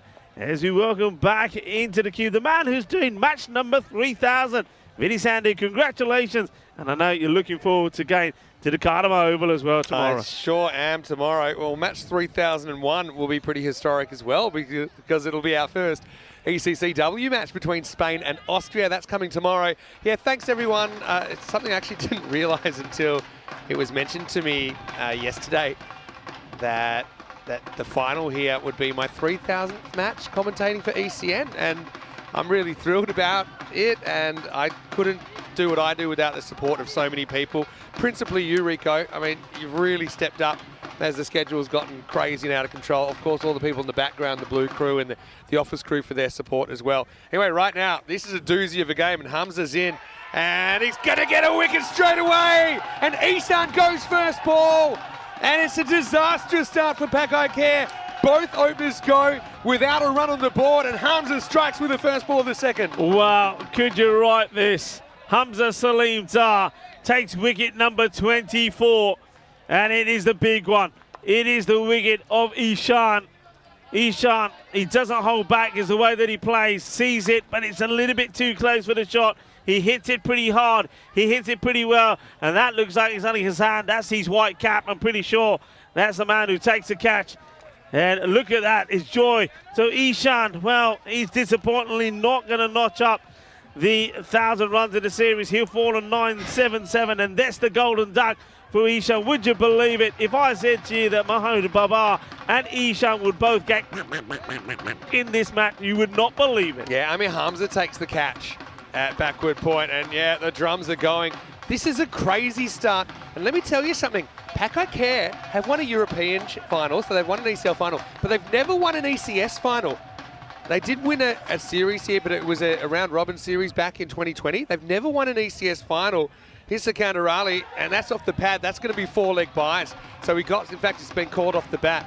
Well, one way or another, it will be the first score on the board for Paka Bon. What a crazy start. Yeah, what a start. The thing is, as we know, there is plenty of batting to come.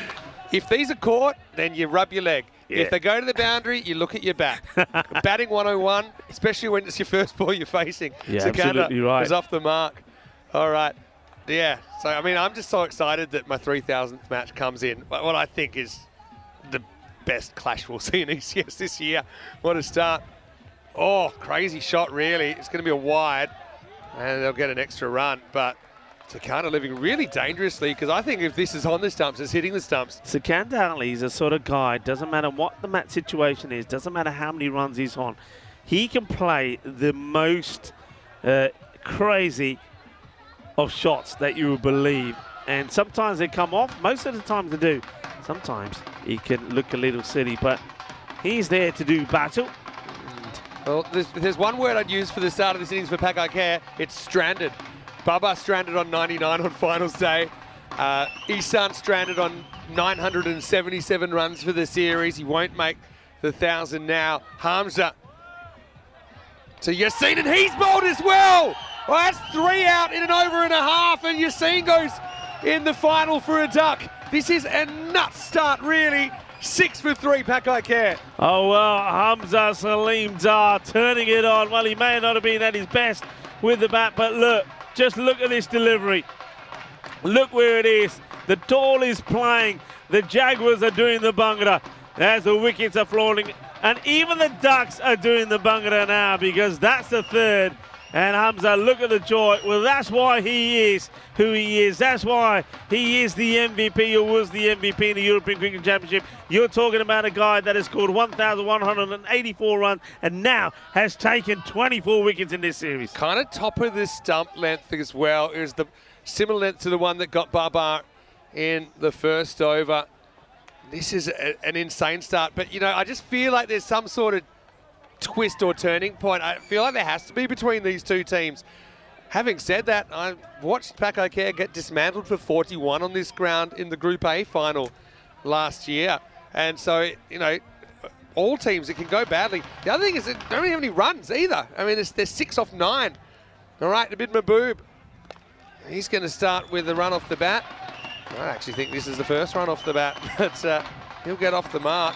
And here's the thing, you're going to get Raja again. You're going to get Hamza again. They're going to go all in here and just try and wreck this innings in the first 4 overs. Yeah, and it won't get easier. Don't forget, they got Zulkarnain, who's in the side as well. Haider, and he can bowl with a bit of speed as well. What a start. Well, at the moment, Paka, they are in silence, and so are their supporters. And maybe Sukhinder Ali and Abid Mahboob can get them back on track. Yeah, he takes an outside off stump, but puts it over the leg side. Maximal. Well, Paka need a saviour, and Sukhinder certainly has made a good start. 6 runs. Yeah, well, he's a guy that on the day that we saw good things from Mohamed Babar, Sukhinder Ali also got into the 40s. We know he's a talented player, and the more time that he spends out there, the better he'll get. So this is big between him and Abid Mahboob. But remember Abid Mahboob, he's a guy, when he was the captain, he gave a lot of guys the opportunity, probably didn't give himself as many. He can bat. Yeah, no, they're very capable of working out of it. Oh, I wonder if this is off the glove. I bet this is a drop chance. There's no wide call. I don't think this hits the body. I think it grazes the glove, and I think it's a missed opportunity behind the stumps. Abu Bakar Siddiqui. Well, let's have a look. So it definitely catches, yeah, you're right, that catches the gloves, and you can see that the batter is trying to say, I get nothing on it, but I reckon he does. And Hamza, he can't believe it. I think Hamza's asking the umpire, was it or wasn't it? I'd love to know, but I reckon it was, and that's a chance. I'm telling you it was. 13 for 3 after 2. And yeah, well, once again, thanks everyone for firstly informing me of the milestone, but this is my 3,000th match. I'm really excited. It's in a final. I mean, I don't want to take the focus too much off this contest, but obviously it's been a huge journey now.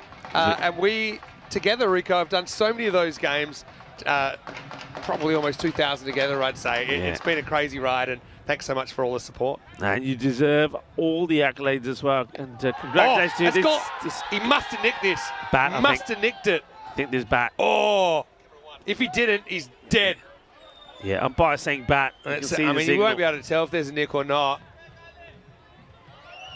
Oh, I mean, we've got to trust the umpire's senses there. But I was ready to give him. If there's no bat, it's good. I tell you what it was. Night. It was quick. Adil is turning it on here on the final. He is bowling with some pace. He's still got the little shuffle, but he's bowling quick. There's the shuffle when he comes.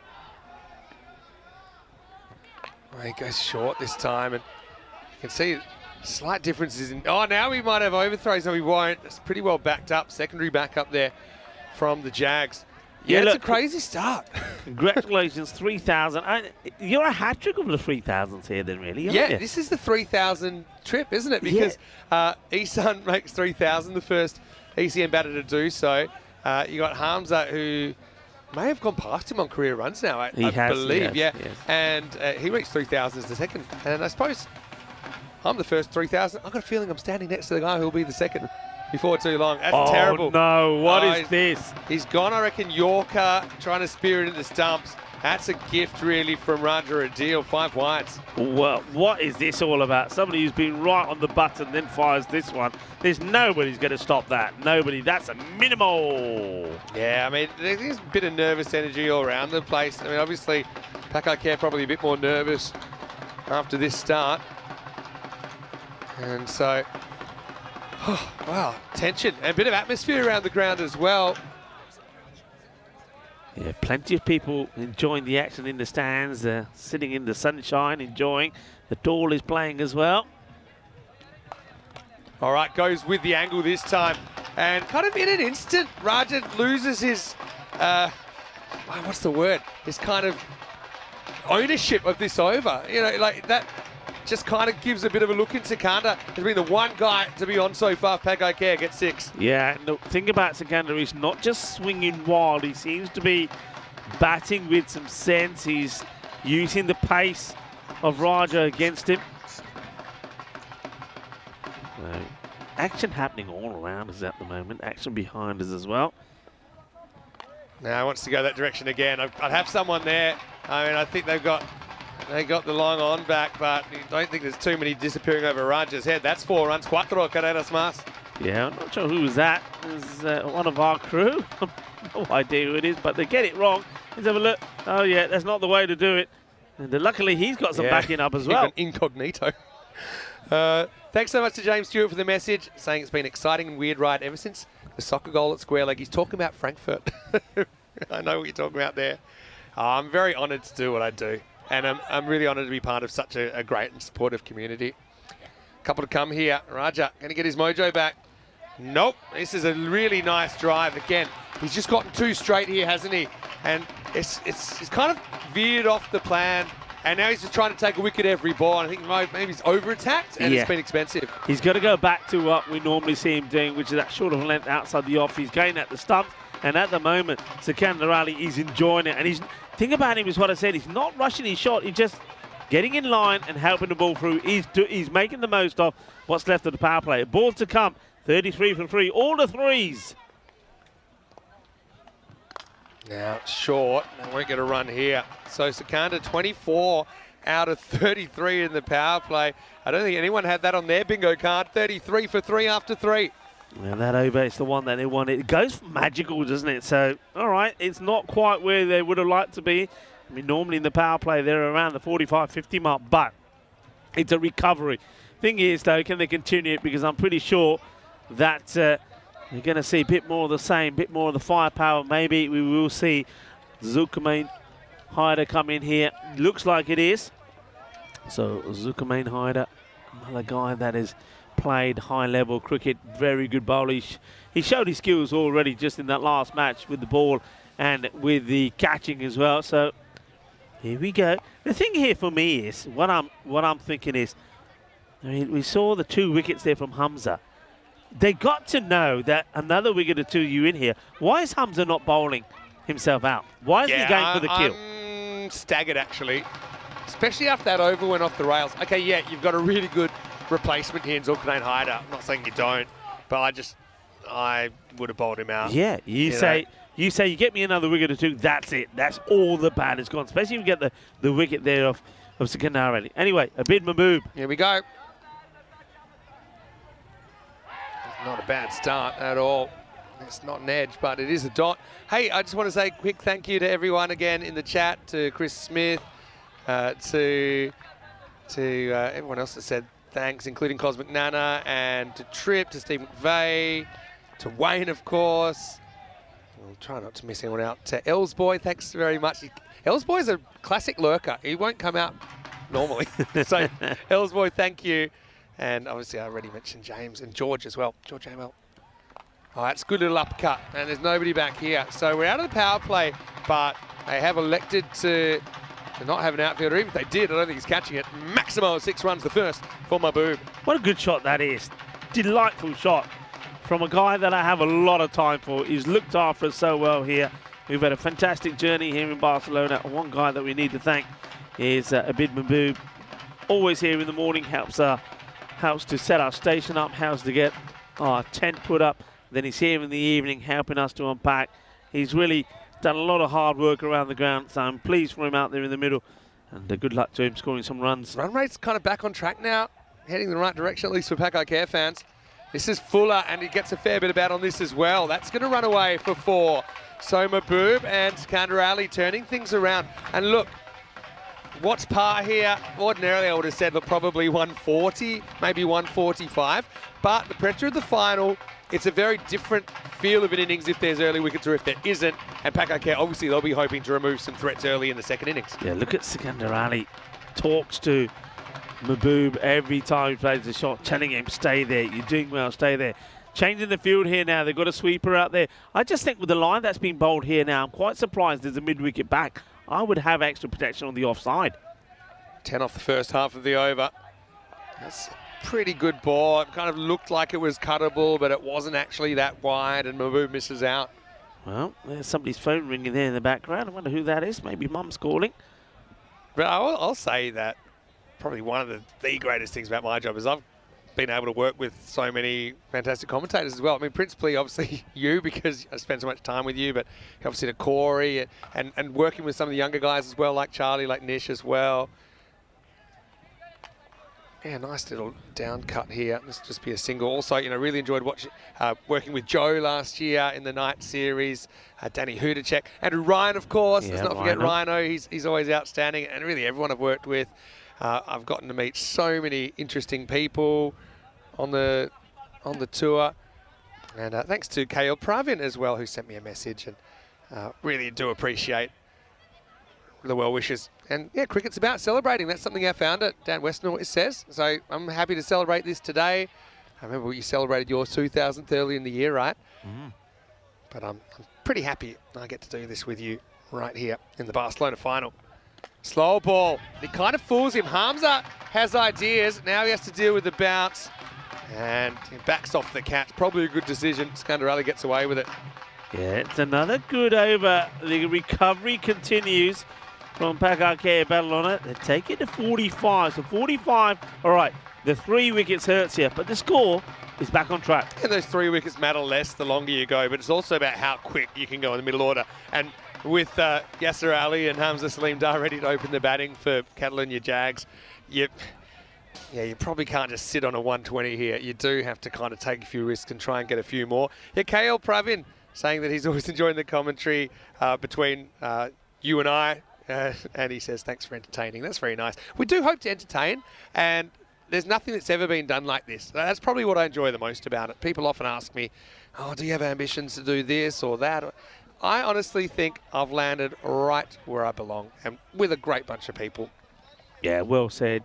Well said. And we're absolutely delighted, of course, to be here in your company. I certainly love it. I know a lot of people do say that we seem to have some chemistry.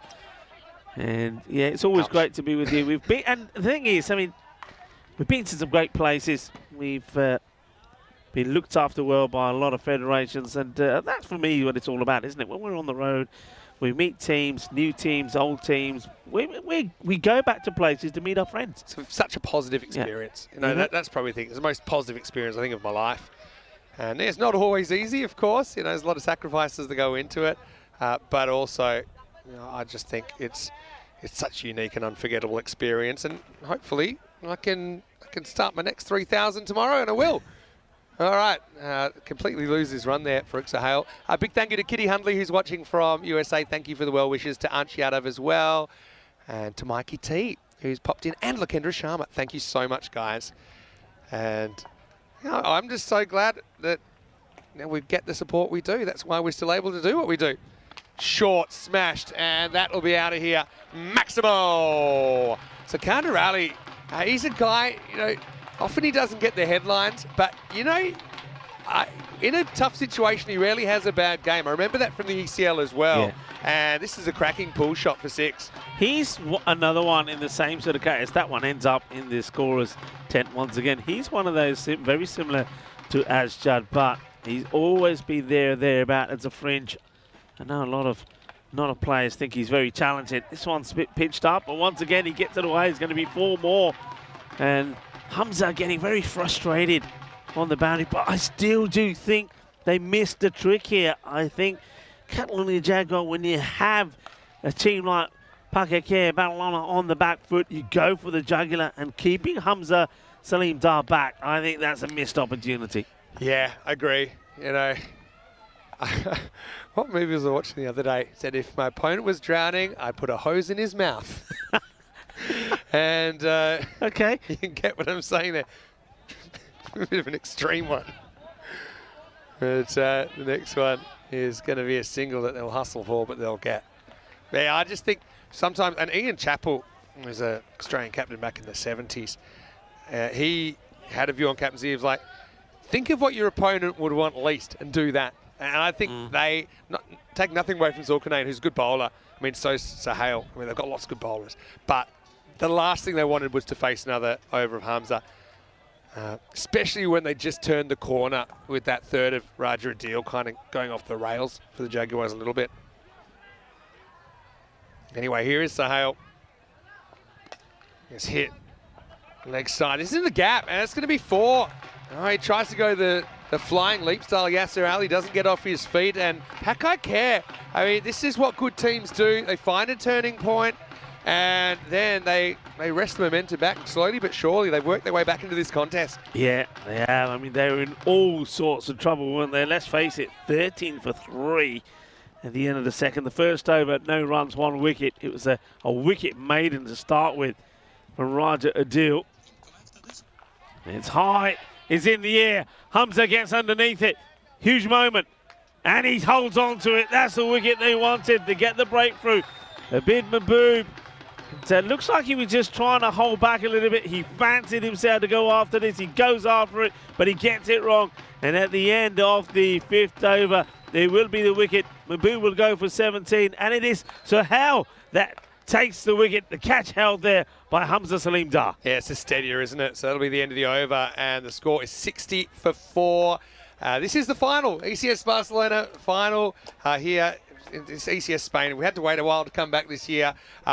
Just quickly, yes, it is my 3,000th match, and I want to thank everyone that's been so supportive all the way to the top, I suppose, to Dan Weston, the founder, and to Roger Finer, the CEO of European Cricket, for their faith and their trust in me. To everyone I've worked with, obviously, here in the commentary box, like yourself, Rico. Yeah. To all the Blue crew, to all the crew in the office as well, working hard behind the scenes, and all those people kind of virtually working to make ECN what it is, to all the local players, federations, organisers, and really all the supporters and viewers around the world. I'm humbled.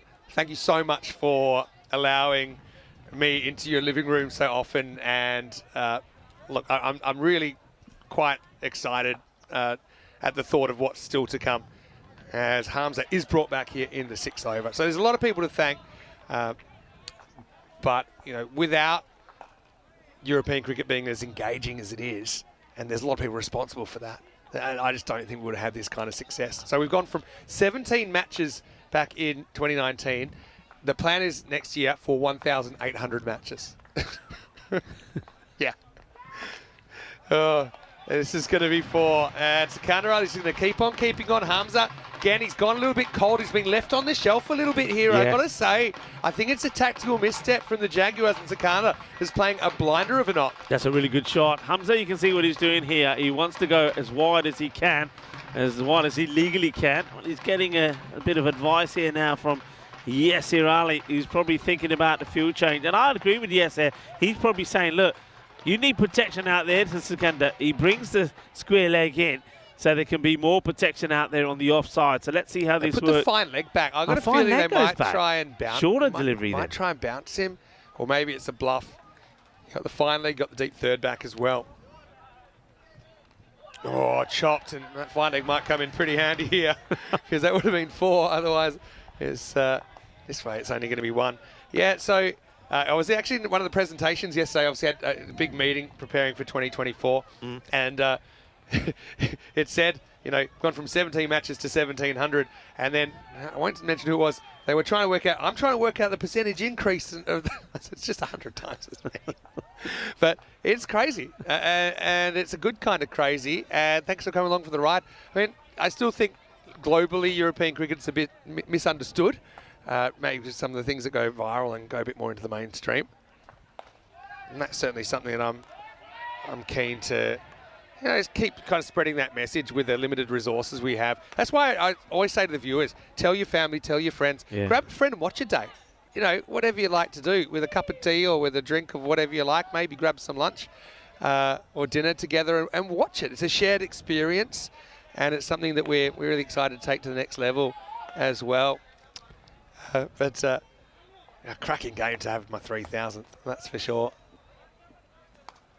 All right, Hamza's got 3 balls left in this one. I want to say a quick thank you to Pista Bai, as well as Ronnie Spraggan. Ronnie actually talking about, you know, getting youngsters involved, and obviously European cricket has also been instrumental in pioneering the Cricket School project, where we've seen thousands of youngsters next generation of kind of native European school kids, Yeah. getting them involved. That's something I think we'll see more of during the ECCW as well. So I'm really looking forward to that. Obviously, the focus on women's cricket this year has been pretty clear.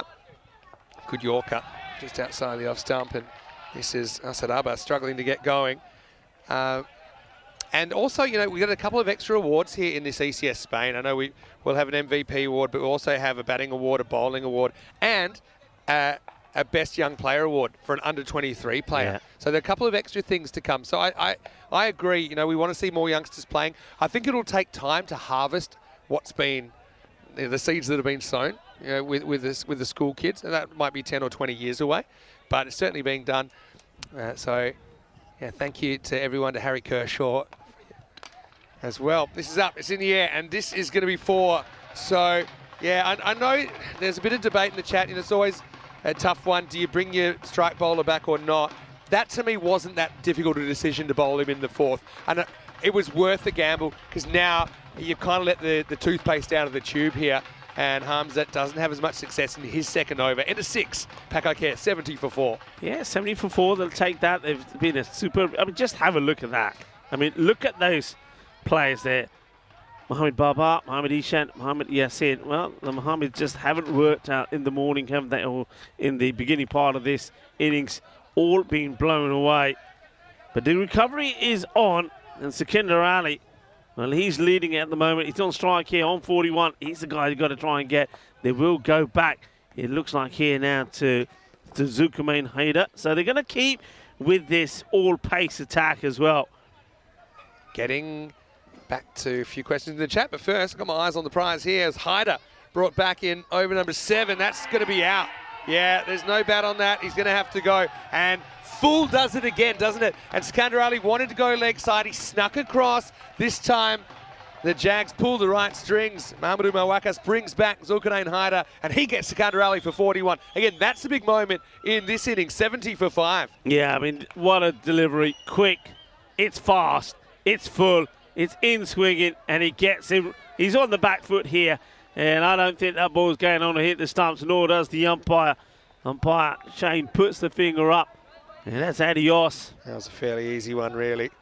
Hello to Corey, who's watching from Amsterdam, and yeah, great to have him tuning as well. Of course, he's pretty interested. Yeah, this is the people think, oh yeah, just go outside off and bang everything over leg, but it looks good when it works, but it is a risky one, because then, you know, you're basically playing across the line of a straight one. And if you don't get the timing just right, it'll be the end of the road. Mocham's a pretty good guy to come in at number 7. And he's going to go straight away. What a ball from Haider. Again, it's full, it's straight, it's through the gate. And we have 2 wickets in 2 balls. Haider's on a hat-trick, 70 for 6. Oh, wow, this is what it's all about. This is what we've been singing for. This is what we've been hoping for. The bowlers get it right. And Haider, well, playing the first time we see him, he shows the way to do it. It's right up there, quick, fast. He gets done with pace, and then the stumps are shattered. Jagade Pate, and it's going to be a, well, just watch the duck change from that to that, and it's a golden. There's Goldie. Abracadabra. When we've seen a bit of magic CC today, well, it's been seen a little bit more magic. This time is coming from Zulkarnain Haider, 2 from 2, and he's on a hat-trick. Couple of expressions I like is bat for show, bowl for dough. And batters win your games, but bowlers win your tournaments. And I think we've really seen the bowlers step up for Catalunya Jaguars in this innings. Could this be hat-trick number 51 of the season? Look who it is. It's a Teef coming out at 8. Hat-trick ball for Zulkarnain. Oh, it's a genuine edge. And he'll get away with a single. Not a bad ball. Didn't really go the Yorker again. What else have we got here? Shohag is saying he'd like to see me doing some international cricket. Good news, Shohag. You won't have to wait too long. Tomorrow morning I will be. Obviously, I don't know how many international matches I'd have in there, but it would be probably about 300, maybe, give or take. Something like that. 200 to 300. And that's great that we've had so much more international cricket. That wasn't even a thing when I first started in 2021 full-time with you. That's right. I mean, I think all of those ECRs have been great. It was great to start here in Barcelona with the ECRs as well, wasn't it? That's right. All right, well, picked up, and this is going to go the journey. Maximo! Well, Abbas has taken a little bit of time to find his feet. Haider doesn't quite get the length right. I mean, length is everything, isn't it? Length is everything. When he's got the length right, He's dominated. He misses by maybe a metre. Clipped away nicely. Well executed by Abbas, who gets 6. Yeah, well, Abbas, he's sometimes when the big stars haven't been around, Abbas has had to come in and put a good innings together for his side. Now it could be another moment to do that. 2 to come. Again, top of the stump. That's a really good shot from Abbas. And that was probably too close to cut, but he had to watch it. He had to kind of break the wrists at the exact precise moment. He does a very good job to find 4 when really it wasn't an easy shot at all. That's a classy shot. I mean, that ball's coming at him at a fair bit of pace. I like the way he's able to step aside and just guides it into that backward point area. Gets it right in between the third and the man is at point. Beautiful shot, good timing. So even though wickets are falling, I can keep battling on it. They're not going down without a fight. Lakendra Sharma had a good question as well. Come back to that in a second. First, let's just watch the 7th over getting closed out by Zulkarnain Haider, who's got 2 for 23. He digs it out pretty well here, Abbas. He'll retain the strike. I think he becomes pretty important. Atif has had a bit of a breakout series with the bat as well, but it's pressure cooker stuff here after 7 overs. Paka Badalona 82 for 6. Coming up tomorrow, yes, international cricket. The Euros of women's cricket will begin.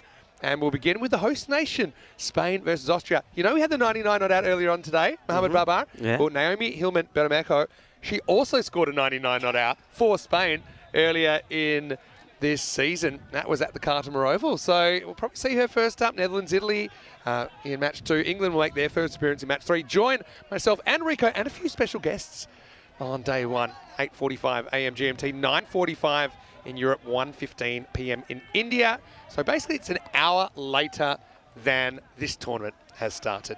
And it's just 4 games there. They'll all be under natural light. Okay, Safraz getting a bowl here in the 8th. They haven't used him yet. So Lakendra was asking maybe about a few other locations. Good question. And, well, Swatch a dot first up, pretty well handled by Safraz. I suppose one thing you have to understand, and there'll be a few new locations, hopefully. Again, it's still kind of final touches being put on the schedule. Safraz to Abbas, hits it hard. It'll work for Hamza, but he's just like a Jaguar, really. The way he just lopes around the boundary makes it look easy. There are some countries we'd like to do an ECS, but maybe the infrastructure is not quite there for us to do it at the level. Now the ECS has become quite a big production, right? So there are some places we'd like to go. I won't mention any names, but we're looking into it. It may not happen next year, but we're... Oh, he's knocked him over. It's another one. Atif's the next man to go. South France gets another one full and through the gate, and Pakai Care in a lot of trouble now, 83 for 7. Yeah, I think Atif is going to be disappointed with this shot. He's shown in this series how he can handle himself with the bat. He's going to be disappointed with that shot. I mean, that shot sort of does look like a number 11 coming out there having a swing, and you can see it's too late there now for Asad Abbas to be given the advice. It wasn't a shot to play, and he knows it. He'll be disappointed with that. I think he knew if he could have stuck around there, and he could have allowed Abbas maybe to make a healthy partnership alongside him. He's not going to be, Mohamed Atif is going to be able to do that, but somebody who could is Hassan Ali. Yeah, can all bat, that's the thing. But yeah, I think the key here, he loses his front shoulder, tries to go a bit too square. And disappointment for the youngster. Hassan Ali gets a hit. This wasn't in the plan, but it's a nice shot first up. They've got the fielder back at deep backward square, or cut it off, so just a single. Yeah, so... without wanting to give too much away, I hope that we can get back to Estonia, and we did have a 2-day series back there in 2020. We could potentially have that. I know we plan to go for France. I mean, there are a few complications around that at the moment, but we're hoping to get to France for the first time. Oh, how's that not hit stumps as well? And a few others, and a few others we're kind of looking into. There's a lot of boxes that have to be ticked for an ECS for the country to have a gap in their schedule, ground availability, enough teams, players available to make it work. And obviously we rely a lot on the local federations and the local cricket community to help us support that event. All right, goes after this, and he's hit this brilliantly. Abbas is fighting now.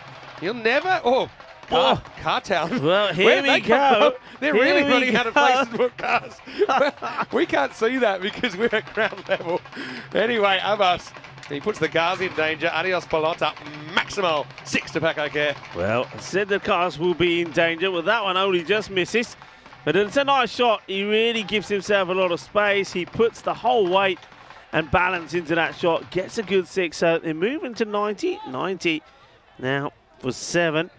The other thing, of course, is it's the weather, isn't it, Vinny? I mean, we would love to go to a lot more places, but certain places you can only go a certain time of the year. And we've got a lot of places that are fighting for those slots. So, yeah, weather comes into it as well. Of course, not all European countries are blessed with the weather that we get here, for example, in Spain. I mean, a lot of places, as you, the viewers, have been telling us, you're sitting in icy cold conditions with snow all around you. Look, and here we are with fabulous sunshine. It's kind of getting to the stage where we have to start making like a 2 or 3 year schedule. As Sahel comes back, 9th over, starts with a wide, +1, and I think they might just take one here. Number 1, Abbas isn't a huge fan of running. But also I think it's smart because he gets the strike back without burning a ball. So that's 2 runs for free. Hey, so yeah, watch this space. There might be some places you'd like us to go. There are lots of reasons we may or may not be able to go to places. But obviously we're looking to work with and get to as many places as we can in the longer term as well. All right. I guess you do have to take 1 here.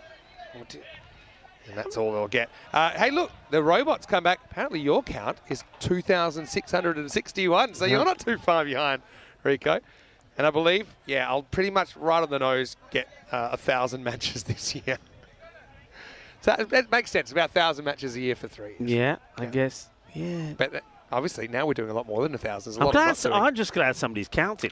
All right, now in the air. This really should be taken. Yasser Ali is coming in under it and he'll take the catch. So they'll get a minute for that. I've got to say, I think they're under a bit of time pressure, Jaguars. Remember, they haven't really bowled a spinner, and they did lose, or they gave up their 5 penalty runs in the last game. As it is, though, it's Hassan Ali who doesn't get this out of the screws, and he'll become the 8th wicket to fall, 93 for 8. Yeah, well, Yasser Ali catching Hassan Ali. Another wicket to 266. Sohail. 2 for 18 now. Do another 23, so you'll finish the year on 2,684, which leaves you 316. I reckon you'll do a couple of weeks there. I'm trying to do some. They're working it out now. 316 is probably about 10 weeks of cricket. So I reckon you'll get there maybe May. Stay healthy, Rico. All right. Shafkat, he's coming out at 10. He's got 1 job. I actually think now you're at the point with Abbas hitting him so well, you almost not got running and you're just going bomb strategy. What do you think? Yeah. So he's got to get down that end first, so that's the thing. Shafkat's got to get the 1. That's what he does. Pretty well timed, actually. Look at the clock. 1 minute. And they've got to bowl 2 balls. So it should be fine. I think the only way they get in trouble if there was an extra. Yeah. Definitely, what potentially could be a low scoring on, we don't know because we haven't seen Jaguars bat, but we know that you have to be a robot to not feel the pressure, I think, in the final. Yeah, he edges onto his body, so that'll help as well. Do you think there's a bit of pressure on this ball? I'd still be hustling back. You're not planning to bowl a wide. If you could see the clock, obviously at Kartame you can see it. Here you're just kind of informed of it. The umpire might say, look, 25 seconds as you walk past, but yeah, he's not really rushing, is he? It's got to be a little. I think this is a potentially 6-run swing if it's a wide. Yeah. Okay, last ball of the night. Oh, it would have been a huge wide as well.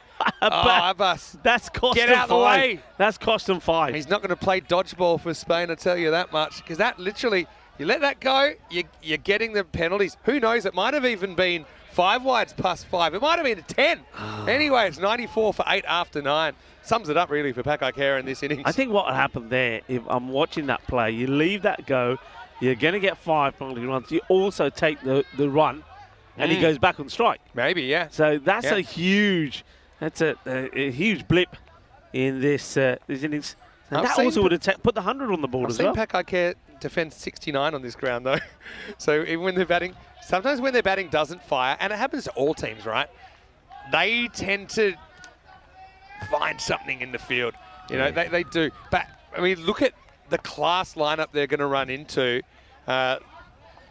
Jags have actually listed Hamza to open with Farouk Sahel, but I'm sure that Yasser Ali will open. What do you think? Yeah, I mean, Sahel was in good form earlier, I have to say. Refused the run here, and I think that's smart. Abbas has just got to swing away, but again, that's good. The length's here.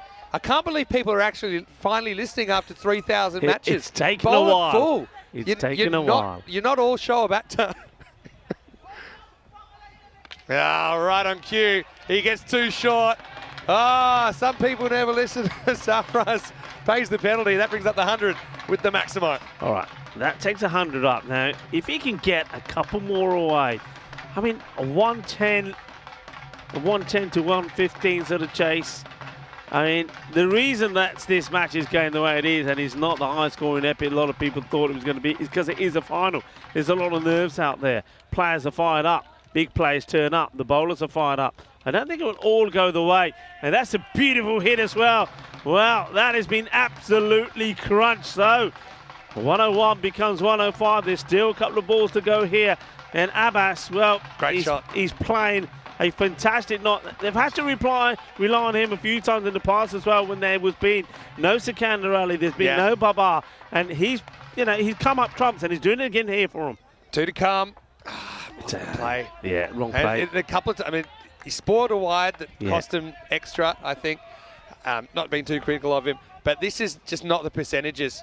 You just stand. If anything, go across if you want to take a risk. Well, go across and look what he did with the last two deliveries. He didn't do this, so yeah, he wants to go for the glory shot, misses out, and he knows it. Hey, quickly, 113 held up in the bronze final. How many will Paka get? Fake walkabout gives us time to chat a little bit longer. Yeah, they're going to throw the proverbial kitchen sink and everything at the Jaguar openers and the top order coming up. Here's the last ball of the first half. Called. Oh, he gets. I hadn't. He leaves it. He just catches the line, I think, Billy. Yeah, maybe the tiniest bit of the inside part. I think it's a good call. It almost sneaks back, but I think almost is the word. Abbas needs someone to just push him into position and not back away. All right, 106 make that. Last ball coming up. And this one reaches Hamza, can't get there. Maximo, 112. Makes 113 the magic number. That's how many runs standing between the Catalina Jaguars and the ECS trophy in their first ever ECS. Highly entertaining innings, slightly lower scoring than we thought, Rico.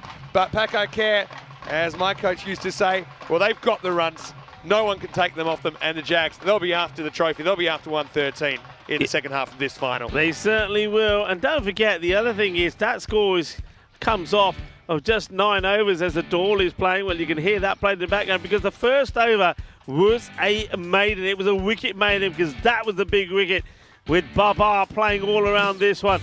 And, well, Raja Adil shatters the stumps. The castle knocked over.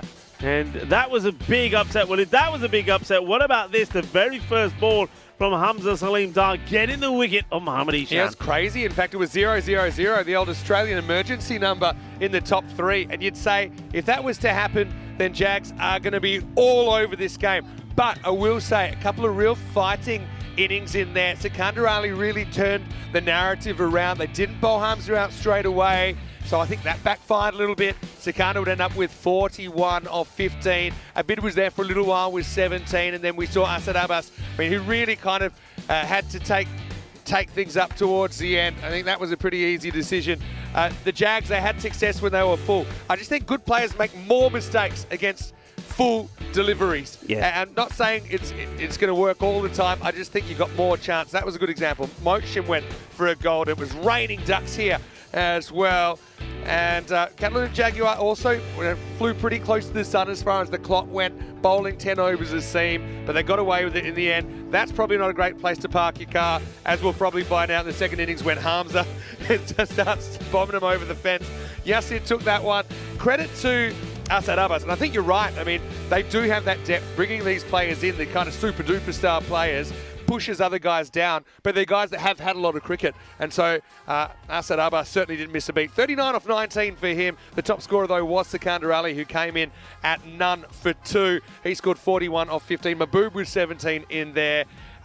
Probably a couple of times I think the Jaguars shot themselves in the foot, but I'm sure they are thrilled to only be chasing 113 against Paka Bon, the former European champions. Yeah, they are through. Let's have a look at the bowlers here. Well, what a start. Roger Adil, fantastic, 1 for 20. Hamza Salim Dar, 2 for 23. And then we saw Zuko and Haider, who came in to finals day here, 2 for 24. I mean, the pace attack was absolutely brilliant.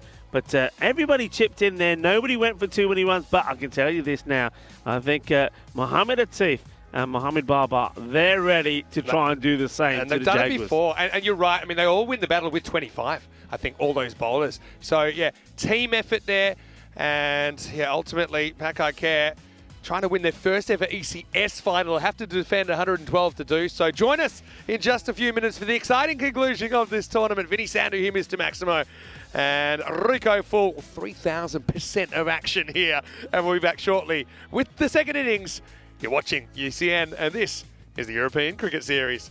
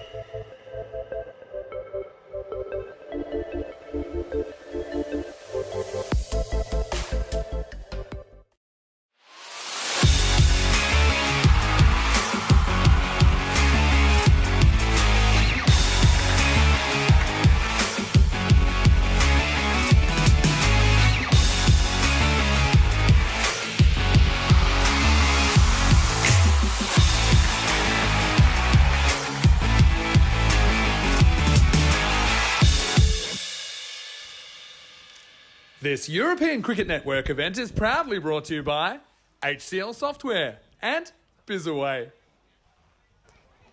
Hello and welcome back to the final here in this European Cricket Series, Spain, Barcelona. Which team will be stronger together? That's the question. I'll tell you who was stronger together in the field. That was Catalonia Jaguar. They kept a very strong and very powerful Paka Bon on it just to 112, so 113 required for victory.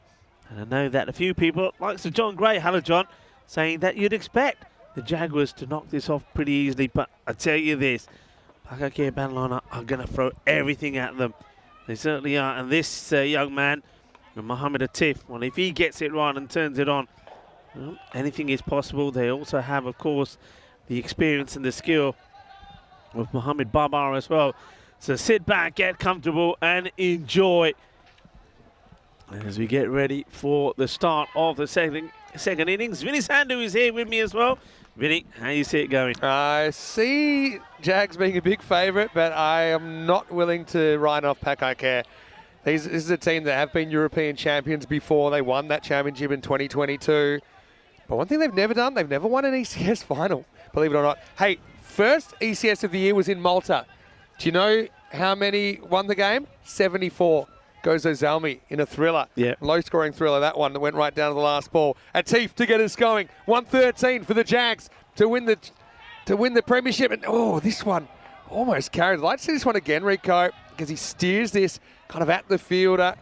It'll pull up just inside. They'll get 2, but how close was this to being an opportunity? Yeah, Shafkat is the man who gets something on it because it doesn't go to the boundary. But yeah, bounces just in in front.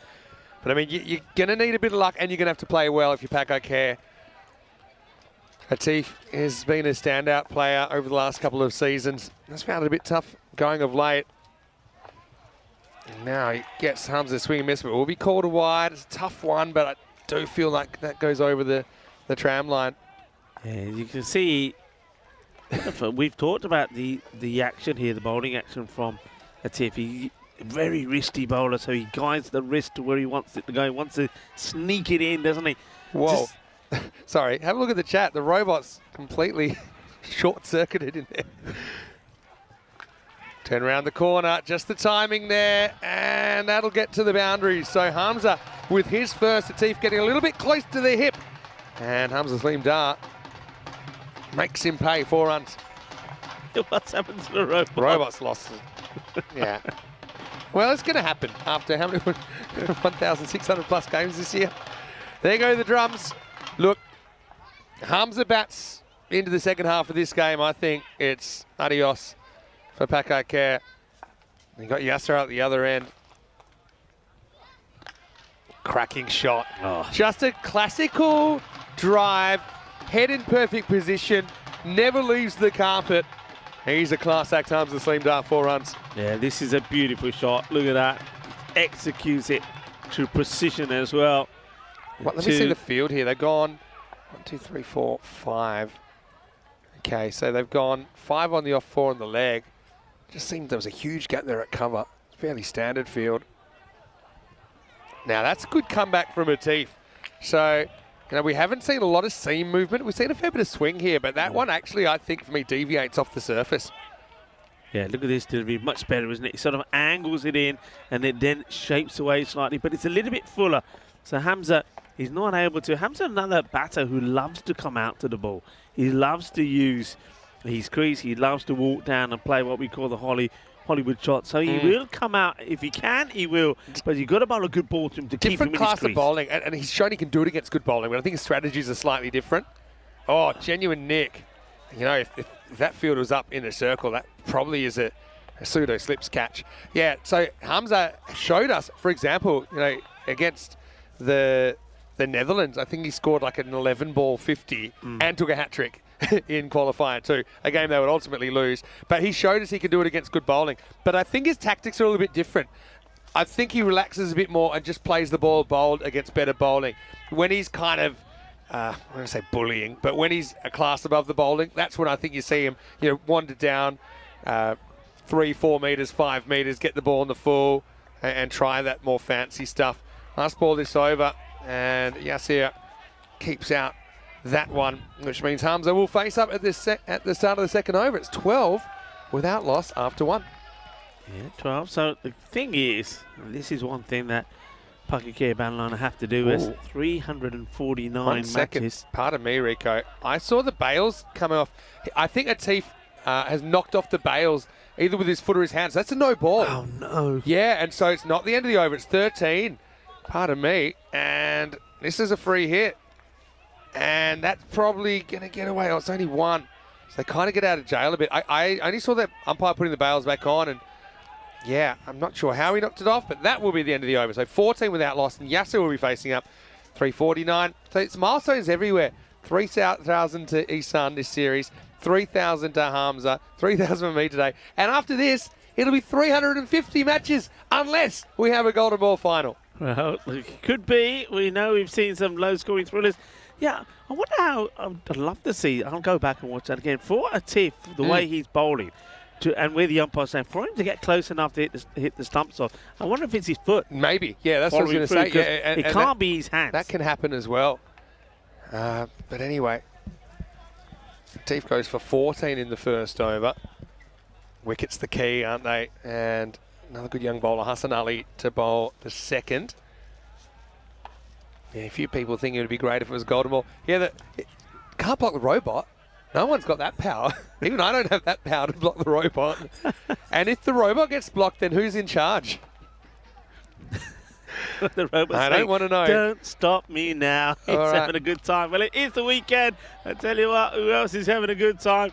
Is Cataluna Jaguars at the moment as Yasser Ali finds his first boundary. Interesting they didn't open up with Mohamed Babar, so they're going a bit more kind of like for like here. Too short, Yasser snaps into position and hits that square for a boundary. Good batting. Yeah, he did bowl well earlier on in the day. 3 for 8 is what the figures were in that win against Bengali. That's probably why they've gone to him, but he was right on the money in that one. He got the Yorkers going. Too short, really, and he can't be bowling that. The fielder's going to do extremely well. That's really well done from the young man out there. Yeah, Rabbani, right? I tell you what, though, the bowler Hassan Ali should get Rabbani a Christmas card for this because it deserved to go the journey. Picks it up on a short hop, kind of sticks in the end of the fingers. It's excellent fielding. Really good fielding. Brilliantly done.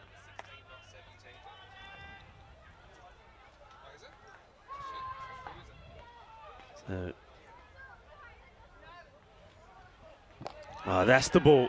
That's the one that was successful for him last time. It's Fuller. He darts in the Yorker length delivery. Well played. Yeah. Need to build pressure. I mean, you might hope for like a miracle ball that'll get a Hamza out. That's one way to get him. Like the ball that Teef bowled last over, to be honest. They could have easily nicked him off. But the other way is build pressure and force him into his mistake. Get him to start feeling the pressure. Now, Hamza's pretty experienced now and pretty cool in a situation. He showed that in the ECC, but still, he's susceptible to those things down the leg side. It's been strange as well. Occasionally, that kind of ball has got him into trouble. A ball that he could just let go. Or I remember when he got out for 94 the other night, he was kind of hands out in front to a ball like that and ended up popping it straight up. But Paka Bon, they need a turning point here.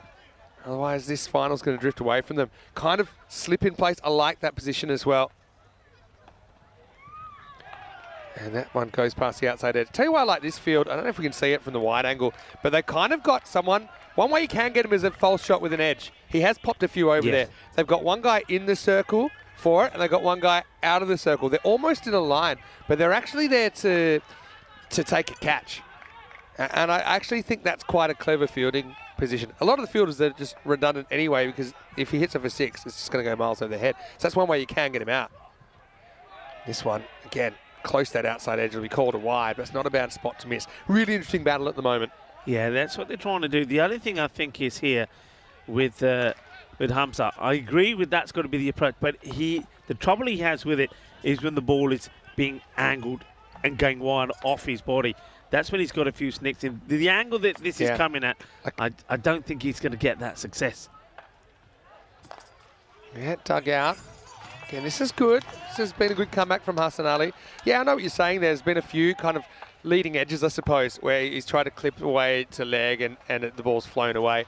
For example, it happened the other night when he was on, I think, 189. But, yeah, let's not forget these two did put together a 257-run partnership. Nice ball of the over. Good one. Not out, though. They'll shout till the cows come home because they want it, but it's not out. Still, I think that's a pretty good over from Hassan Ali, especially after I think he got put away for a boundary earlier in the over. End of 2. And Cataluna Jaguar are 21 without loss. Yeah, so Paka Bon battled a little bit earlier on. They knocked, you know who out? They knocked themselves out of the top 10. They were 205 that they scored against, I think, Badalona CC, and they've bettered it. And that semi-final total of 206, it was our 20th score of 200 plus. We used to get them all on one page. How many of them Not this anymore. year? How many of them this year? Of the 20. Of the 20. It's got to be most. Yeah, I was going to say, has to be most. Right? I could actually go back and check that. It's been a crazy year for high scores. I just think just the belief of the batters to go for their shots and work on the game, but also, that intent's been there. All right, Teef being brought back. They need a wicket here. Yasser Ali faces up. And, well, we're able to get one here. They should. And it's Yassine under it. He's dropped an absolute sitter. How? An absolute sitter. Mohamed Yassine, you would have put every dime you had on him holding that catch.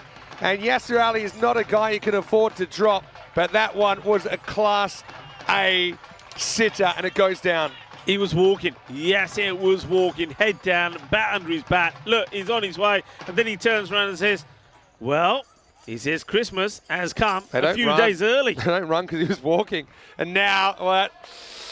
Oh, it's too early to put a fork in it and say it's done, but that really, really hurts you. Maximo next ball as Atif gets it wrong. Yes, Yasser Ali's basically living on borrowed time here, gets 6. Yeah, I mean, that's it for me, Vinny, because I think all the hope, all the hard work, everything they've worked for was that wicket. It goes down, and I just get the feeling here that I mean, shoulders are going to surely they drop. It's only natural. Yassin puts the catch down. Yasser will now feel, well, you know what, I might as well just open up. Yes, this one could quite easily have gone on the stumps as well. It's just not going to be, is it? But yeah, I mean, nobody means to drop catches, but that one from Yassin, that was an absolute sitter. It really was. And I think if he looks back at all the cricket he's played, I don't think he's ever dropped one easier than that. Was shocked. Anyway, Atif still searching.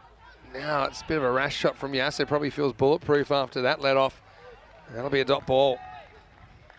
Yeah, we talked about the importance of fielding. It applies to all teams, doesn't it? Yeah. And these two, let's make no bones about it, they are the two best teams based on what we've seen in this tournament over 98 matches. So, you know, they occupy the top 2 spots. Jaguars did win the 2 clashes with Paka when they did meet. One was batting first, one was chasing.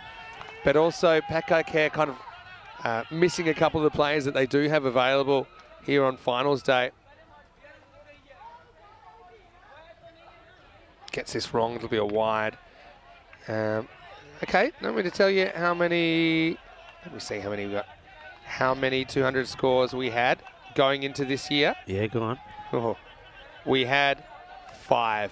Okay. Going into this year. Right? So 15 then. We had this 5. year. So we had 15 this year.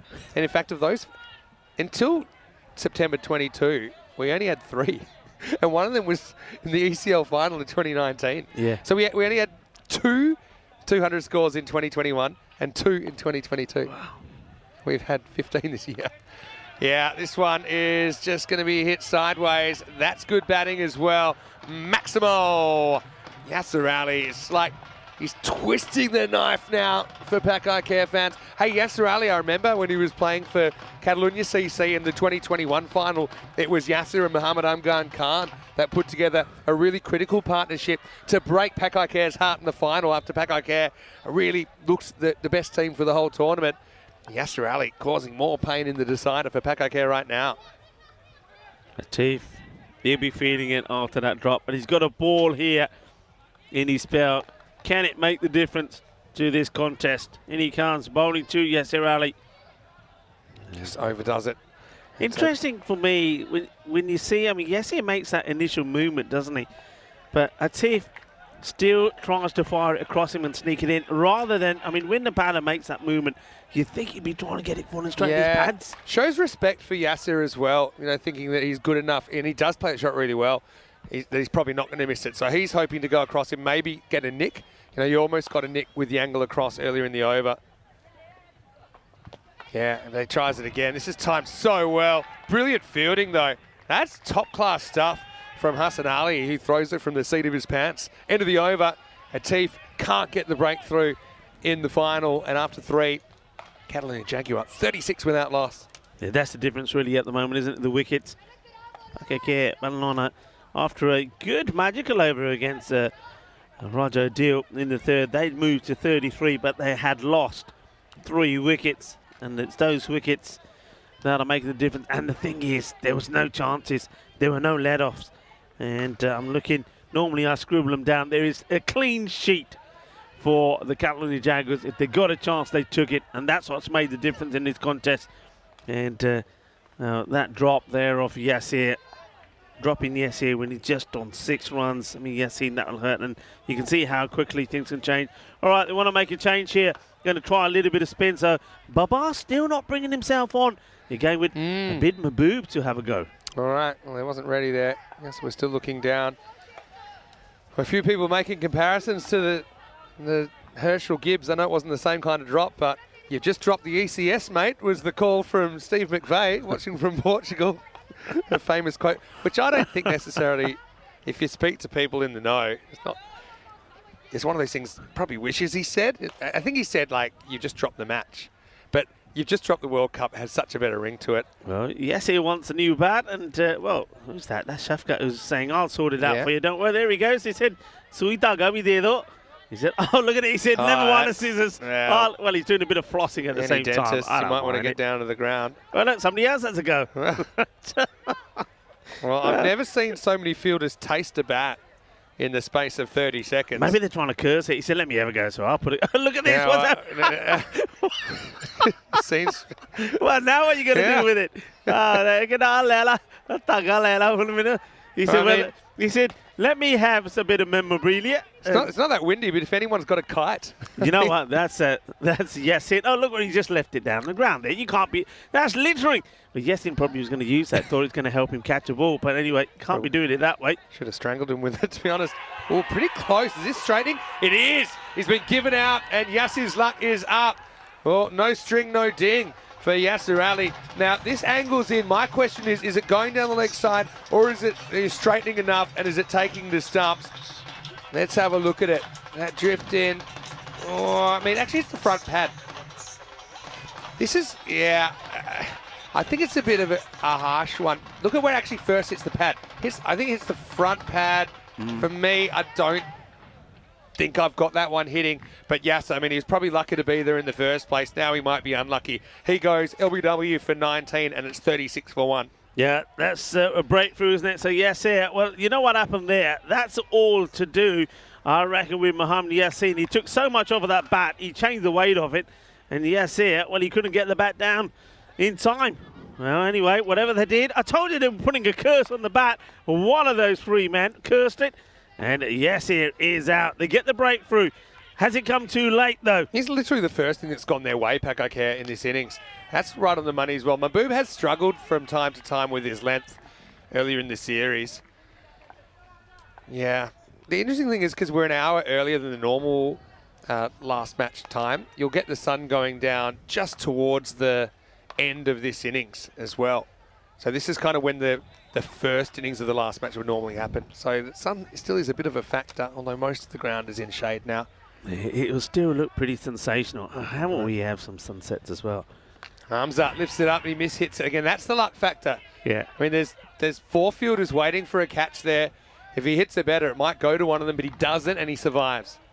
In fairness, and he won't mind me saying this, he hasn't been in the best of form with the bat. He went earlier in the earlier match. He went for 30 up, but he gave a couple of chances. Remember, he himself was dropped on 0 by Waka Zanwa. Then he was dropped again, I think, around about 18. So he hasn't been at his most fluent, but the thing is, he's still there. He's battling on.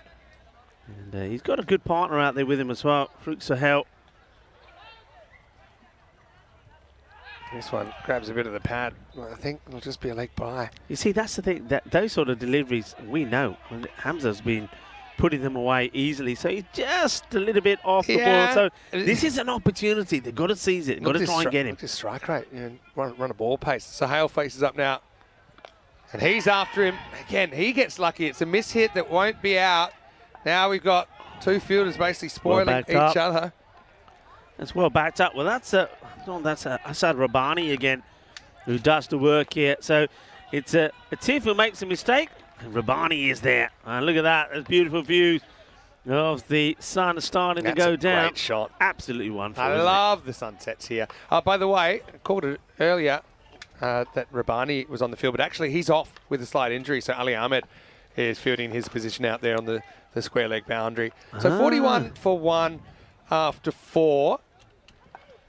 And yeah, you can see that just hanging around that line. Paka Bon, it's a matter of just hanging in the contest as long as you can. And, just creating and taking an opportunity, I suppose. Right, so who we got now? Looks like they're going to stay with some of the slowish stuff with Sikandar Ali. Now, he was excellent with the bat, wasn't he? Came in a really tough spot.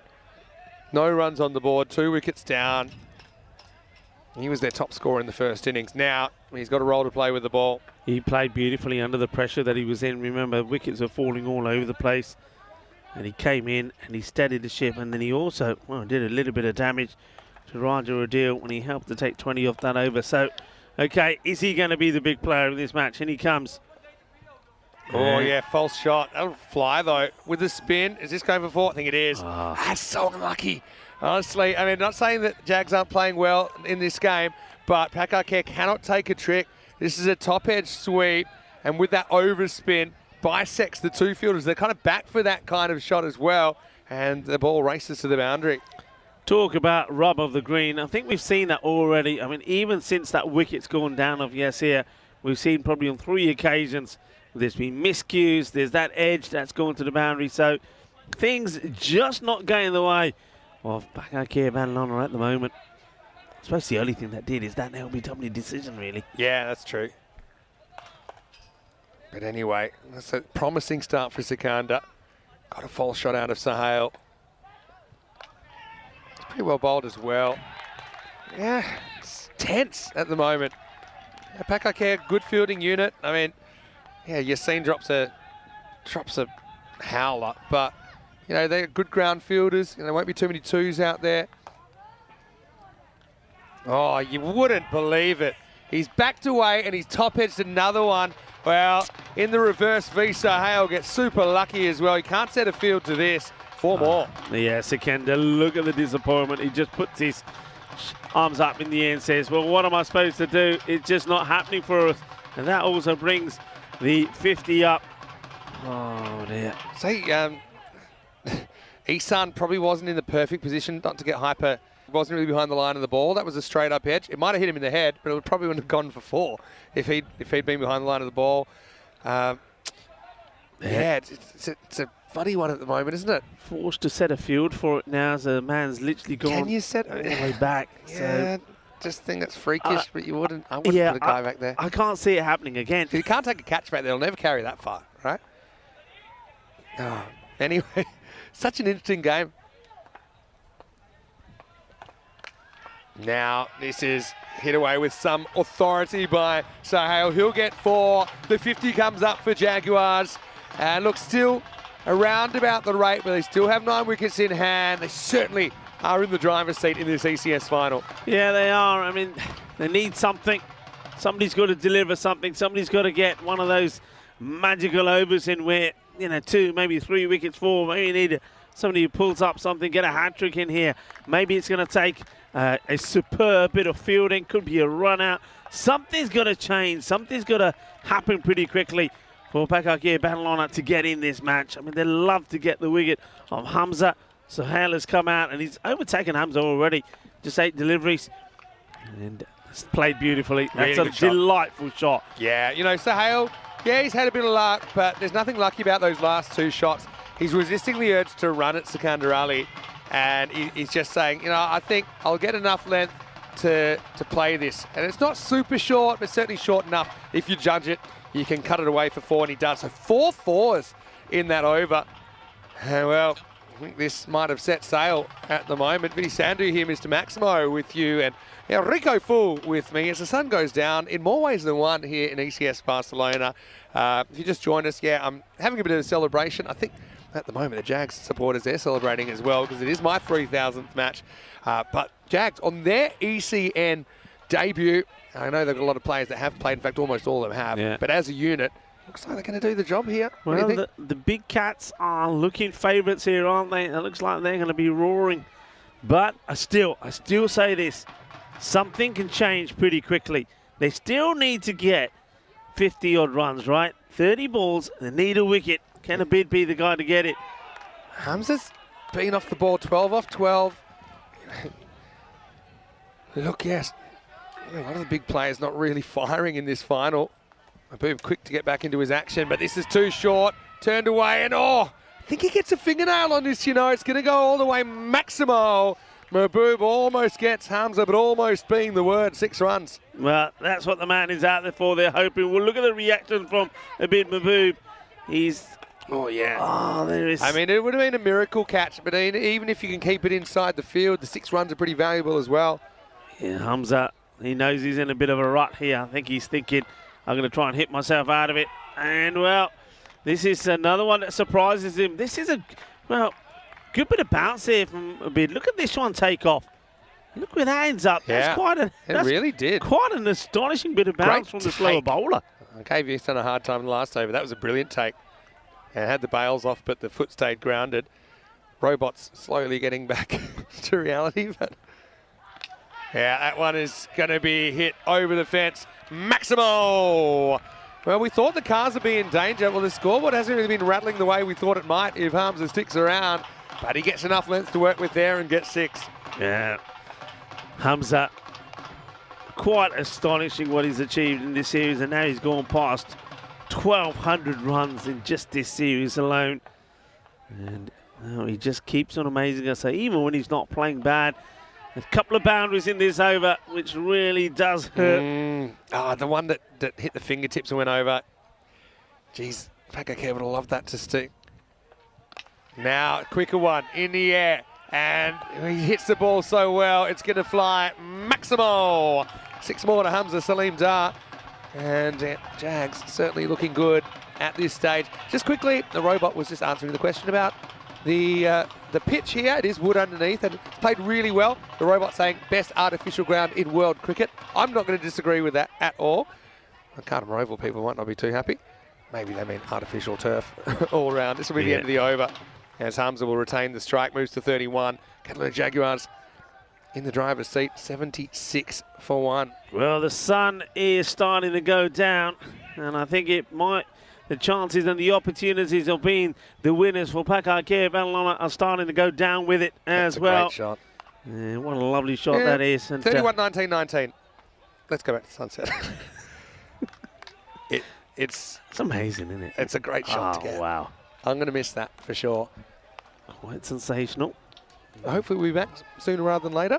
76 for 1, and now, well, all or nothing got to be here from the captain, Mohamed Babar, coming on to bowl. Stuart, hello to you. He's asking, have I done a sprint around the boundary like last year? Do you remember that? Were you with me? We were doing the timings. Yeah. Yeah. I'm glad I haven't tried that again since. I remember the first half, I was out of the blocks quick. The second half was very difficult. Took me like 2 overs to get my breath back. I'll find another way, Stuart. But hey, that's a nice memory we've got. All right, here's Baba. Last roll of the dice time, I think. It's an inside half of the bat. Again, goes to ground before it reaches the field of motion. Just a single. Where's the wicket going to come from? The other thing here is, Finney, I mean, I know it's difficult, but when you look at the way this field is set, it doesn't look like a field set for taking wickets, does it? It's very defensive. You've got to be attacking. That shot, for example, from Hamza, if somebody's in that mid-wicket position inside the ring, you've got a chance on it. You've got to find a way and set a field to still believe that if you've got an attacking field and you get the wicket, you can get back into this match. Kind of hanging in there. And I always think if there's more runs required than balls remaining, especially as you get really close to the end, you still got a chance. Because you a couple of dot balls, a couple of wickets, you can get ahead. But with these two there, it's just hard to see them not going at the 9.5 and over required. Hamza has the Jag so close. But he won't get a boundary, and this is a typical kind of shot for this innings. That's what makes cricket such a great and unpredictable game, I think, is you never know on a given day or in a given innings how well you'll time the ball or not time the ball. And even sometimes within an innings, it can change. And you can see Hamza, he's just not quite himself. But look at his strike rate's fine, 33 off 19. And good players, they seem to find a way even when they're not kind of at their peak performance. Baba, full toss, and he'll get a wicket. Well, there's another bit of luck. And it's Asad Abbas. Well, he provided a fight back in the first half with the bat. Baba, bit more good luck than good management. They probably deserve something to go their way. Paka Care. Farouk Sahel just taps a full toss, a deep square leg for 20, and it's 79 for 2. Well, Abbas picks up a catch, and Sahel can't believe he's done that. He wants to be, this is the thing, he wants to be a little bit overcautious, doesn't he? He thinks, I won't try and smash it, I don't need to, but he finds the hands of Abbas. Abbas spikes it into the ground. The second wicket does fall, so Hell will go for 20 of 11. And you might say it's a bit unlucky, and it probably is. You know, it just happened to go straight to the field. 5 metres either side, I think you're looking at a boundary. But, yeah, a bit like Yasser Ali, had a bit of luck. And then, you know, the universe realigned. And so Zulkarnain Haider's going to come in at 4. Baba with the golden arm with a wicket, and the first one to Haider, another national teammate. He's dug out for a single.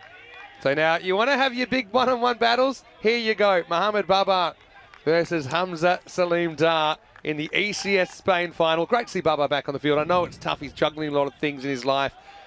He has just a knack of coming in pretty much without too much cricket behind him and still performing at a really high level. You've got to respect that. He's going round the wicket to Hamza with 33 required. And Hamza goes after him over the offside, and that is a class shot all the way. It's caught off the field. Maximo to finish the over, and it ruins the over for Baba. It goes for 10 in the end. 86 for 2 after 7. What a shot. Yeah, it's a really good shot. Look at the way he executes this. And, well, it's his opening partner who's not out there at the moment, Yasser Ali, that takes the catch. That takes the catch, of course. It ends up a crowd catch, and there's a signal from the umpire, Adnan. Manos arriba, arriba, arriba. Bolle, bolle, bolle. Well, there's a lovely shot of the sunset, but this is what we're looking at. Looking forward to this tomorrow at the Cardamom Oval. Well, this time tomorrow will actually be done, I think, with day one. So that's how quick we're moving. We're on the, not quite the red eye, but not far off tonight. We'll arrive in Malaga at midnight, and we'll be up, by the way, I think they told us we're leaving at 8:15 from the hotel. Okay. So there you go. Fair enough. Just give you, I know you were asking earlier. Spain, Austria should be great. Hopeful of maybe getting the national anthems going as well. Bit of a tradition first game of the, I suppose it's like the championship week, isn't it? The ECCW being 1 week long. Hey, I had a question here. When do we start again? In 2024. I think that Shohag was asking that. I'll tell you very shortly. But we'll have about three full weeks off at least. All right, 27 off 18. Hassan Ali comes back. Good pull shot. Really good pull shot. Picks out the fielder. It's a teeth out there. It's just a single. So, yeah, we have obviously this series now. We've got the ECCW starting tomorrow. But the season 2024 will start Wednesday the 17th of January in Cyprus. And Rico Fool will be there. I'll be there. Yeah, I'll be there, getting things started off. And well, you'll be Cyprus. You'll be in another place similar to this. Yeah, I'll be at the Rock around that time, starting the night series the next day. All right, full toss, and he gets enough of it. Tempted Yorker goes wrong, and it's over the fence. Maximo Hamza to 45. And even though it hasn't quite been peak Hamza, you know, in a final, in a big game, he is still there, and he's leading his side surely to the trophy. Yeah, I mean, we've been talking so much about Hamza, and maybe this little knock here on this after this delivery. And, well, this time he's going to be gone. Yeah, he goes across the line. I'd like to see it again, because the way the ball goes off, does he get a bit of bat on this? Nah, does he not? I don't think so. Live, I thought it was dead. You know, it hits him pretty much in line with off stump. Or have a look at it. This isn't a perfect angle, but look. I don't know, Vinny. That's out. You reckon? Okay. Well, if he's nicked it, he's caught. Yeah, I suppose either way he's gone. But look, I don't know if we got... And that's why Hamza said he's my bat. The thing is, though, if it does, you're still gone. Yeah. Be interesting what they put in the book. Yeah, I don't know. It seems like a fake edge. It's not actually going to save him anyway. It seemed like it just hit the top of the pad. Regardless, let's have a look one more time. Nah. Nah? Well, I don't think so. I don't say. I mean, the little edges you can't pick up anyway. Yeah. But Isan will be hoping he does edge it, because he'll get the stat. But for me, it's a pretty good decision. And either way, it's out. Does it throw a cat amongst the pigeons here? 93 for 3.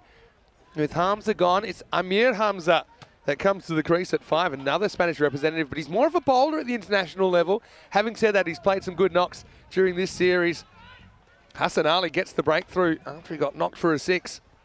Yeah, so Hamza doesn't get to another half century. All right. Are we going to get some tension here? 20 off 15. We might, because that's good pace. Going to blast a fast ball past him. Some people we haven't been able to be too reflective here because this is such a big game, but some people are remembering last year when we had the free hit music for a while. I know you went here for that. We had this idea to have free hit music. It didn't last, but it was fun while it lasted. And this is going to be up and cut away. So Hamza, he'll feel a lot better after that, won't he? Amir Hamza off the mark with 4. Yeah, it's a good shot. Just gets a little bit of whip, doesn't he? And yeah, too much whip. He swings hard at it. He gets it properly. He gets it proper, as they say. He gets over the infield to get a boundary. So they're needing 16 of 13. Dot ball would be nice here to finish the over. A wicket would be even better. Last ball, the 8th.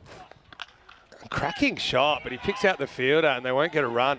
So, well, pressure still hanging in this contest as the sun goes down. It's 97 for 3 off 8. So, look, they forced a finish here. That's how I'd call it. Yeah. You've got 2 fairly new batters at the crease.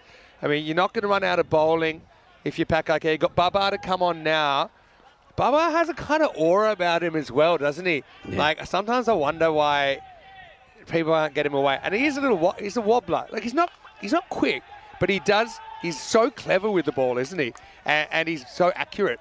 Right now he's going to bowl the 9th over, and I think it's the biggest over of this tournament so far. 16 required off 12. Can Mohamed Baba pull out a 9th over to keep Paka in the contest, or are we looking at the last over of ECS Spain? Hyder on strike. Oh, and he gets one past the outside edge, and that kind of exemplifies what I'm talking about, Rico. Just nibbles away, beats the outside edge. What would you say if I said I think Paka go and win this from here? I'd say it's not impossible, but I can't see it happening. If they can get a tight over in here and take it into the last, nerves will be huge. The question is, who bowls the last? 16 off 11. Oh, high. You know what? This is going to just drive Paka absolutely bonkers. It's the 3rd one we've seen as a false shot. I mean, maybe you need a Northern Cross field the way that this game has gone, but that is such a lucky one, but it is 4, and it gets Jaguar 4 closer. Yeah, I mean, they put a man out there specifically earlier, even against it a spin, didn't they? Because that's where the balls was going. They're going to put a guy back there as the backstop. It's a freakish thing to see that many go. Anyway, look, 12 off 10, and if there's anyone good enough to do this, it's Paka. Just got to try and win the next battle. 12 off 10, keep it to a 1 or a dot. And, well, they're going to take off. That's really good running. He gets a fair piece of it onto the foot, and like a flash, Amir Hamza was off, and they'll scramble through for a single. It's such a good delivery, though, isn't it? Look, there it is in the block hole, and he does get bat on it. There's no doubt about that. But good ball. That's, I think, for me, that if he can bowl that every ball from here on in, go for it. Keep it tight. But good running also from the 2 batters. Good understanding. They know that every run is important going into that last over. Paka lost the 2021 final with 1 ball to spare against Catalonia CC. And Yasser Ali was a part of that match-winning, championship-winning partnership. Great game. Are we going to the wire? Hamza probably wants to have a go here at his Spanish national teammate, Mohamed Baba. 9 to go. Oh, it's a loose shot, really. Yeah. And he gets away with it, but he doesn't get a run. Yeah, I mean, he's trying to cart this over cow corner, isn't he? Why doesn't he just get bat onto ball and just take a single? If you take singles, I don't think you lose. But if you keep playing dot balls out, you're going to be in trouble. It's that old risk reward, isn't it? Here we go. Bound for glory, thinks Hamza. Does he go after him again? He does. The fielder get there, should get there. Slight fumble. It's the 12th. That's Ali Ahmed that does well. Keeps it to 1. Oh, Rico. We got to reset the counter. We did it before ECC. Could we do it for ECCW? Now, this delivery here, batter on strike, Hyder, is going to be thinking and got to be thinking one thing. Swing hard, get a boundary, and that's his bit done. If you can get a boundary here, you get a boundary here, it makes it completely different. If he swings or misses, if there's a wicket and 10 required off the last, it gets exciting. Counterpoint is that, if you score off every ball, it's pretty hard to lose from here as well. So if you're going for a maximo, you risk a swing and a miss. Last ball of the night, they're fine for time. 10 to win. Oh, it's a full toss, but he's late on it. They're going to throw, but they will get a single. So we got a game on here, folks. End of the over, 104 for 3. And that means that if it's 8 off this over, we're going to get a golden ball. We haven't had one in 349 matches. The last one was the weekend before ECC started. That was on a Saturday night, Rico. Check your watch. It's Saturday night. How's Italy versus Austria? The sun's gone down. They got time to think. Now, Paka, big conference in the middle. Sun's gone down here. The light's taking over. But this has been a roller coaster match, and it's going to go down to the wire. Now, you might say, look, 9 off and over, that's easy. I mean, the average rate's 13. If you think it's easy, go grab a bat, walk into the middle of the Montjuic Olympic ground right now, because I'm telling you that there's nerves jangling all over the place. They've got to make your mind up pretty soon, because the umpires will say, hey, guys, come on. I suppose they can't turn around and say he's going to get 2 darts. Now, look at the reaction here. Can we have a replay here? He's my pick, Mochim, because Sekundarali, he bowled 1 over for 16. He doesn't want to bowl it, though. Look at the reaction. He turns around and says, oh, what do you mean? Look at the reaction. Now, if we go back to the reaction, when they're in a huddle, they say his name. He looks up and says, no, I don't want to bowl it. Who, me? Watch. Oh, look at this. He doesn't want to bowl it, but he's got to believe in himself. Look at Mohamed Baba saying, look, relax. Tera match hua. Acha over kar de, assi jitonge. So Moshim is being asked to bowl it. He hasn't bowled in the day. Now, they could go back to Sekundarali, but what a gamble. Easy for you to say relax is basically anything. You've just bowled a great over, Mohamed Baba. There were 4 and 3 singles and 2 dots off that last over. 7 came off it. And look, you've got all the time in the world now, although we do have to catch a flight tonight. But look, look, 1 boundary, it's close. 2 boundaries, I think the Jags win. No boundaries, I think Paka win. Well, they rolled the dice. Well, I reckon they were picking at straws there, and it was Moshim who got the short straw. He's going to bowl this. The reaction said, oh, but he's got to believe in himself. Rico, we've never had a golden ball final in 3,500 plus matches. It's your 3,000. It's my 3,000 It's your 3,000. It's the final that this tournament deserves, that this cricket group deserves. This is the last over after 3 weeks and 100 plus matches, and it's Mochim, the unwilling 10th over bowler. He's gone. It could be gone. It's got to be out. He must have nicked it. Wow, what's going on here? He must have touched it. I mean, it's full. If this, I didn't see bat here. Did they run? They ran. I didn't see bat. I didn't see bat, Vinny. I don't see bat. That's got to be out. I didn't see bat there at all. It's been given a leg by. Oh, that's a shocker, really. Oh, I can't believe that. It's not going over the top. That's hitting. Oh, that is hitting. That's unbelievable. Now, and the Jags get enough. You know what? Having said that, leg by. Jags fans will say, look, Yasser Ali was fired on one that was probably missing. Oh, that's tense. It's a tough call. It was a weird one because it was so high. Mochim, in a way, gets lucky, gets unlucky as well, because maybe that should have been hit for 6. It was a top of the pad high full toss. Well, you know what that will do? That'll fire up. That should fire up Moshim. So he may be there thinking, right, got a chance. Look at the strike rates of the guys at the crease. I look at that as well. I mean, they kind of run a ball, not much more. 8 or 5 now, Mochim to Amir Hamza. And goes straight, and he smashes it out of the ground. Maximo! I hate to say it, I'm going to go back to the ball before they get a run they probably shouldn't have got. Hamza's on strike. He should be 22 yards away. And Paka can't. Well, whatever hair they got left, they'll be tearing it out, I think, when they look at this bat. Yeah, look, the umpire's been absolutely brilliant, but sometimes they haven't got the advantage of the replay. I think that last one you give it would have been a dot as well. A new batter comes on strike. At least they don't rotate. Don't single leg buys. At least you give yourself an out. All right. Well, they'd have to fall over loose. I wonder if you gamble here. Hamza has swung and missed going for big shots. So I would gamble. I'd bring the field up and say, look, go for it. And hopefully we can get a swing and a miss. Does Hamza play smart here? He can tie the game with a single. but he's got 4 chances to win the game. Mochin with 2 to defend. Gone and gone! Maximo! Jags jump into the ECS competition and they win the trophy at their first attempt. It's heartbreak for Paka, who go down with 3 balls to spare, and that really sums up what ECN cricket is all about. It was high octane, it was high entertainment, and it's the Jags flying high. Jaguar winning the trophy. The Jaguars roar as they are victorious here, and that's very sporting as you would expect from Paka Bon. But fair play to them, they pushed them hard, didn't they? And it's just one of those again. It could have been if their own batting clicked, it didn't click. And then Amir Hamza, he held his nerve. And one thing I want to say about this, Amir Hamza, remember, once again, when the big guns weren't always there, Amir Hamza was a key component in the Jaguars side, and I think it's fitting that he's there. That finishes it off. He finishes it off in style with 3 balls to go. Jaguars are the champions here in Barcelona. They will get their hands on that marvellous trophy.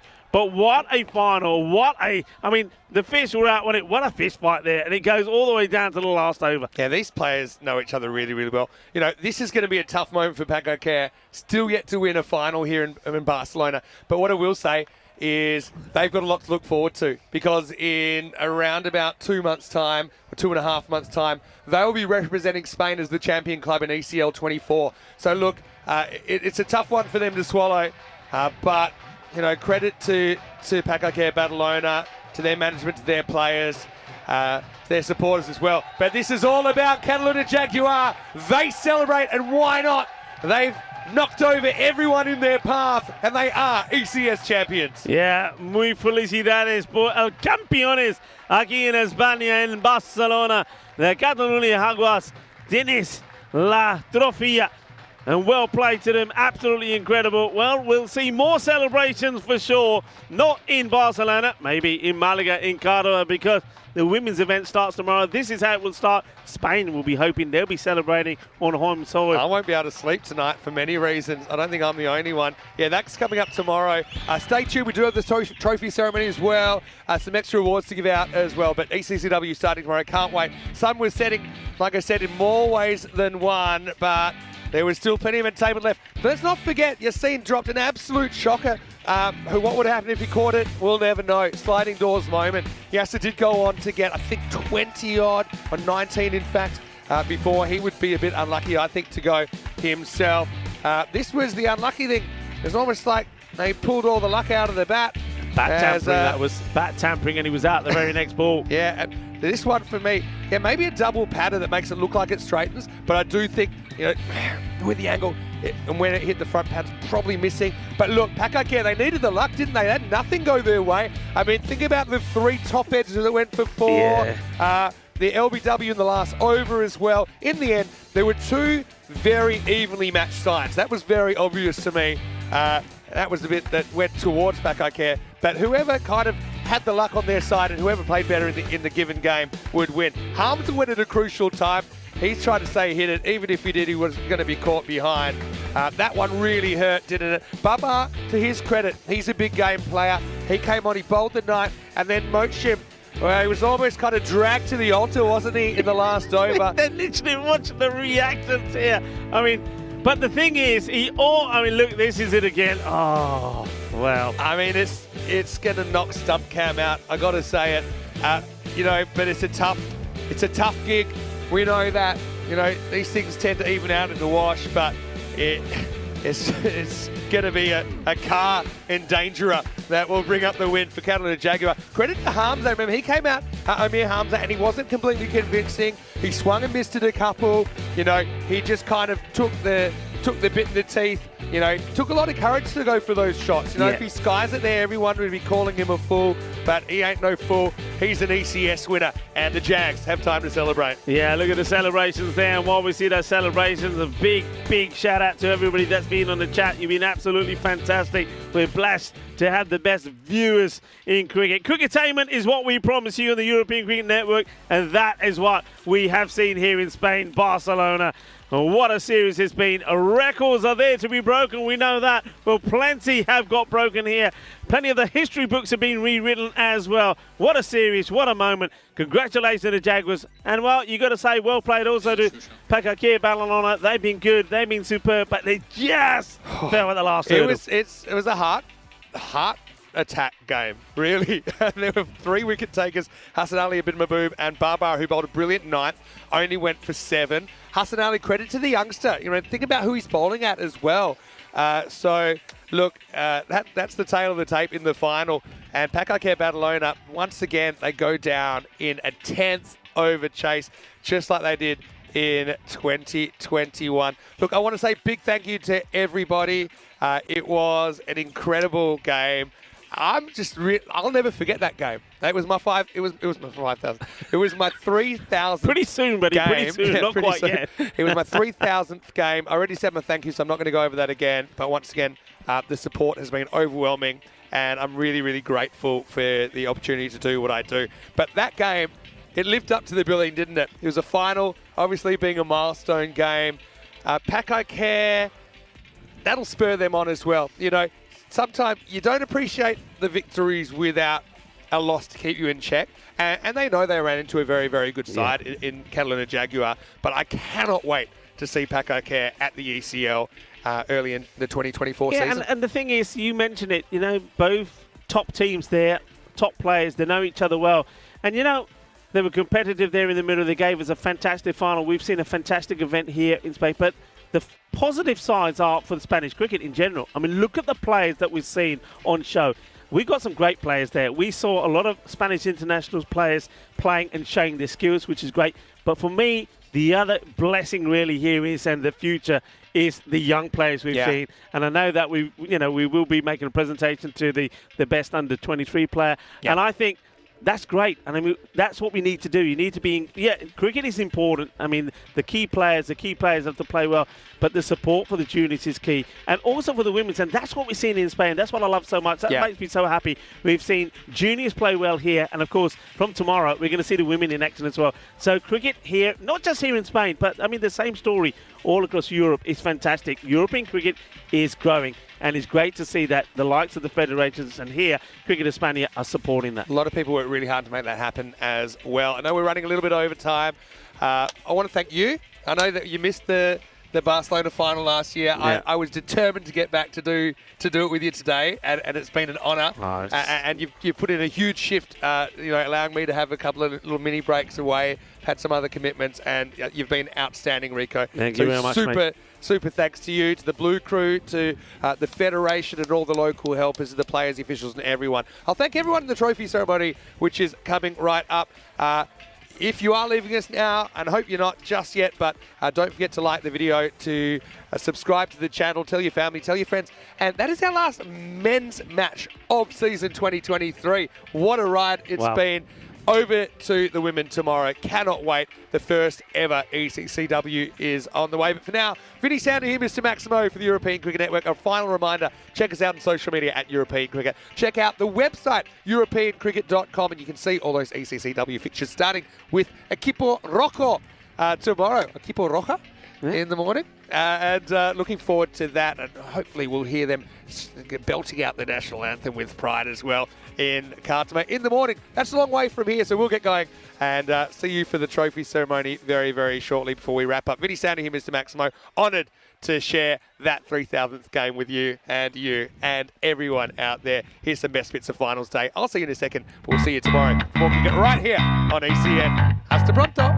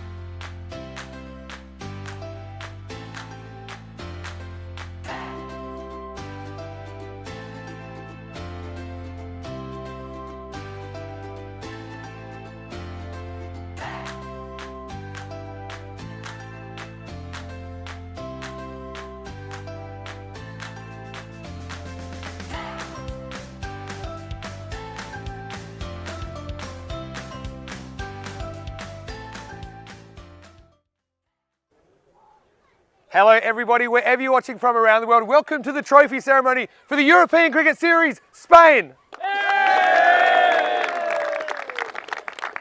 I've got to say, it has been a crazy ride here, and it always is in Barcelona. And I know there's been a lot happening in this region, okay? And I know it's also been a challenging time for a lot of cricket lovers in this region as well. But on behalf of the European Cricket Network, I'd like to thank everyone for their involvement in this series and for creating moments that will last forever. Whether you won, whether you lost, the fact that we've had so many people, literally hundreds of players involved, we love coming to Barcelona.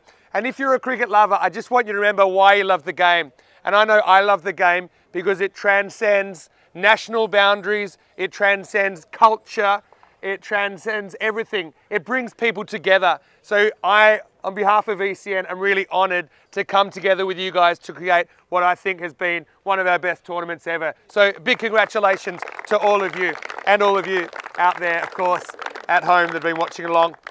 We are going to get to the trophy ceremony. I want to say a big thank you to the VIPs. I know they're behind me now. And muchas gracias por su apoyo. It's great once again to have the support of the community, and that's something that I think is really essential to the success of the game, especially in a region where we have a lot more numbers and a lot more teams than a lot of other places in Europe. So keep up the good work. I also wanted to say a big thank you to our partners, of course. We couldn't do what we do without Dream 11 and Fancode, HCL Software, Bizaway Travel, getting us around Europe, to Grizzly Bear Sports. We really test their stock of cricket balls when we come here to Barcelona, because a lot just disappear forever, but they've been outstanding this year.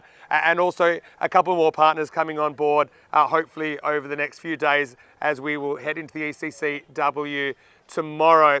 Also, I want to say a big thank you to Sanjay from Local Lifestyle. These trophies that you'll get today and the medals you'll get, whether they be gold, silver or bronze, we hope you treasure them and you keep them for the rest of your life, and they stay in your family as you know, a memento of hopefully what's been a really special time. Look, I do also want to quickly give a few more thank yous, and I got to say a big thank you has to go to Cricket España, and I know we've got John here at the moment, and of course Juan, Jaime, everyone else that has been unwavering in our partnership with. You've been fantastic in our partnership. Obviously, a real key partner, because we have our marquee events here in Spain, and we want to keep it that way. We have literally millions of people tuning in to watch ECN cricket now, and you guys are a huge reason that that's been a success. So thank you very much to Cricket España. Look, I also want to thank the guys that I work with every day, and I think you guys know by now, the Blue Crew, the ECN crew on the ground. Even if you're playing 2 or 3 matches, it's a lot, right? It's a lot. But these guys, 5 matches every day, coming in darkness, leaving in darkness. It's been outstanding. So big thank you to Sam Williams, who is project manager up until last weekend, to Marzi, obviously, for taking the reins, to all the guys and everyone that's part of our ECN family. Thank you, including the office crew, including everyone working behind the scenes. This is our last ECS of the year, but like I said, we're not quite done yet. I also want to give a big thank you to a group of people that we're really focused on improving and building their confidence, and that is the umpires. So I want to say big thank you to the umpire group. It's a really tough job. And I honestly think, you know, one of my favorite expressions is, you'll never be perfect, but if you try, you might catch excellence on the way. And so I think bear that in mind. Don't beat yourself up too much if you get the odd one wrong. I think that's critical to the success of cricket in the region. You guys have been great. Big thank you to Steph, of course, who's a big role as a TR. And of course, Tyrone, I know you're watching along. Wishing you all the best as well for your work. Okay, one more guy I've got to say a big thank you to. Firstly, I'll say a big thank you to Srinath, who filled in for me while I had a few days off. But principally, I want to say a big thank you to one guy that has an incredible amount of energy. He has an incredible amount of passion for the game. He has just continued to go from strength to strength, bringing the excitement to a whole new level. And that's Rico Full in the comedy box. Thank you, Rico. And It was actually an honour. I mean, last year Rico had to leave unexpectedly and he couldn't do the finals day. So I was determined. I flew back for the finals day today, and it was an honour to do the final with you, Rico. This is back where we first started working together, and actually that final was my 3,000th game commentating, and I'm so glad that I got to share it with you. So thank you. And we won't have to wait long for 3001. That's tomorrow morning in another city. So I will move things along. Okay. So I now would like to announce the team that came in third place. And this team, we had to wait a while to see them on the park. When I saw their squad, I was fascinated. I got to say, I really was. They're a team that really came together. Sometimes when you get team players from different places, then don't always gel. But one thing that was clear to me is that you did, and you really enjoyed what you did. Some of the most emotional scenes that we saw were in your games, and I'm going back to the famous now Catalunya collapse that I watched and almost choked on my breakfast watching that one. And then, of course, yesterday with an incredible last ball victory. Before we get to you guys, quickly, I want to say thank you to Magic CC. Making the top 4 is no mean feat. I thought you played an excellent tournament, and wishing you all the best. Great to see you come together and hopefully see you soon. But as far as third place goes, it's a team that I hope I see a lot more of in the future, and I hope you guys are able to get back together and go to exciting new places. I'd like to invite you, Captain Marty, up to collect the bronze medals. The third place goes to Bengali Cricket Club. Yes, sir. Thank you. And of course, Roberto will present the bronze medals. Let's hear it for Bengali, everyone. Rob? There's one guy, I was waiting for him to present that, but I got to say that I've met probably hundreds, if not thousands of people in European cricket, and this guy is one of my favourites. Rob, the groundsman here. Thank you. Thank you so much for your support. Thank you very much. And Your family now. I hope we keep coming back here, and I really hope you're here every time. Thank you so much. And he's wearing the jumper that I gave him last year. So thank you so much, Rob, once again. Really appreciate it. Now we're going to go into the runners-up medals, the presentation. It's a team, your fan favourites for a reason, okay? You've got a lot of depth. I love to see the young players coming through and getting that responsibility. And that was pretty important, I think, in the final. You're really, really competitive. I thought Asad, you batted great. Sikandar Ali's a guy that doesn't get a lot of headlines, but, I don't think he ever plays a bad game, especially when the pressure's on. Obviously, some of the guys within the national setup, have done crazy things this year. And when I think about where you guys are and the Spanish national team and just cricket as a whole in Spain, compared to when I first came here in 2021, it's incredible. It's off the charts. I can't wait to see you guys in the ECL, and I know you want to get that European Championship back, okay? So I said this on the commentary towards the end. You can't really appreciate the wins without the odd loss, without the odd misstep, without a stumble. I know that you ran into a very good team today, but I know that won't sit right with you, and I hope it makes you hungrier because, it'll be very exciting if we can get the ECL trophy back to Spain. I want to invite Mohammed Baba now up to collect the silver medals. Paka Badalona, the runners-up. Thank you very much to Adnan as well for making the presentation. Thank you, Adnan. See you soon. Before we get to the winners' medals, I do want to mention that we have a couple of extra awards that have been generously donated by the local community and by Cricket España. And yeah, this is something that we're not often able to provide, and I think it's wonderful that we are able to do that. The first award that I'm going to give out, individual award, is for the best young player, or the MVP aged under 23. And there are a lot of really good players, I think, in this bracket. And we were talking about the fact that it's a very, very promising sign. Obviously, we do a lot of work with quite small kids now with our cricket school project. It's great to see young players being given opportunities in this format to be put under pressure, I think mentally, not just with the skills, but also to have to make good decisions. And this award could have gone to a number of people, but it was given in the end. Nadeem, would you like to come forward, by the way? Nadeem will be giving this away. This is a guy, I thought he led very, very well. Again, he was in a leadership position with his club. He was also able to provide some big highlights with the ball in the field, and particularly with the bat. He scored 2 centuries in one day. From Badalona CC, the MVP under 23 goes to Omar Ali.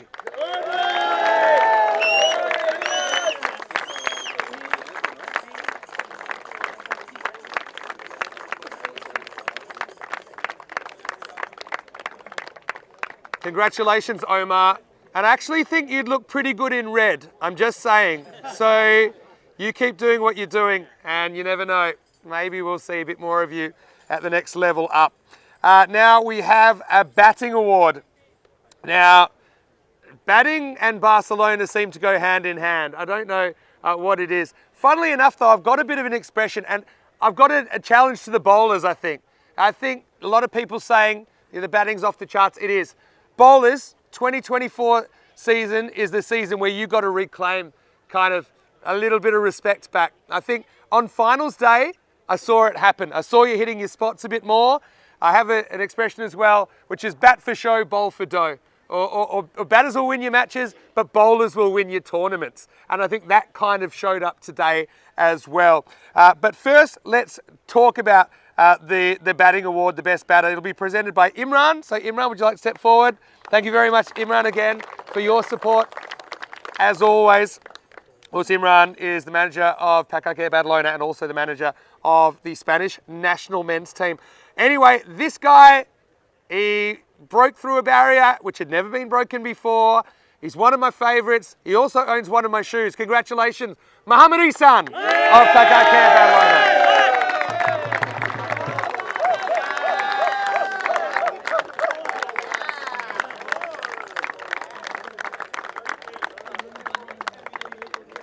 Congratulations, and see you soon.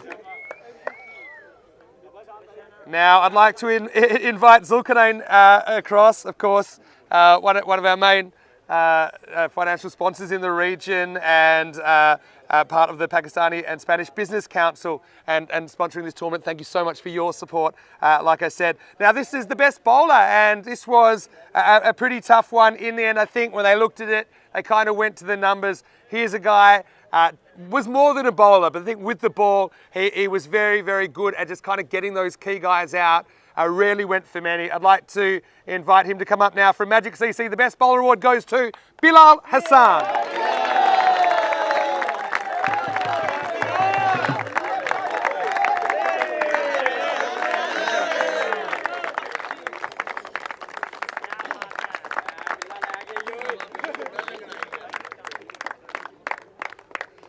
Congratulations, Bilal. And all of you out there, that's what a bowler should look like at the end of 21 matches, okay? That's what a bowler should look like. Great, congratulations, Bilal, on a fantastic performance. Okay, now it's time to invite Stefan Gooch to come up and to hand over the MVP check and the MVP trophy on behalf of the European Cricket Network and Cricket España. Well, often I get to build this up a little bit with a bit of tension, but I don't think this is one of those years because this guy has taken his game to scary new places. Some players you go, okay, at this level, he can do it. Can he do it against better bowling? Can he do it against more quality opposition? Played one of the best games I've ever seen against the Netherlands 11 in the ECC and was scoring runs against quality attacks, against the English attack. You're still a young guy as well. And I feel your passion for the game.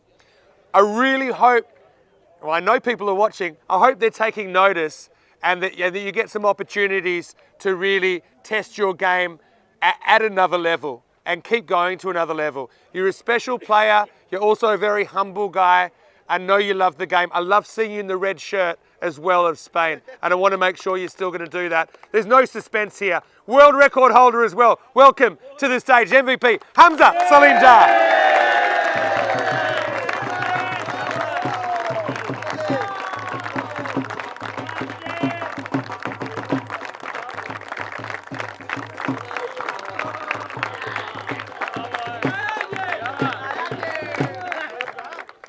I'm going to tell you the scary thing as well. The scary thing, hold up the check. Show us the check, Hamza. Show us the check. It's not even €1 per run. It's not even €1 per run. First player to ever get 1,000 plus runs in a series. Well done, Hamza. Let's give it one more time. Congratulations on an outstanding performance. Now I'd like to invite Joseph Juaneta to come up and welcome you to the front. Hello, and once again, I love this facility. Joseph is the stadium manager here at the Montjuic Olympic Ground. This is my third time here, I think, and we go to all kinds of grounds around Europe, but there's nothing quite like this. Not just the facilities, the AstroTurf has been wonderful. The new pitch, I think, was incredible. I think that took things to a new level. So every time it's improving. And then, of course, the views of the sunset here, it's something that I don't think we have anything quite like it. So he will be handing over the gold medals. And what can I say about this bunch of players? So I never heard of the Jaguars, I've got to be honest, and I've been here a bit. When I looked at this squad, I thought, well, here's a team that are going to be contenders. Okay, again, let's see how they gel together. Let's see how they play.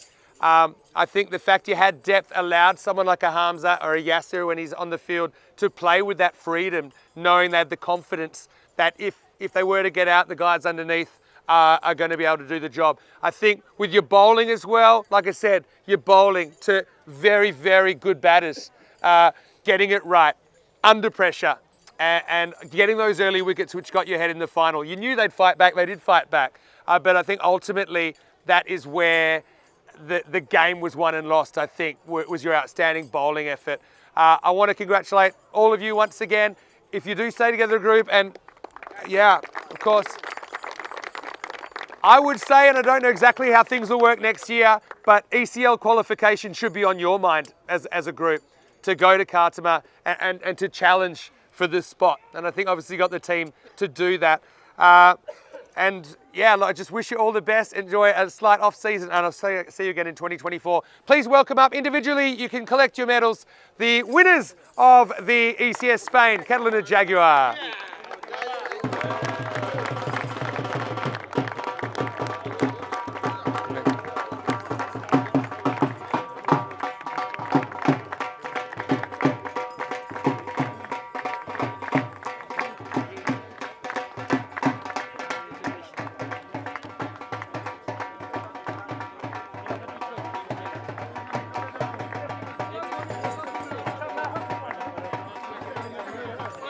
Guys, don't go missing on me.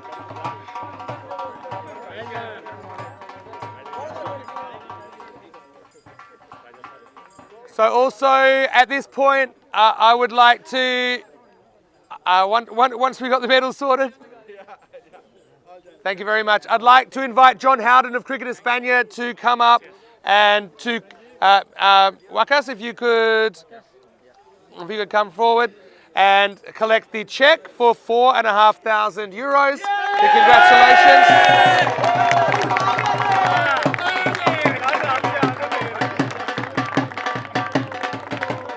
Congratulations. Congratulations. Why don't you guys come in the middle? Come on, they don't want to see me. Now, before we go, I want to say this is the end, but it's also the beginning. It's the end of a season almost, but it's also a new beginning. We want 2024 to be bigger. We want it to be better. We want you to take your game to the next level. We want your support. We want to keep growing the game, and we will do that, okay? And you help us do that. So thank you for being part of our community. Keep tuning in. You know, it's great when I see familiar faces in the chat, and when I see you in person, it's even better. And don't forget, it starts tomorrow with the ECCW in Khartoum. Spain playing Austria. They'll be singing the national anthem tomorrow. That's 8:45 a.m. GMT, which is 9:45 in Central Europe and 1 p.m. in India. Now I'd like to invite Stephen Gooch to come up and present the trophy to Mohamed Wakas of Catalunya Jaguar. And your champions of the ECS Spain, Catalunya Jaguar.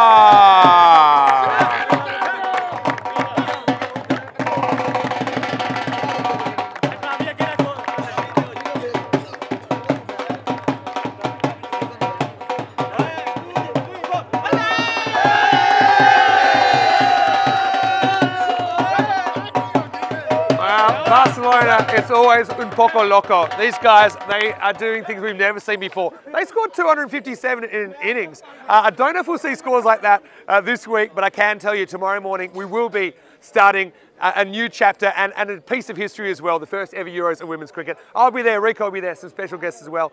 From now, it's been great to have your company. From everyone here at the European Cricket Network and the European Cricket family, have a happy, have a safe evening. I'll see you tomorrow for more action right here on ECN. Buenas noches.